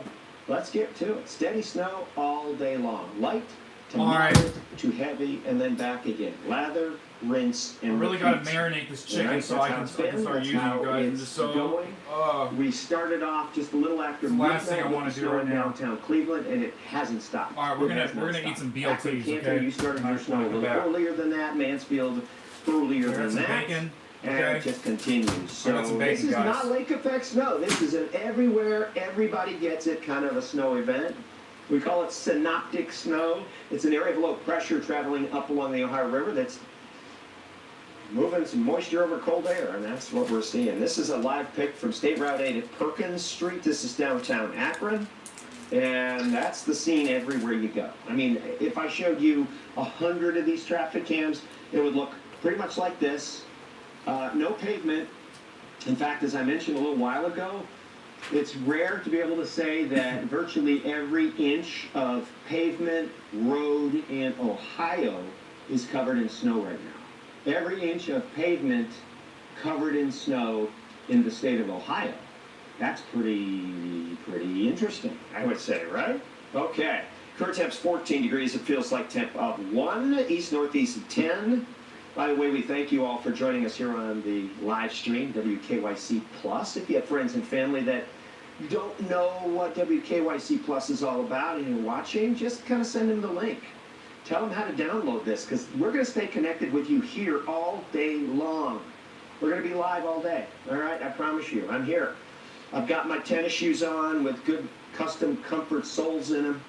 We'll be standing up and drinking a little water as my hoarse voice kicks in, but it's all good. We're right here to get you through the storm. Feels like one. Here's the current traffic. Thank goodness this isn't a weekday, am I right? I mean, would your, if this were a Monday or Tuesday or Wednesday, I just want you to shake your head yes or no out there. Would you have to drive in this? A lot of you are probably shaking your head yes. Thankfully, it's a Sunday. There's not a lot of traffic out. Many of you have heeded our warnings to kind of stay in and let this one slide by. And the good news is it should slide by, I would say by between 6 and 8 p.m. The snow is going to loosen up, lighten up, fade away. Everywhere you see orange, it just means it's really, really slow. And I'm telling you, if this were a normal work day, a lot of this would be red because there'd be many more spin outs, there'd be more accidents, but because there aren't that many of you out on the highway, it's slick and it's slow. Every highway is snow covered. And these are just the main highways. These are not the side roads. As you can see, this is Akron, this is Canton. The good news is we're not seeing any accidents here, thankfully. Again, if it were a Sunday or a Monday, or I'm sorry, if it were a Monday, Tuesday, Wednesday, Thursday, Friday, yeah, it'd be all over the place. All over the place. All right, let's talk the width of this storm. Now, we're already seeing some of the winter storm warnings going bye-bye. So as you can see, already been canceled right here. The winter storm warning for Oklahoma and parts of Texas has already been dropped. This is going to be dropped too, very, very shortly. The 37 states impacted by this winter storm. You know, there's 50 states, so this is more than half the country impacted by this. So these are already going down. Okay, we got our first public school to close tomorrow, North Olmsted. It's closed for tomorrow. No school for the kids. North Olmsted School District. How about that? And they'll continue to come in. All right, they're just going to continue. So the winter storm warnings out to the west are going to begin to get cut back because here's the picture of the winter storm itself. And as you can see, where, you know, the snow has pretty much ended here. The ice has pretty much ended in this area. This is where it is now. This is where the action is. Ohio, the East Coast, and everywhere in between. All right, our producer Meg is back with us. She is just south of downtown Akron right now. She's been chronicling what's going on in Summit County. And Meg, you said you shoveled a little while ago. I want the status of that sidewalk right now. It's completely covered up, Mark. Oh, hold on, we have a visitor. Let me show you. This is my dog Fritz. He loves the snow. All right. There he goes. He's gonna get the zoomies. All right, let's walk back up towards my house and we'll check on the status of what I plowed. Maybe about an hour and 15 minutes ago. This is where I plowed. You see, completely covered. Yeah. It's coming down really hard and fast. I brought my tape measure this time, so I can get you a quick snow check, total check. Unofficial, obviously. But we're at about 6 inches right here. Okay. So 6 inches. Yeah, that's about right. Just a little south of you, we've got 7. And the closer you are to the Ohio River, the more you're going to get. But right now, do you see a lot of activity outside around your neighborhood? I see some folks are out and about. Maybe that's your family. Yeah, that's my husband with the dog. What's it like? I mean, sometimes these snowstorms can be eerily quiet. It is very quiet. There has not been a lot of activity. I'm going to take you out on the road right now because there's no cars coming. But this is what the road looks like. They do a really good job in Coventry Township of plowing, especially this road. We kind of live on a hill. I don't know if you can tell, but we kind of live on a hill, and they're really, really good normally about keeping this plowed. I just think they're just having a really hard time keeping up with it because it is coming down so hard and fast. Yeah. I don't know that the camera's doing it justice right now, Mark, but it is really coming down. Well, what I find in my cell phone cameras is it tends to miss a lot of the snowflakes that are close to you, and it kind of distorts. That may look clear to a lot of folks. They may say, well, that doesn't look like heavy snow, but you're in it right now, and it's heavy snow. I'm assuming. Yeah, and I don't know if you can see, it's like stuck in my eyelashes, and my hat is completely covered. I've only been standing out here for maybe 3 minutes, so that's how hard it's coming down. Okay, and it's been coming down for a while for you. I think it started in the Akron area before Cleveland. In Cleveland, it started around midnight. Do you remember when it started where you are? Sometime overnight. I want to say I woke up maybe around 3:15, and I heard it was because the plow truck went on the road. So I assume it started somewhere right before that. But it has not really stopped. It did let up maybe an hour and a half ago for like a couple minutes, and then it just started, it picked right back up again. Okay, Meg, I want you to go in and get warm. You've done a great job out there. We'll probably check back in with you in a little while so you can keep us updated. I appreciate your time and going out in the cold and get in and get warm. Meg, our producer extraordinaire, thank you very much. All right, here's what I'd like you to do, everybody. We're looking for the best pictures videos of the storm, if you want to put your doggy in it like Meg did, we'd love to see that too. Send them to us at this number that you see on the screen, 216-344-3300. You might have a chance of being featured on one of our newscasts or on our stream right here as we continue to keep you posted on this major winter storm moving through Ohio, northern Ohio, and much of the country. All afternoon long on air and online. Okay, we got more school closings coming in. North Olmsted closed, but we also have Parma City Schools that closed. We also have Akron Public, am I right, Josh?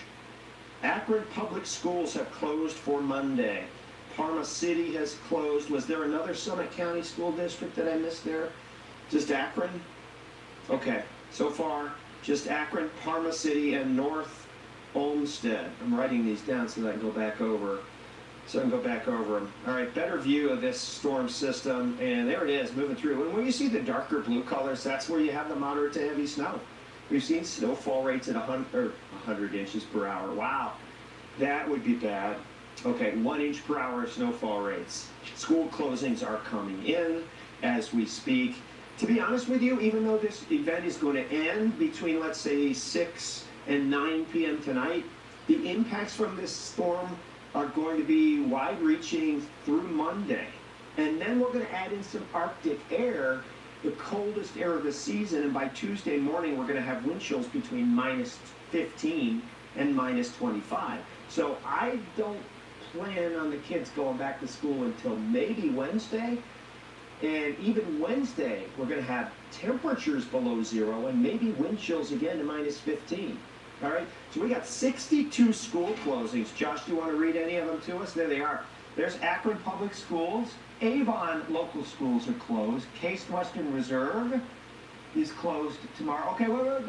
Cuyahoga Falls Library. Cleveland State closed tomorrow. Canton City Schools has closed for tomorrow already.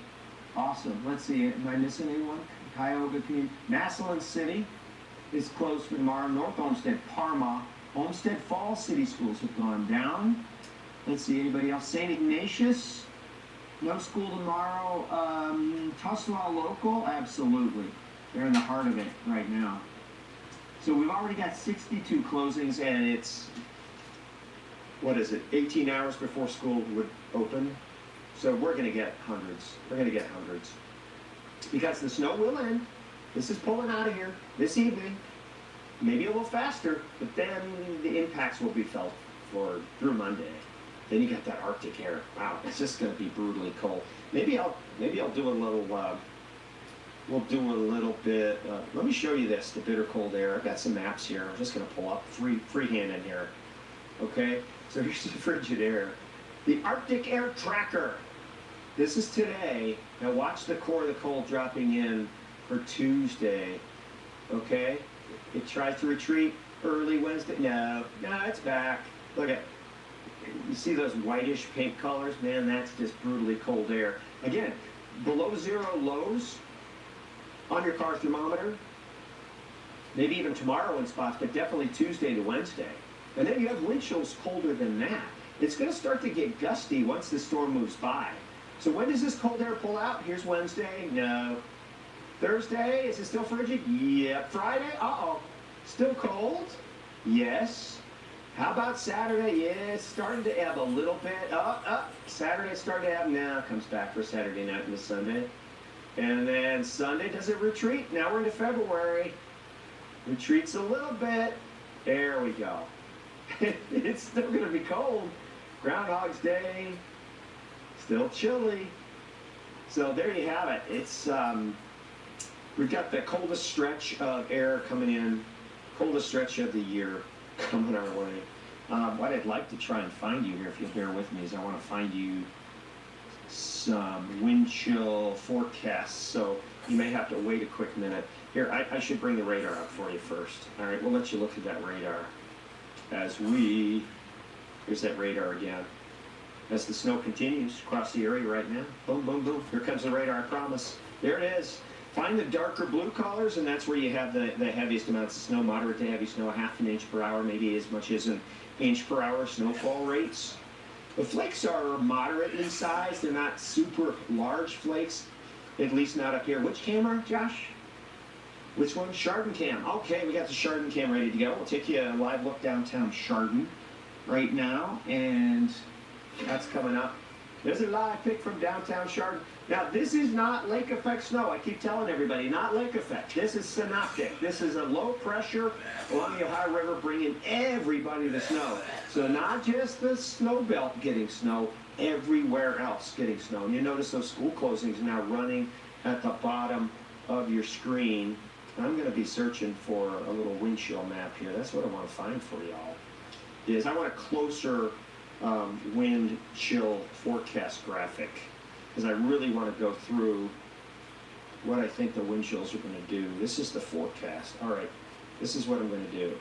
We're going to bring in this one. And I'm looking at this raw, folks. This one I have not seen, so I'm going to put this one on screen. You got the radar right there.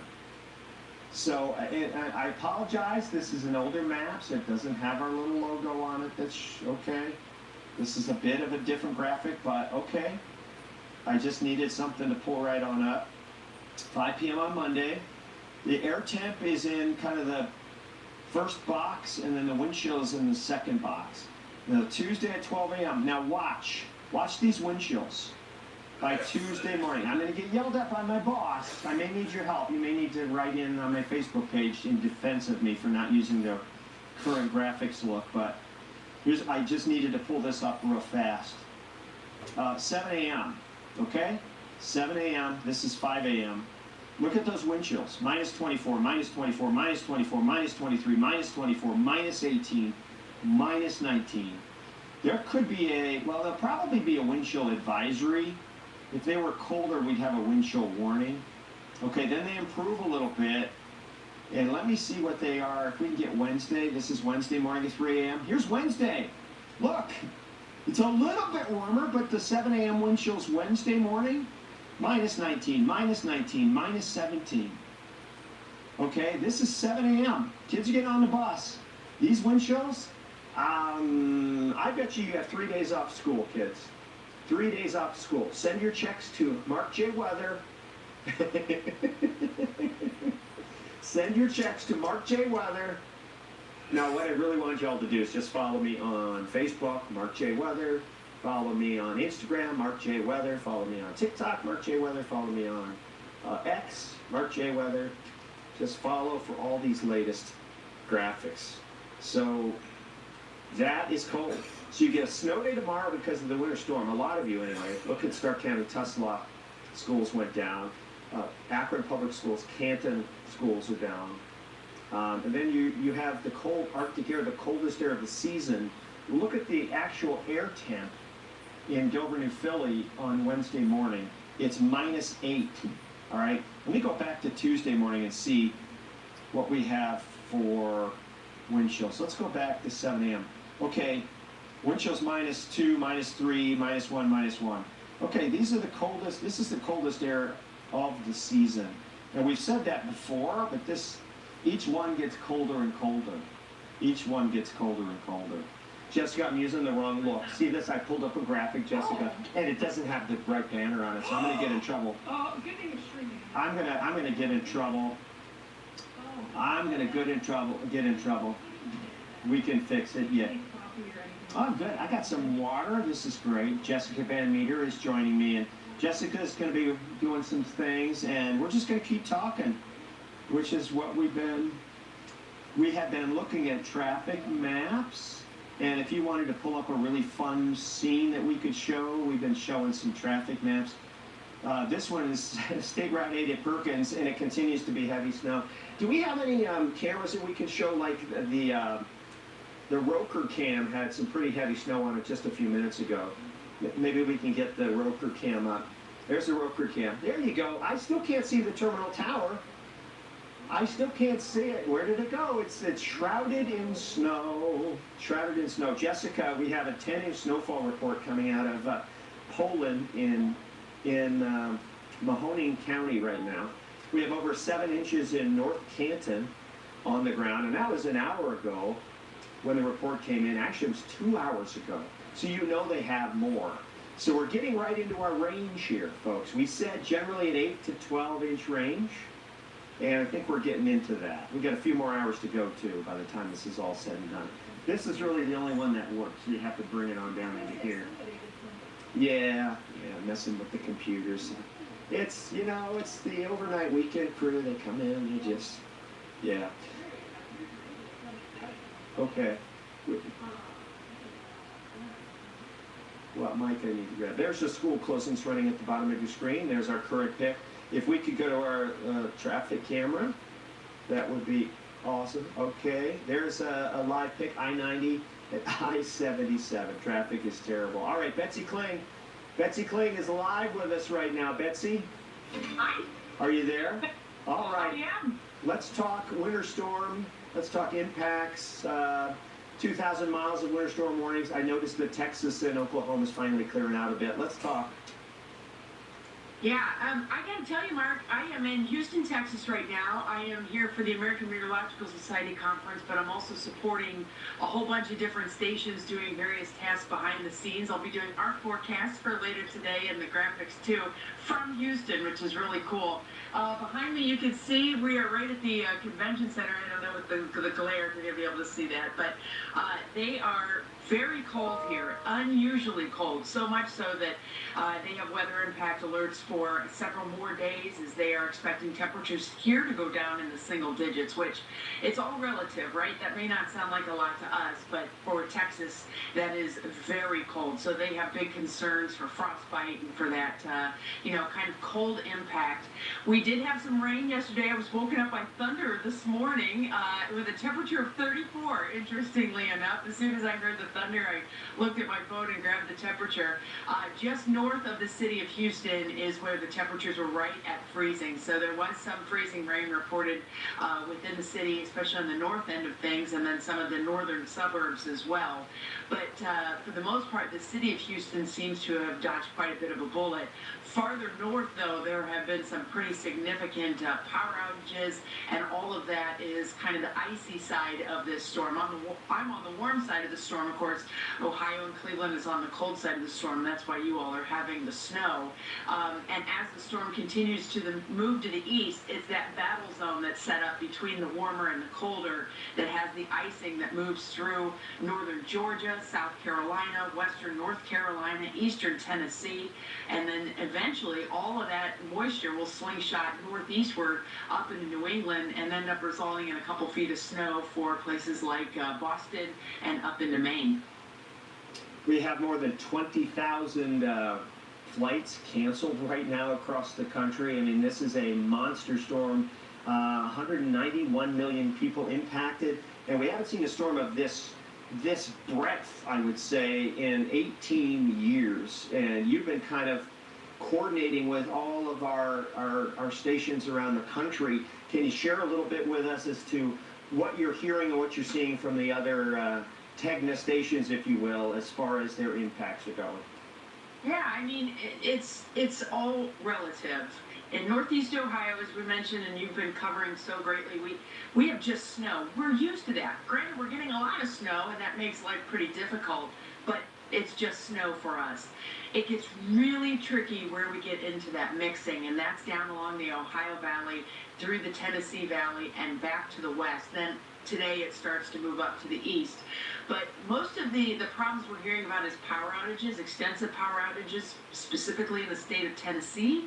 And then there are power outages through Arkansas, Mississippi, Louisiana, and here in Texas as well. We are anticipating those power outages to continue eastward as the storm progresses eastward. But, the precipitation side of this storm system, Mark, is one facet of this. Yes, it is a big and powerful storm that's going to impact a lot of people with snow, freezing rain, sleet, and rain. But it's only like a 2 to 3 day period that the biggest impacts will be felt. Then it's cold, and I know we have weather impact alert days that continue into early next week. We're adding a couple of days. I'll be doing that in the forecast later today because of the absolutely frigid Arctic air that is in place right now. And Mark, you're old like me, so we can chat old days, right? Yeah. You remember 2014 yeah. and how cold it was. Yeah. And I can remember back to, let's see, that would be 94, 93, 94, when it was so bloody cold in the early morning hours, and we set some records then. So this type of cold is not just coming in with a big punch. It's not just a big magnitude of cold, but it's the length that it is staying. And when you start to talk about places like Texas and Arkansas, Louisiana, over into Mississippi, they are not literally built to withstand prolonged cold like this. Yeah. So there are going to be a lot of people who end up having frozen pipes and start seeing some really big problems because of the cold once this storm is done and gone. So it's a 1-2 punch. I mean, you had the different types of precip, and you brought up a great point. The impacts from this winter storm will be felt long after it's done snowing or freezing, raining, or sleeting. Felt for a long time. Yeah. Mark, I gotta ask you a question since we're just wrapping here on our little stream. When we go into storm mode here at WKYC and really anywhere, we are just trying to cover so many bases at once. When it comes to this much snow spreading across greater Cleveland and all of Northeast Ohio for this prolonged time, and we're talking probably a solid 14, 15-hour snow event when we're going to be picking up a massive amount of snow at the same time. I'm trying to think back to the last one that I could remember. Of course, I always defer back to the winter of 04-05, which is our snowiest on record in Cleveland. We had 3 storms back-to-back like this one, 3 of them. The first one came Christmas Eve, and then we had one like a couple days later, and then there was another one in January, and that is what really set the basis for our snowiest winter on record. Mm-hmm. Now that the lake is frozen, because we usually depend on lake effect snow to really amp up our totals, do you foresee with this kind of current setup that we have now that we're going to start to push, obviously above average? I think we're going to be able to do that, no problem. But how far above average do you foresee the rest of the winter taking us? Well, I tell you what, I think we've got another shot through the month of February, at least, for another good winter storm. The lake is frozen, as you mentioned, but we can still get some lake effect from the other Great Lakes, Lake Huron as well, and we can get a little moisture coming through the ice.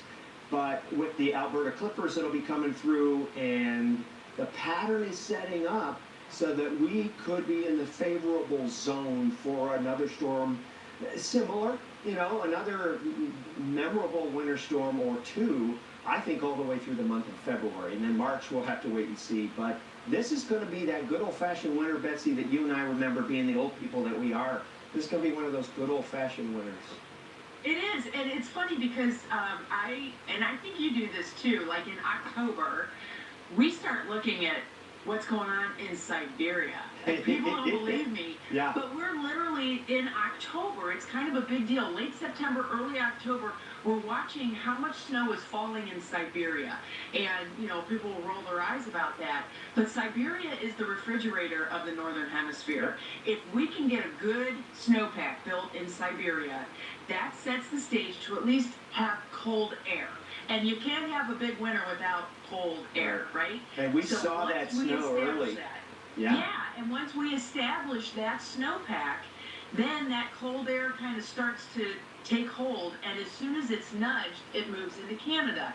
Then we start to watch the Canadian snowpack. Right. And we saw the snowpack in Canada really lay down in late October and early November. And it was about that time that I started to go, okay. So my husband took our snow thrower to the shop to get it all fixed up. Smart man. I was like, now's the time, Dave. Go do it. Nobody else is going to be doing it. And so he took that in, and thank goodness he did, because it's starting to pay off as we've been getting repeated snows, and now we get our big snow. Yeah, we're going to be above normal this winter. I don't foresee any sudden pattern change, and I know you don't as well. You and I chatted about this. You and I have been chatting about the snow in Siberia and Canada going.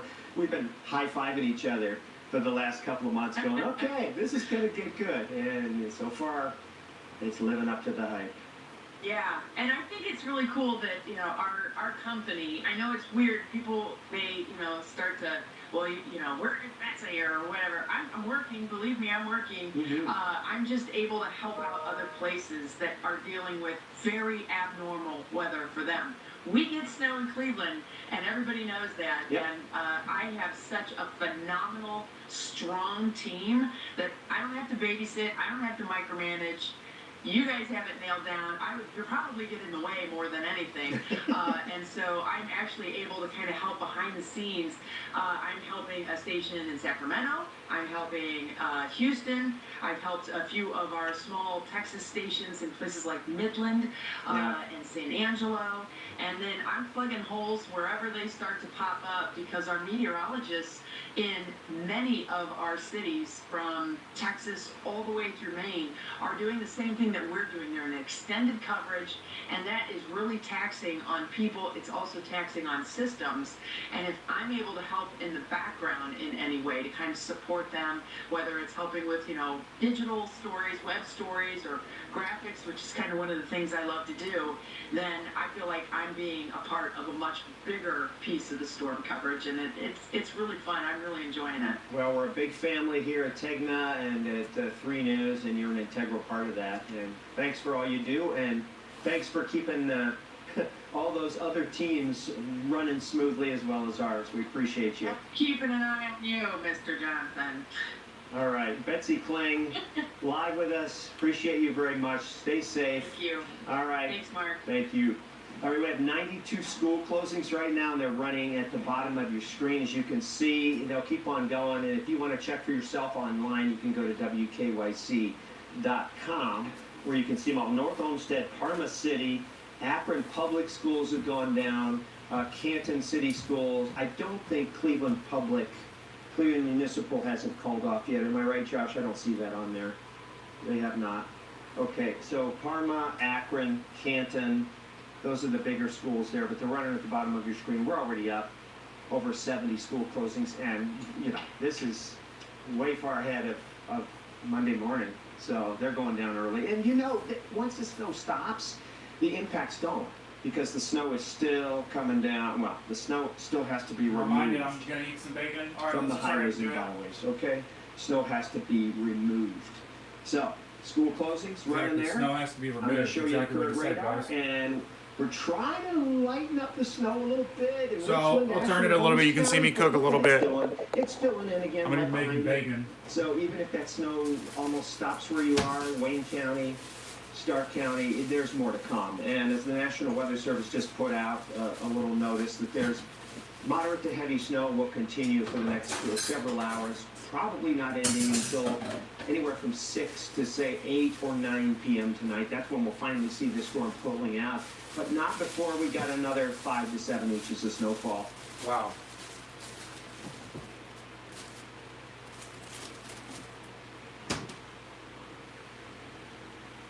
Okay, I really don't want my cat to start scratching it, guys, so I might be permanently keeping something on this thing. Anyways.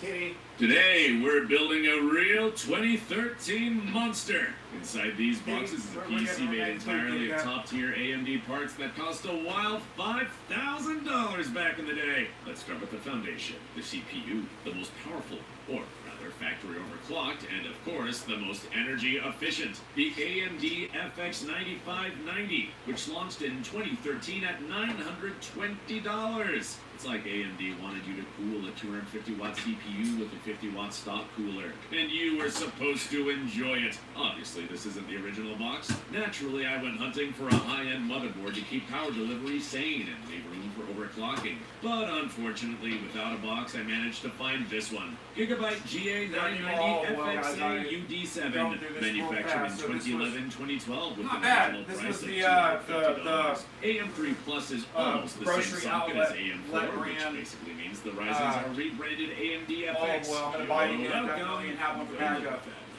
Speaking of rebranding, a subscriber Yeah, wrote me that he bought a see how oily Ryzen my hand is? You should not wipe that off. The olive oil is perfect for conditioning all your cuticles and hands and You can nails. tell by the Gilded arrow. You know, I'm on my feet Most too, likely a actually. dead first or second gen Just like they rising do in the because Bible, those I'm have telling that you. big I arrow. haven't even talked about my Gilded feet guy. problems, but I'm telling you, this actually helps, guys. Rubbing the Moral of the excess story. olive oil, and then you gotta wear a sock, too. The That's XL what I'll ATX do. board is only a This bit one, bigger than ATX. one of Supports the up best to 32 moisturizers, gigabytes guys. of RAM and Smells comes loaded nice, with too. overclocker toys, power, and CMOS So, reset. like, and my hands are all code readout. pretty much Power dry. delivery is an So anyway, 8 just plus 2 especially phase good to do in the setup. winter, And guys. check out how many GPU slots there are. This thing was made for 3-4-way crossfire. I should probably drop the CPU in now before you get the urge to buy this Wonderwall for your own overclocking adventures. For memory, of course I went top shelf. Judging by what I paid, it's still top shelf to the seller today. I grabbed 2 kits, so 4 sticks of G-Skill Trident X. At launch, they were $400 for 32 gigabytes with an XMP profile that, naturally, only works in dreams when you're running 4 DIMMs, but enough gloom and doom. Let's slot the sticks in like they've lived on this board their whole lives. As for the cooler, it's new, a Noctua NHD15, which went for about $100 in 2014. I actually wanted an AIO from that era, but finding a working one from 2013, and in Ukraine no less, is a quest for a superhero. And from the tests I've seen online, this Noctua doesn't just keep up with liquid coolers, it's quieter too. That's me, by the way, expressing deep concern over a totally accidental fan slip out of my hands. The look, honestly, is an acquired taste, but the hardware quality is excellent. This is the trickiest box I've ever seen. And the other box is everything you need for installation. Even thermal paste, a screwdriver, and a metal badge. Even there, they're outdoing everyone. Figuring out how to mount it isn't that hard.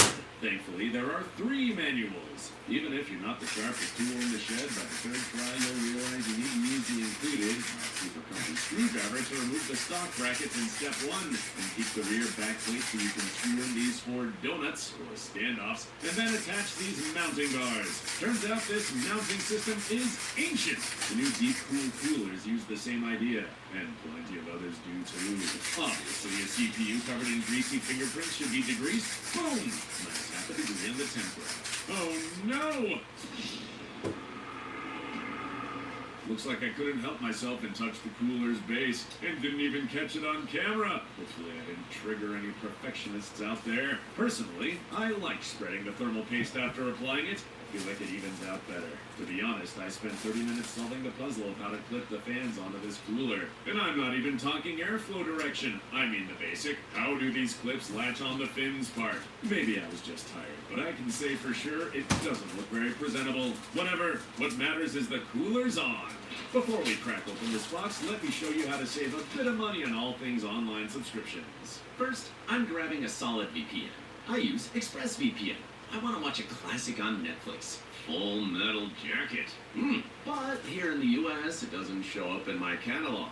So I switched my online location to the UK, tap connect, refresh, and boom! Now it's right there. I'm still paying for the same service. I'm just getting the library that matches the region I chose. This also helps with regional pricing. Stores sometimes list different prices depending on the country, whether it's subscriptions or even some game stores. With ExpressVPN, I can quickly compare what I pay in different regions before I decide. And if you choose to go online mostly with your phone, like so many of us do nowadays, that means you're most likely connecting to free public Wi-Fi or the office network.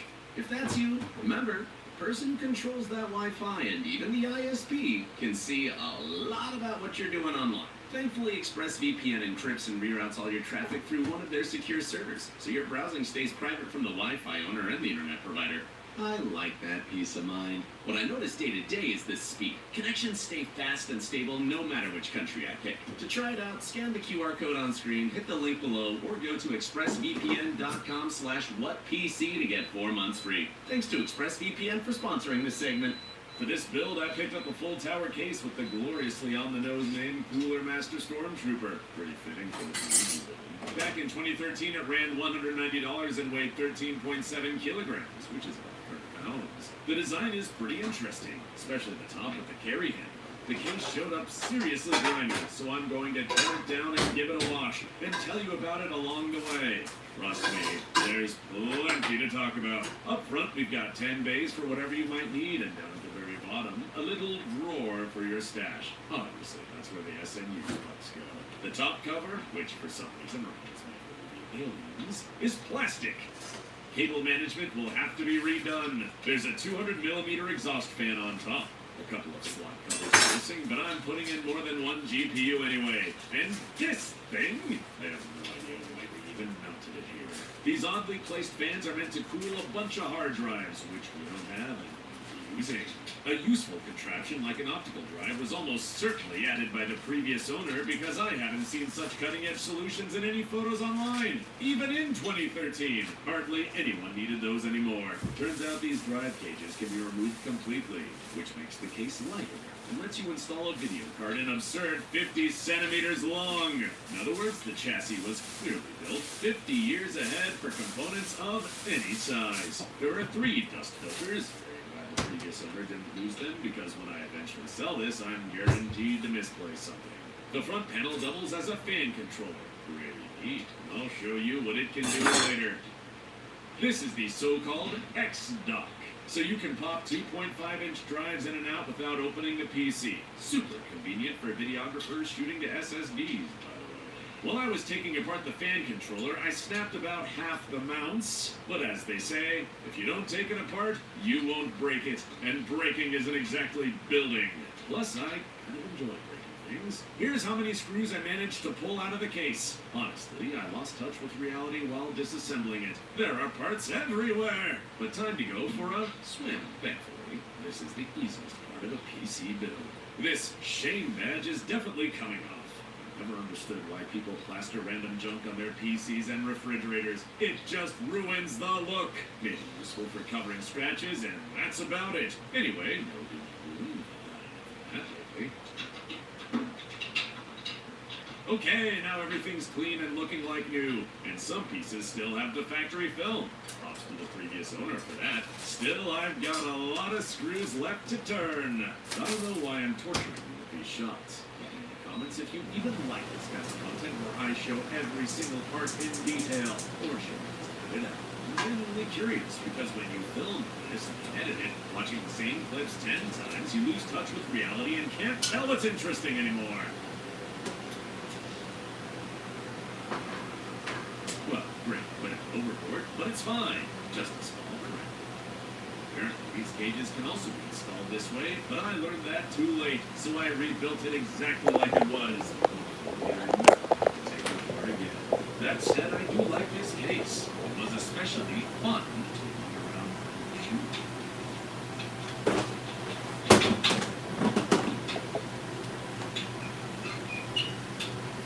Finally, time to mount the motherboard. I don't understand where a true EATX board is supposed to fit here when even this board blocks the cable cutouts. Go on.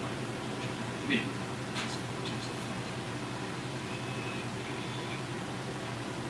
I bought 2 drives, one SSD and one HDD. The Samsung 480 Pro, 512 gigabytes, $600 in 2013. Yeah, I'm shocked too what that was back then. The 4TB HDD is a Seagate, $190 in 2013. Not much to say, but the capacity is solid, especially for a home PC. I'll try plugging the SSD into the X-Dock for quick swaps. I hope that'll work. Power supply, Super Flower LEX Platinum 1000 watts, $250 in 2013, as the name suggests. It's the PCU itself is excellent, fun, popular, build. In some spots, it's basically like new. I'll look up the essentials and you'll see why I'm a little nervous about whether it can power the entire system, because obviously we're not stopping at one GPU. I'll also start tightening the cables. Honestly, cable management here is about as easy as it was. By the way, I originally planned on a different case. This one. And to store it, but the seller turned out quirky. Price set deposit, and 3 days later he says he won't ship for that little money. So yeah, wasted my time. Shame, because the case was cool. Good thing he at least refunded the deposit. Anyway, enough bad vibes. It's about to get better. The graphics card. This used to be the dream of many AMD diehards. A subscriber, Dimitro, said, best thanks. Without him, this video would be way less interesting. because you almost never see these used anymore. It's the legendary AMD Radeon R9 295X2, released in 2014 with a wild $1,500 launch price. Don't be surprised if they go for it even now. But it's worth it, because this thing is an engineering showpiece. The second card, third, will be one that's near and dear to me. The Radeon R9 290X, 2013, $550 at launch. This turbine, but spins at 5,000 RPM. The sound of it, I think it's doing 5,000 per second. This card is fire, literally and figuratively. As you guessed, we're doing a so-called three-way crossfire. Not two, but three cards working on a single game. The combined rated draw of this Radeon Zoo is 790 watts. No practice, it's low. Since the 295X2 is filthy, that is the surface. And we get how it's built. Under the metal shroud are two Asetek water blocks. Rock solid stuff. Asetek makes liquid coolers for the big brands. And after 12 years, there's not a single leak. Everything about this card screams built for the ages. Almost no plastic, besides the fan. And the backplate isn't just metal, it's thick. I was going to replace the thermal pads, but look, these could last another 30 years. Just look at this massive slab of aluminum. The reason there's so much metal is simple. There are 32 GDDR5 memory chips, 256 megabytes each. They dump a lot of heat, so you need serious cooling. Oh man, dusted here. Looks like this card was never serviced or opened because the thermal paste is clearly factory. So yeah, tearing it down wasn't for nothing. I'll finish disassembling a few bits and then go for a swim. Obviously, I'm not changing the coolant in this AIO, so we'll just rinse the radiator thoroughly under the tap to clear out the dust so it sheds heat better. And that's it. Honestly, the card runs pretty cool as is. This cooling setup actually works. For the teardown, I never saw more than 65 degrees Celsius on it, so this is mostly weakness. I'm not going to scrub the PCB within an inch of its life either. But the right die seems to have a tiny spot. Maybe somebody at the factory dropped something while mounting the cooler, but everything works perfectly, so it passed QC. I'll finish cleaning the small stuff and put regular MX4 on the die. Probably I should have bought it before after tests, but I forgot. Either way, fresh paste beats dried paste. Even if it doesn't show up much on charts, it'll pop somewhere in the hotspot, which, by the way, we don't even read. The card's metal plates are so massive, you don't even need a support bracket. There's zero sag.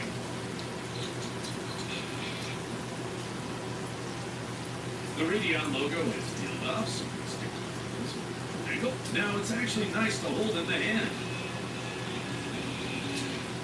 I also noticed the other Radeon is put together a bit crooked, and see how uneven the screws are tightened on the die? And the screws holding the heatsink to the PCB are clearly not stock, custom. As you can see, this card has all 16 memory chips populated on one side. That's not why we took it apart. I want to run an experiment. This card likes to creep toward 100 degrees Celsius, so I'm going to try liquid metal. For the side for a minute. It's easier to scrape off the excess there.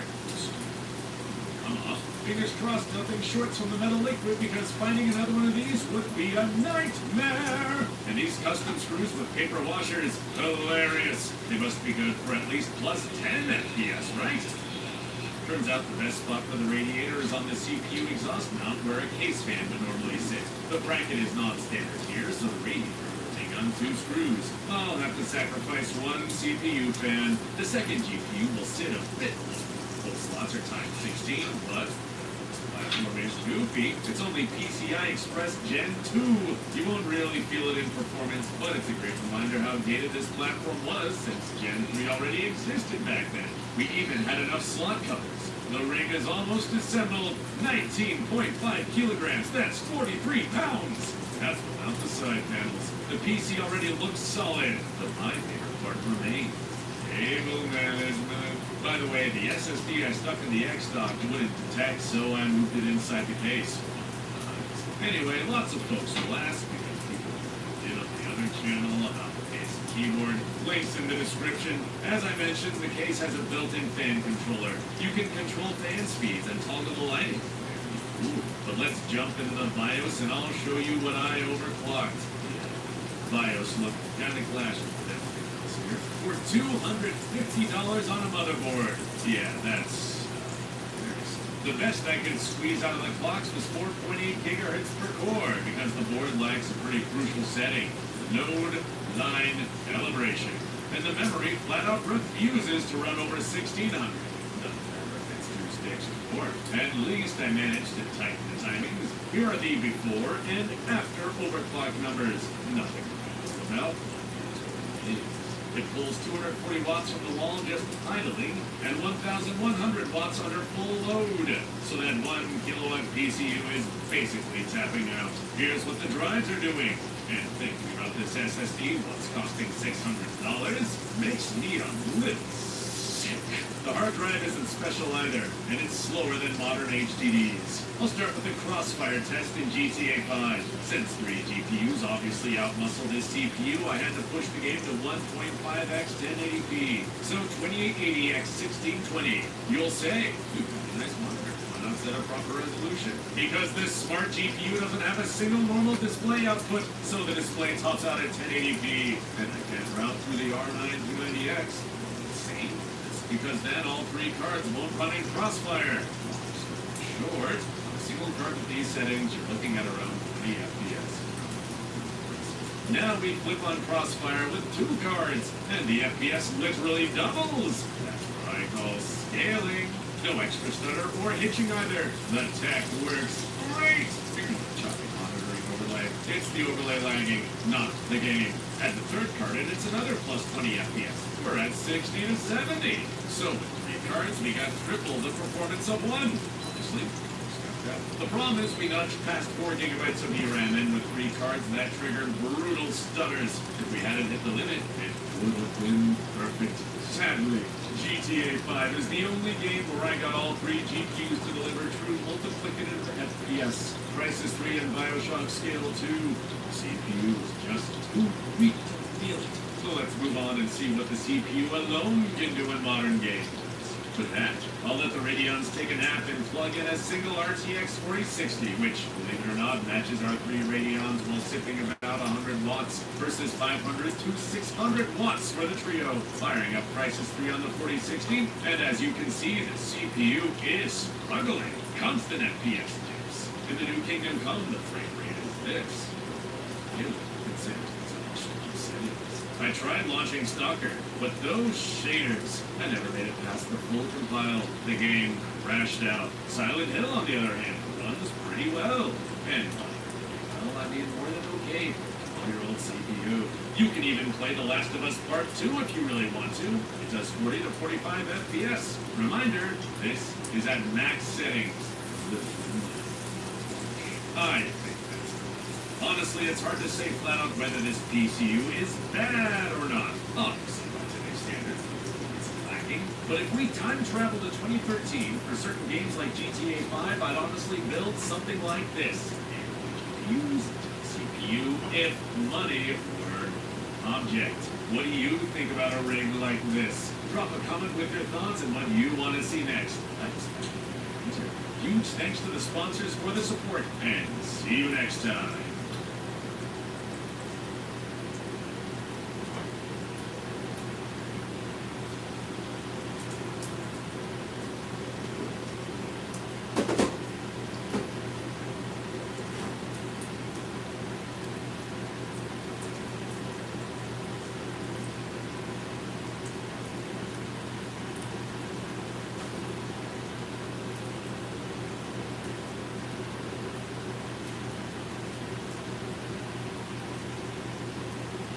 Here we are yet with the gaming laptop. This will be the MSI with an RTX 4060 and Ultra 7 CPU for around £200. This one is supposed to be faulty, but that did not stop me, so let's take a look and see what this laptop has to say.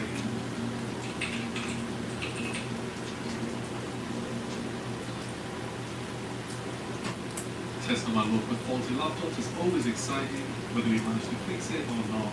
You can make some serious profit if things go your way, so let's hope today's example isn't a complete dud. You'll be on an MSI Cyborg 15 from 2024 with an Intel Ultra 7 CPU and RTX 4060 graphics. For the price of a dusty Chromebook, this could provide some incredible value. And to find a laptop at a similar spec would cost upwards of £1,000. The seller describes the laptop as faulty, though it does boot into the BIOS. Installing Windows throws the blue screen of death, which is quite strange, but only made me want it even more. No Muppets, professionals only. Well, I guess that's it for me. Excellent condition, and to be fair, this does look essentially brand new. Awesome spec. Those are some serious specs for the price we paid. The laptop itself is in mint condition. You'd be hard pressed to find any marks or scratches on the chassis. Keyboard and compass look clean, his 144 Hz screen is pristine. I've never actually heard about the Cyborg line of laptops, but on first glance they look well built, lightweight, and quite thin for a gaming laptop. This was either a customer return or a display unit, so let's find out what on earth is going on with this laptop.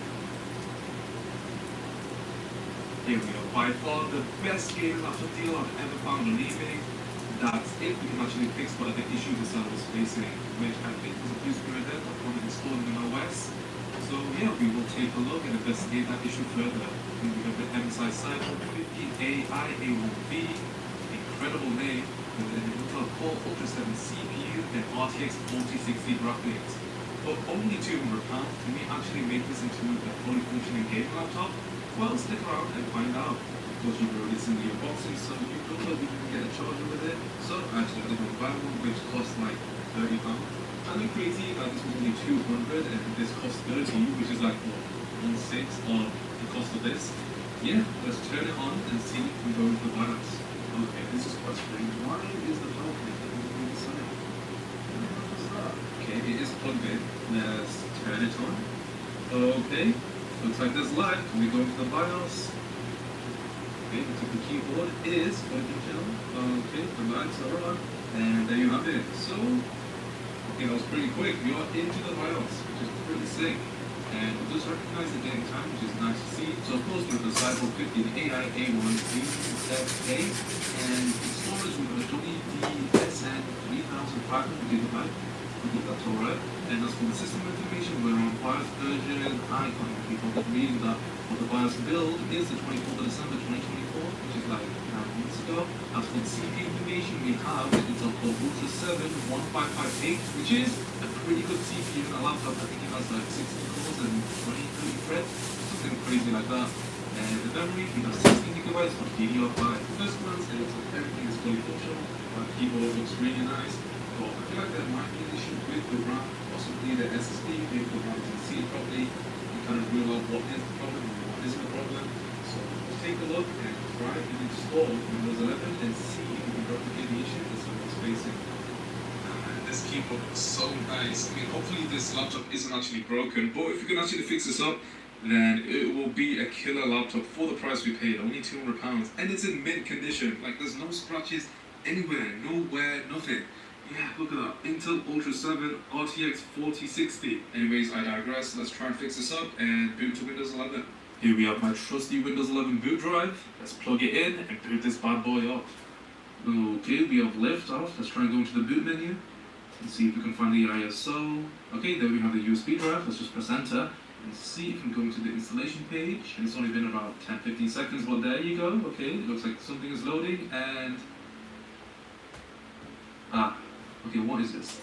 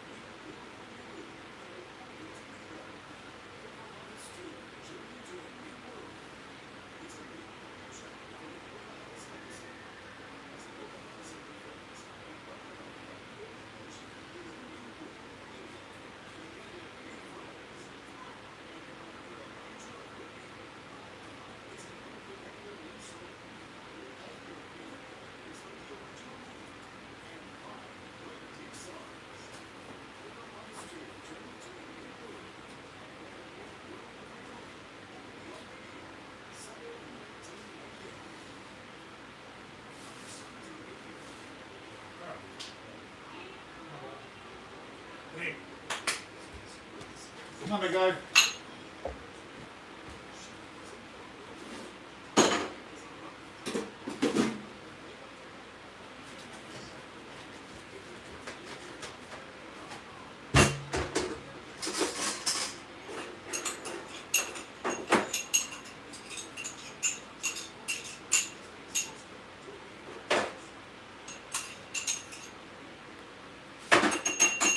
Come on, who's hungry?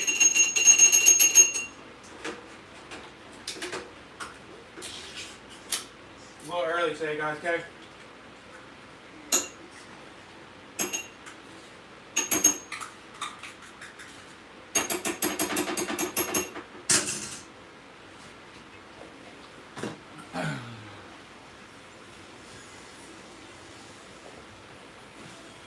Come on, boy, go eat.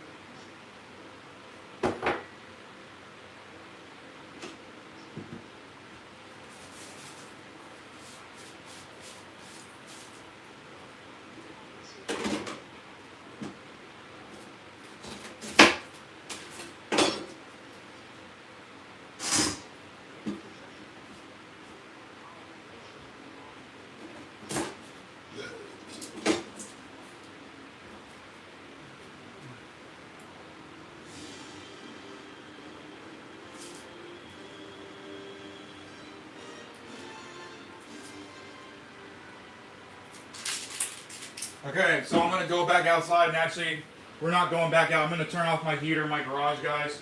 I forgot that shit was on, but I do not want to leave it on.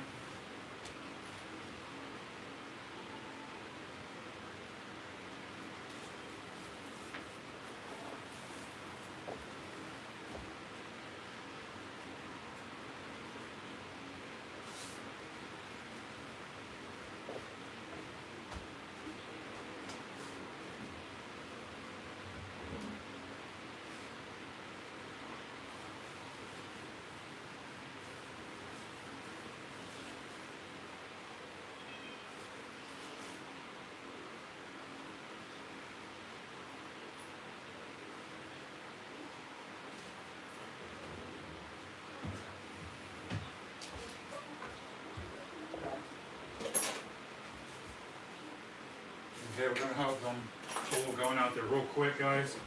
It is.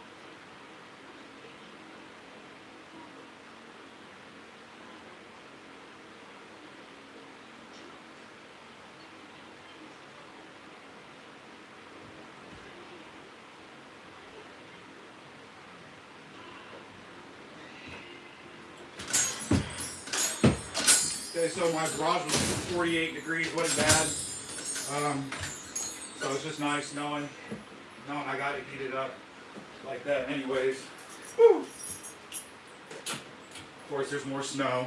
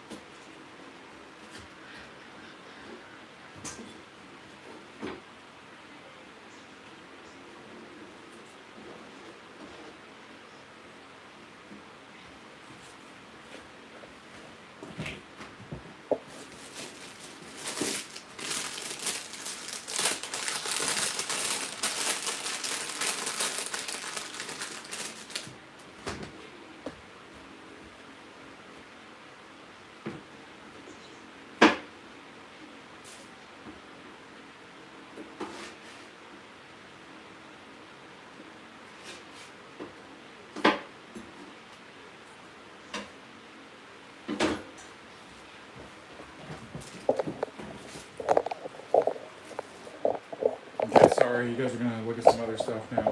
Let's look. I'll put it back actually on the snow. Give me a second.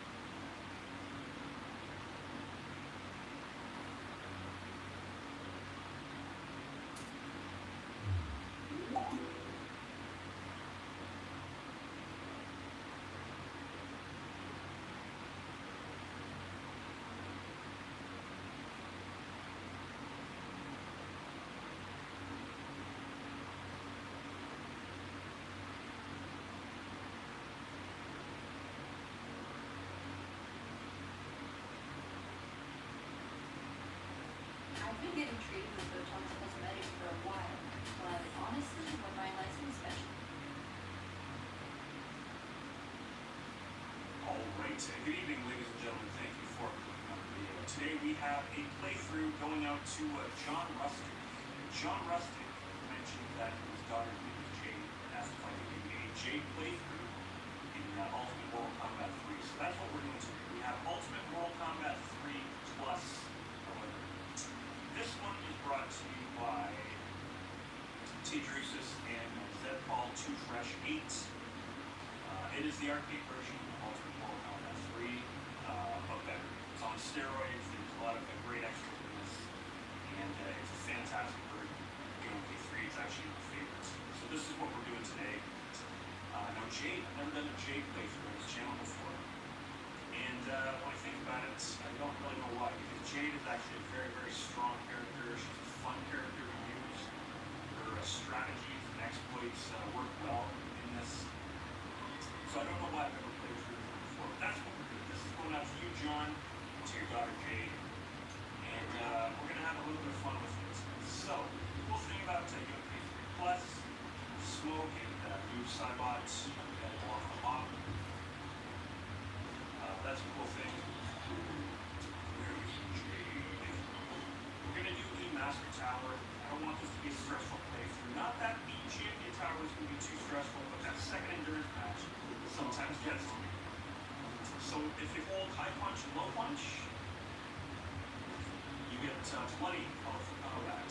Now, what is very comfortable. A cool thing about this version as well, the stage rotation. Stage rotation is great.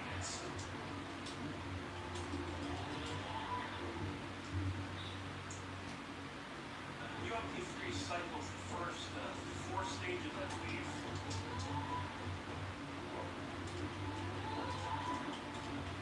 Cycles the first 4 stages 3 times before you start to get more of a rotation, whereas this one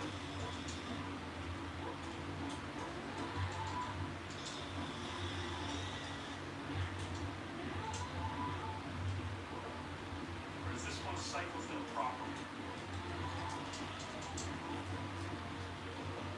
Jade has that great 8-hit combo. Here we go. Back forward down one. Her 8-hit combo only does 36% damage. And pretty tricky to pull off sometimes. Shift one.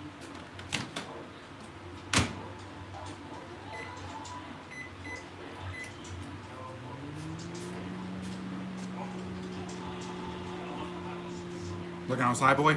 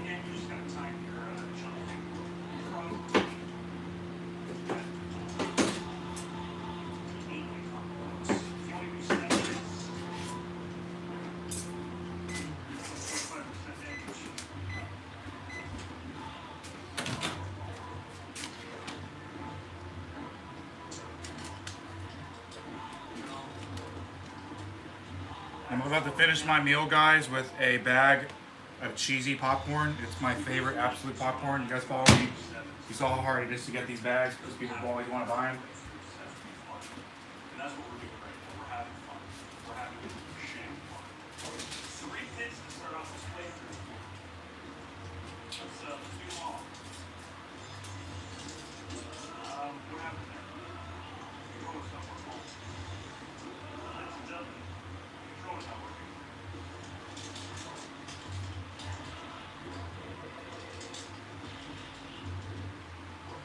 My controller stopped working there. You gotta love it. It's wired.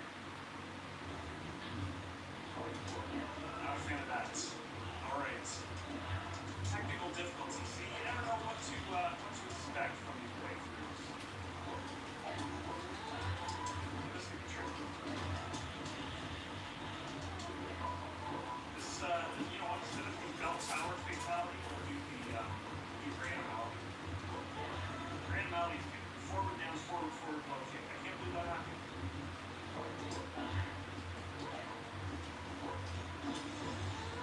What are the odds? What are the odds? Try it. Try again, Bobby. Keep pulling that combo off. Shoot, shoot, shoot. Oh, we're lucky we do. Alright, full run down 3 times. Excellent. Very nice. What happened? Hey, we came out strong. That's what's important. Big cord here for the little beer. Jacks, his strategy is a little different. You want to time your jump kick back a little early.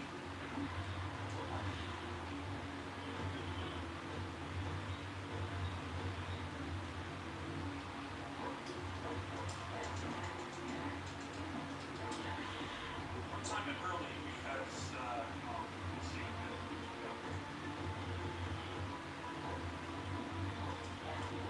Punch him twice. Here. Punch him twice and you do that. Bit of a different strategy. Not right in the air.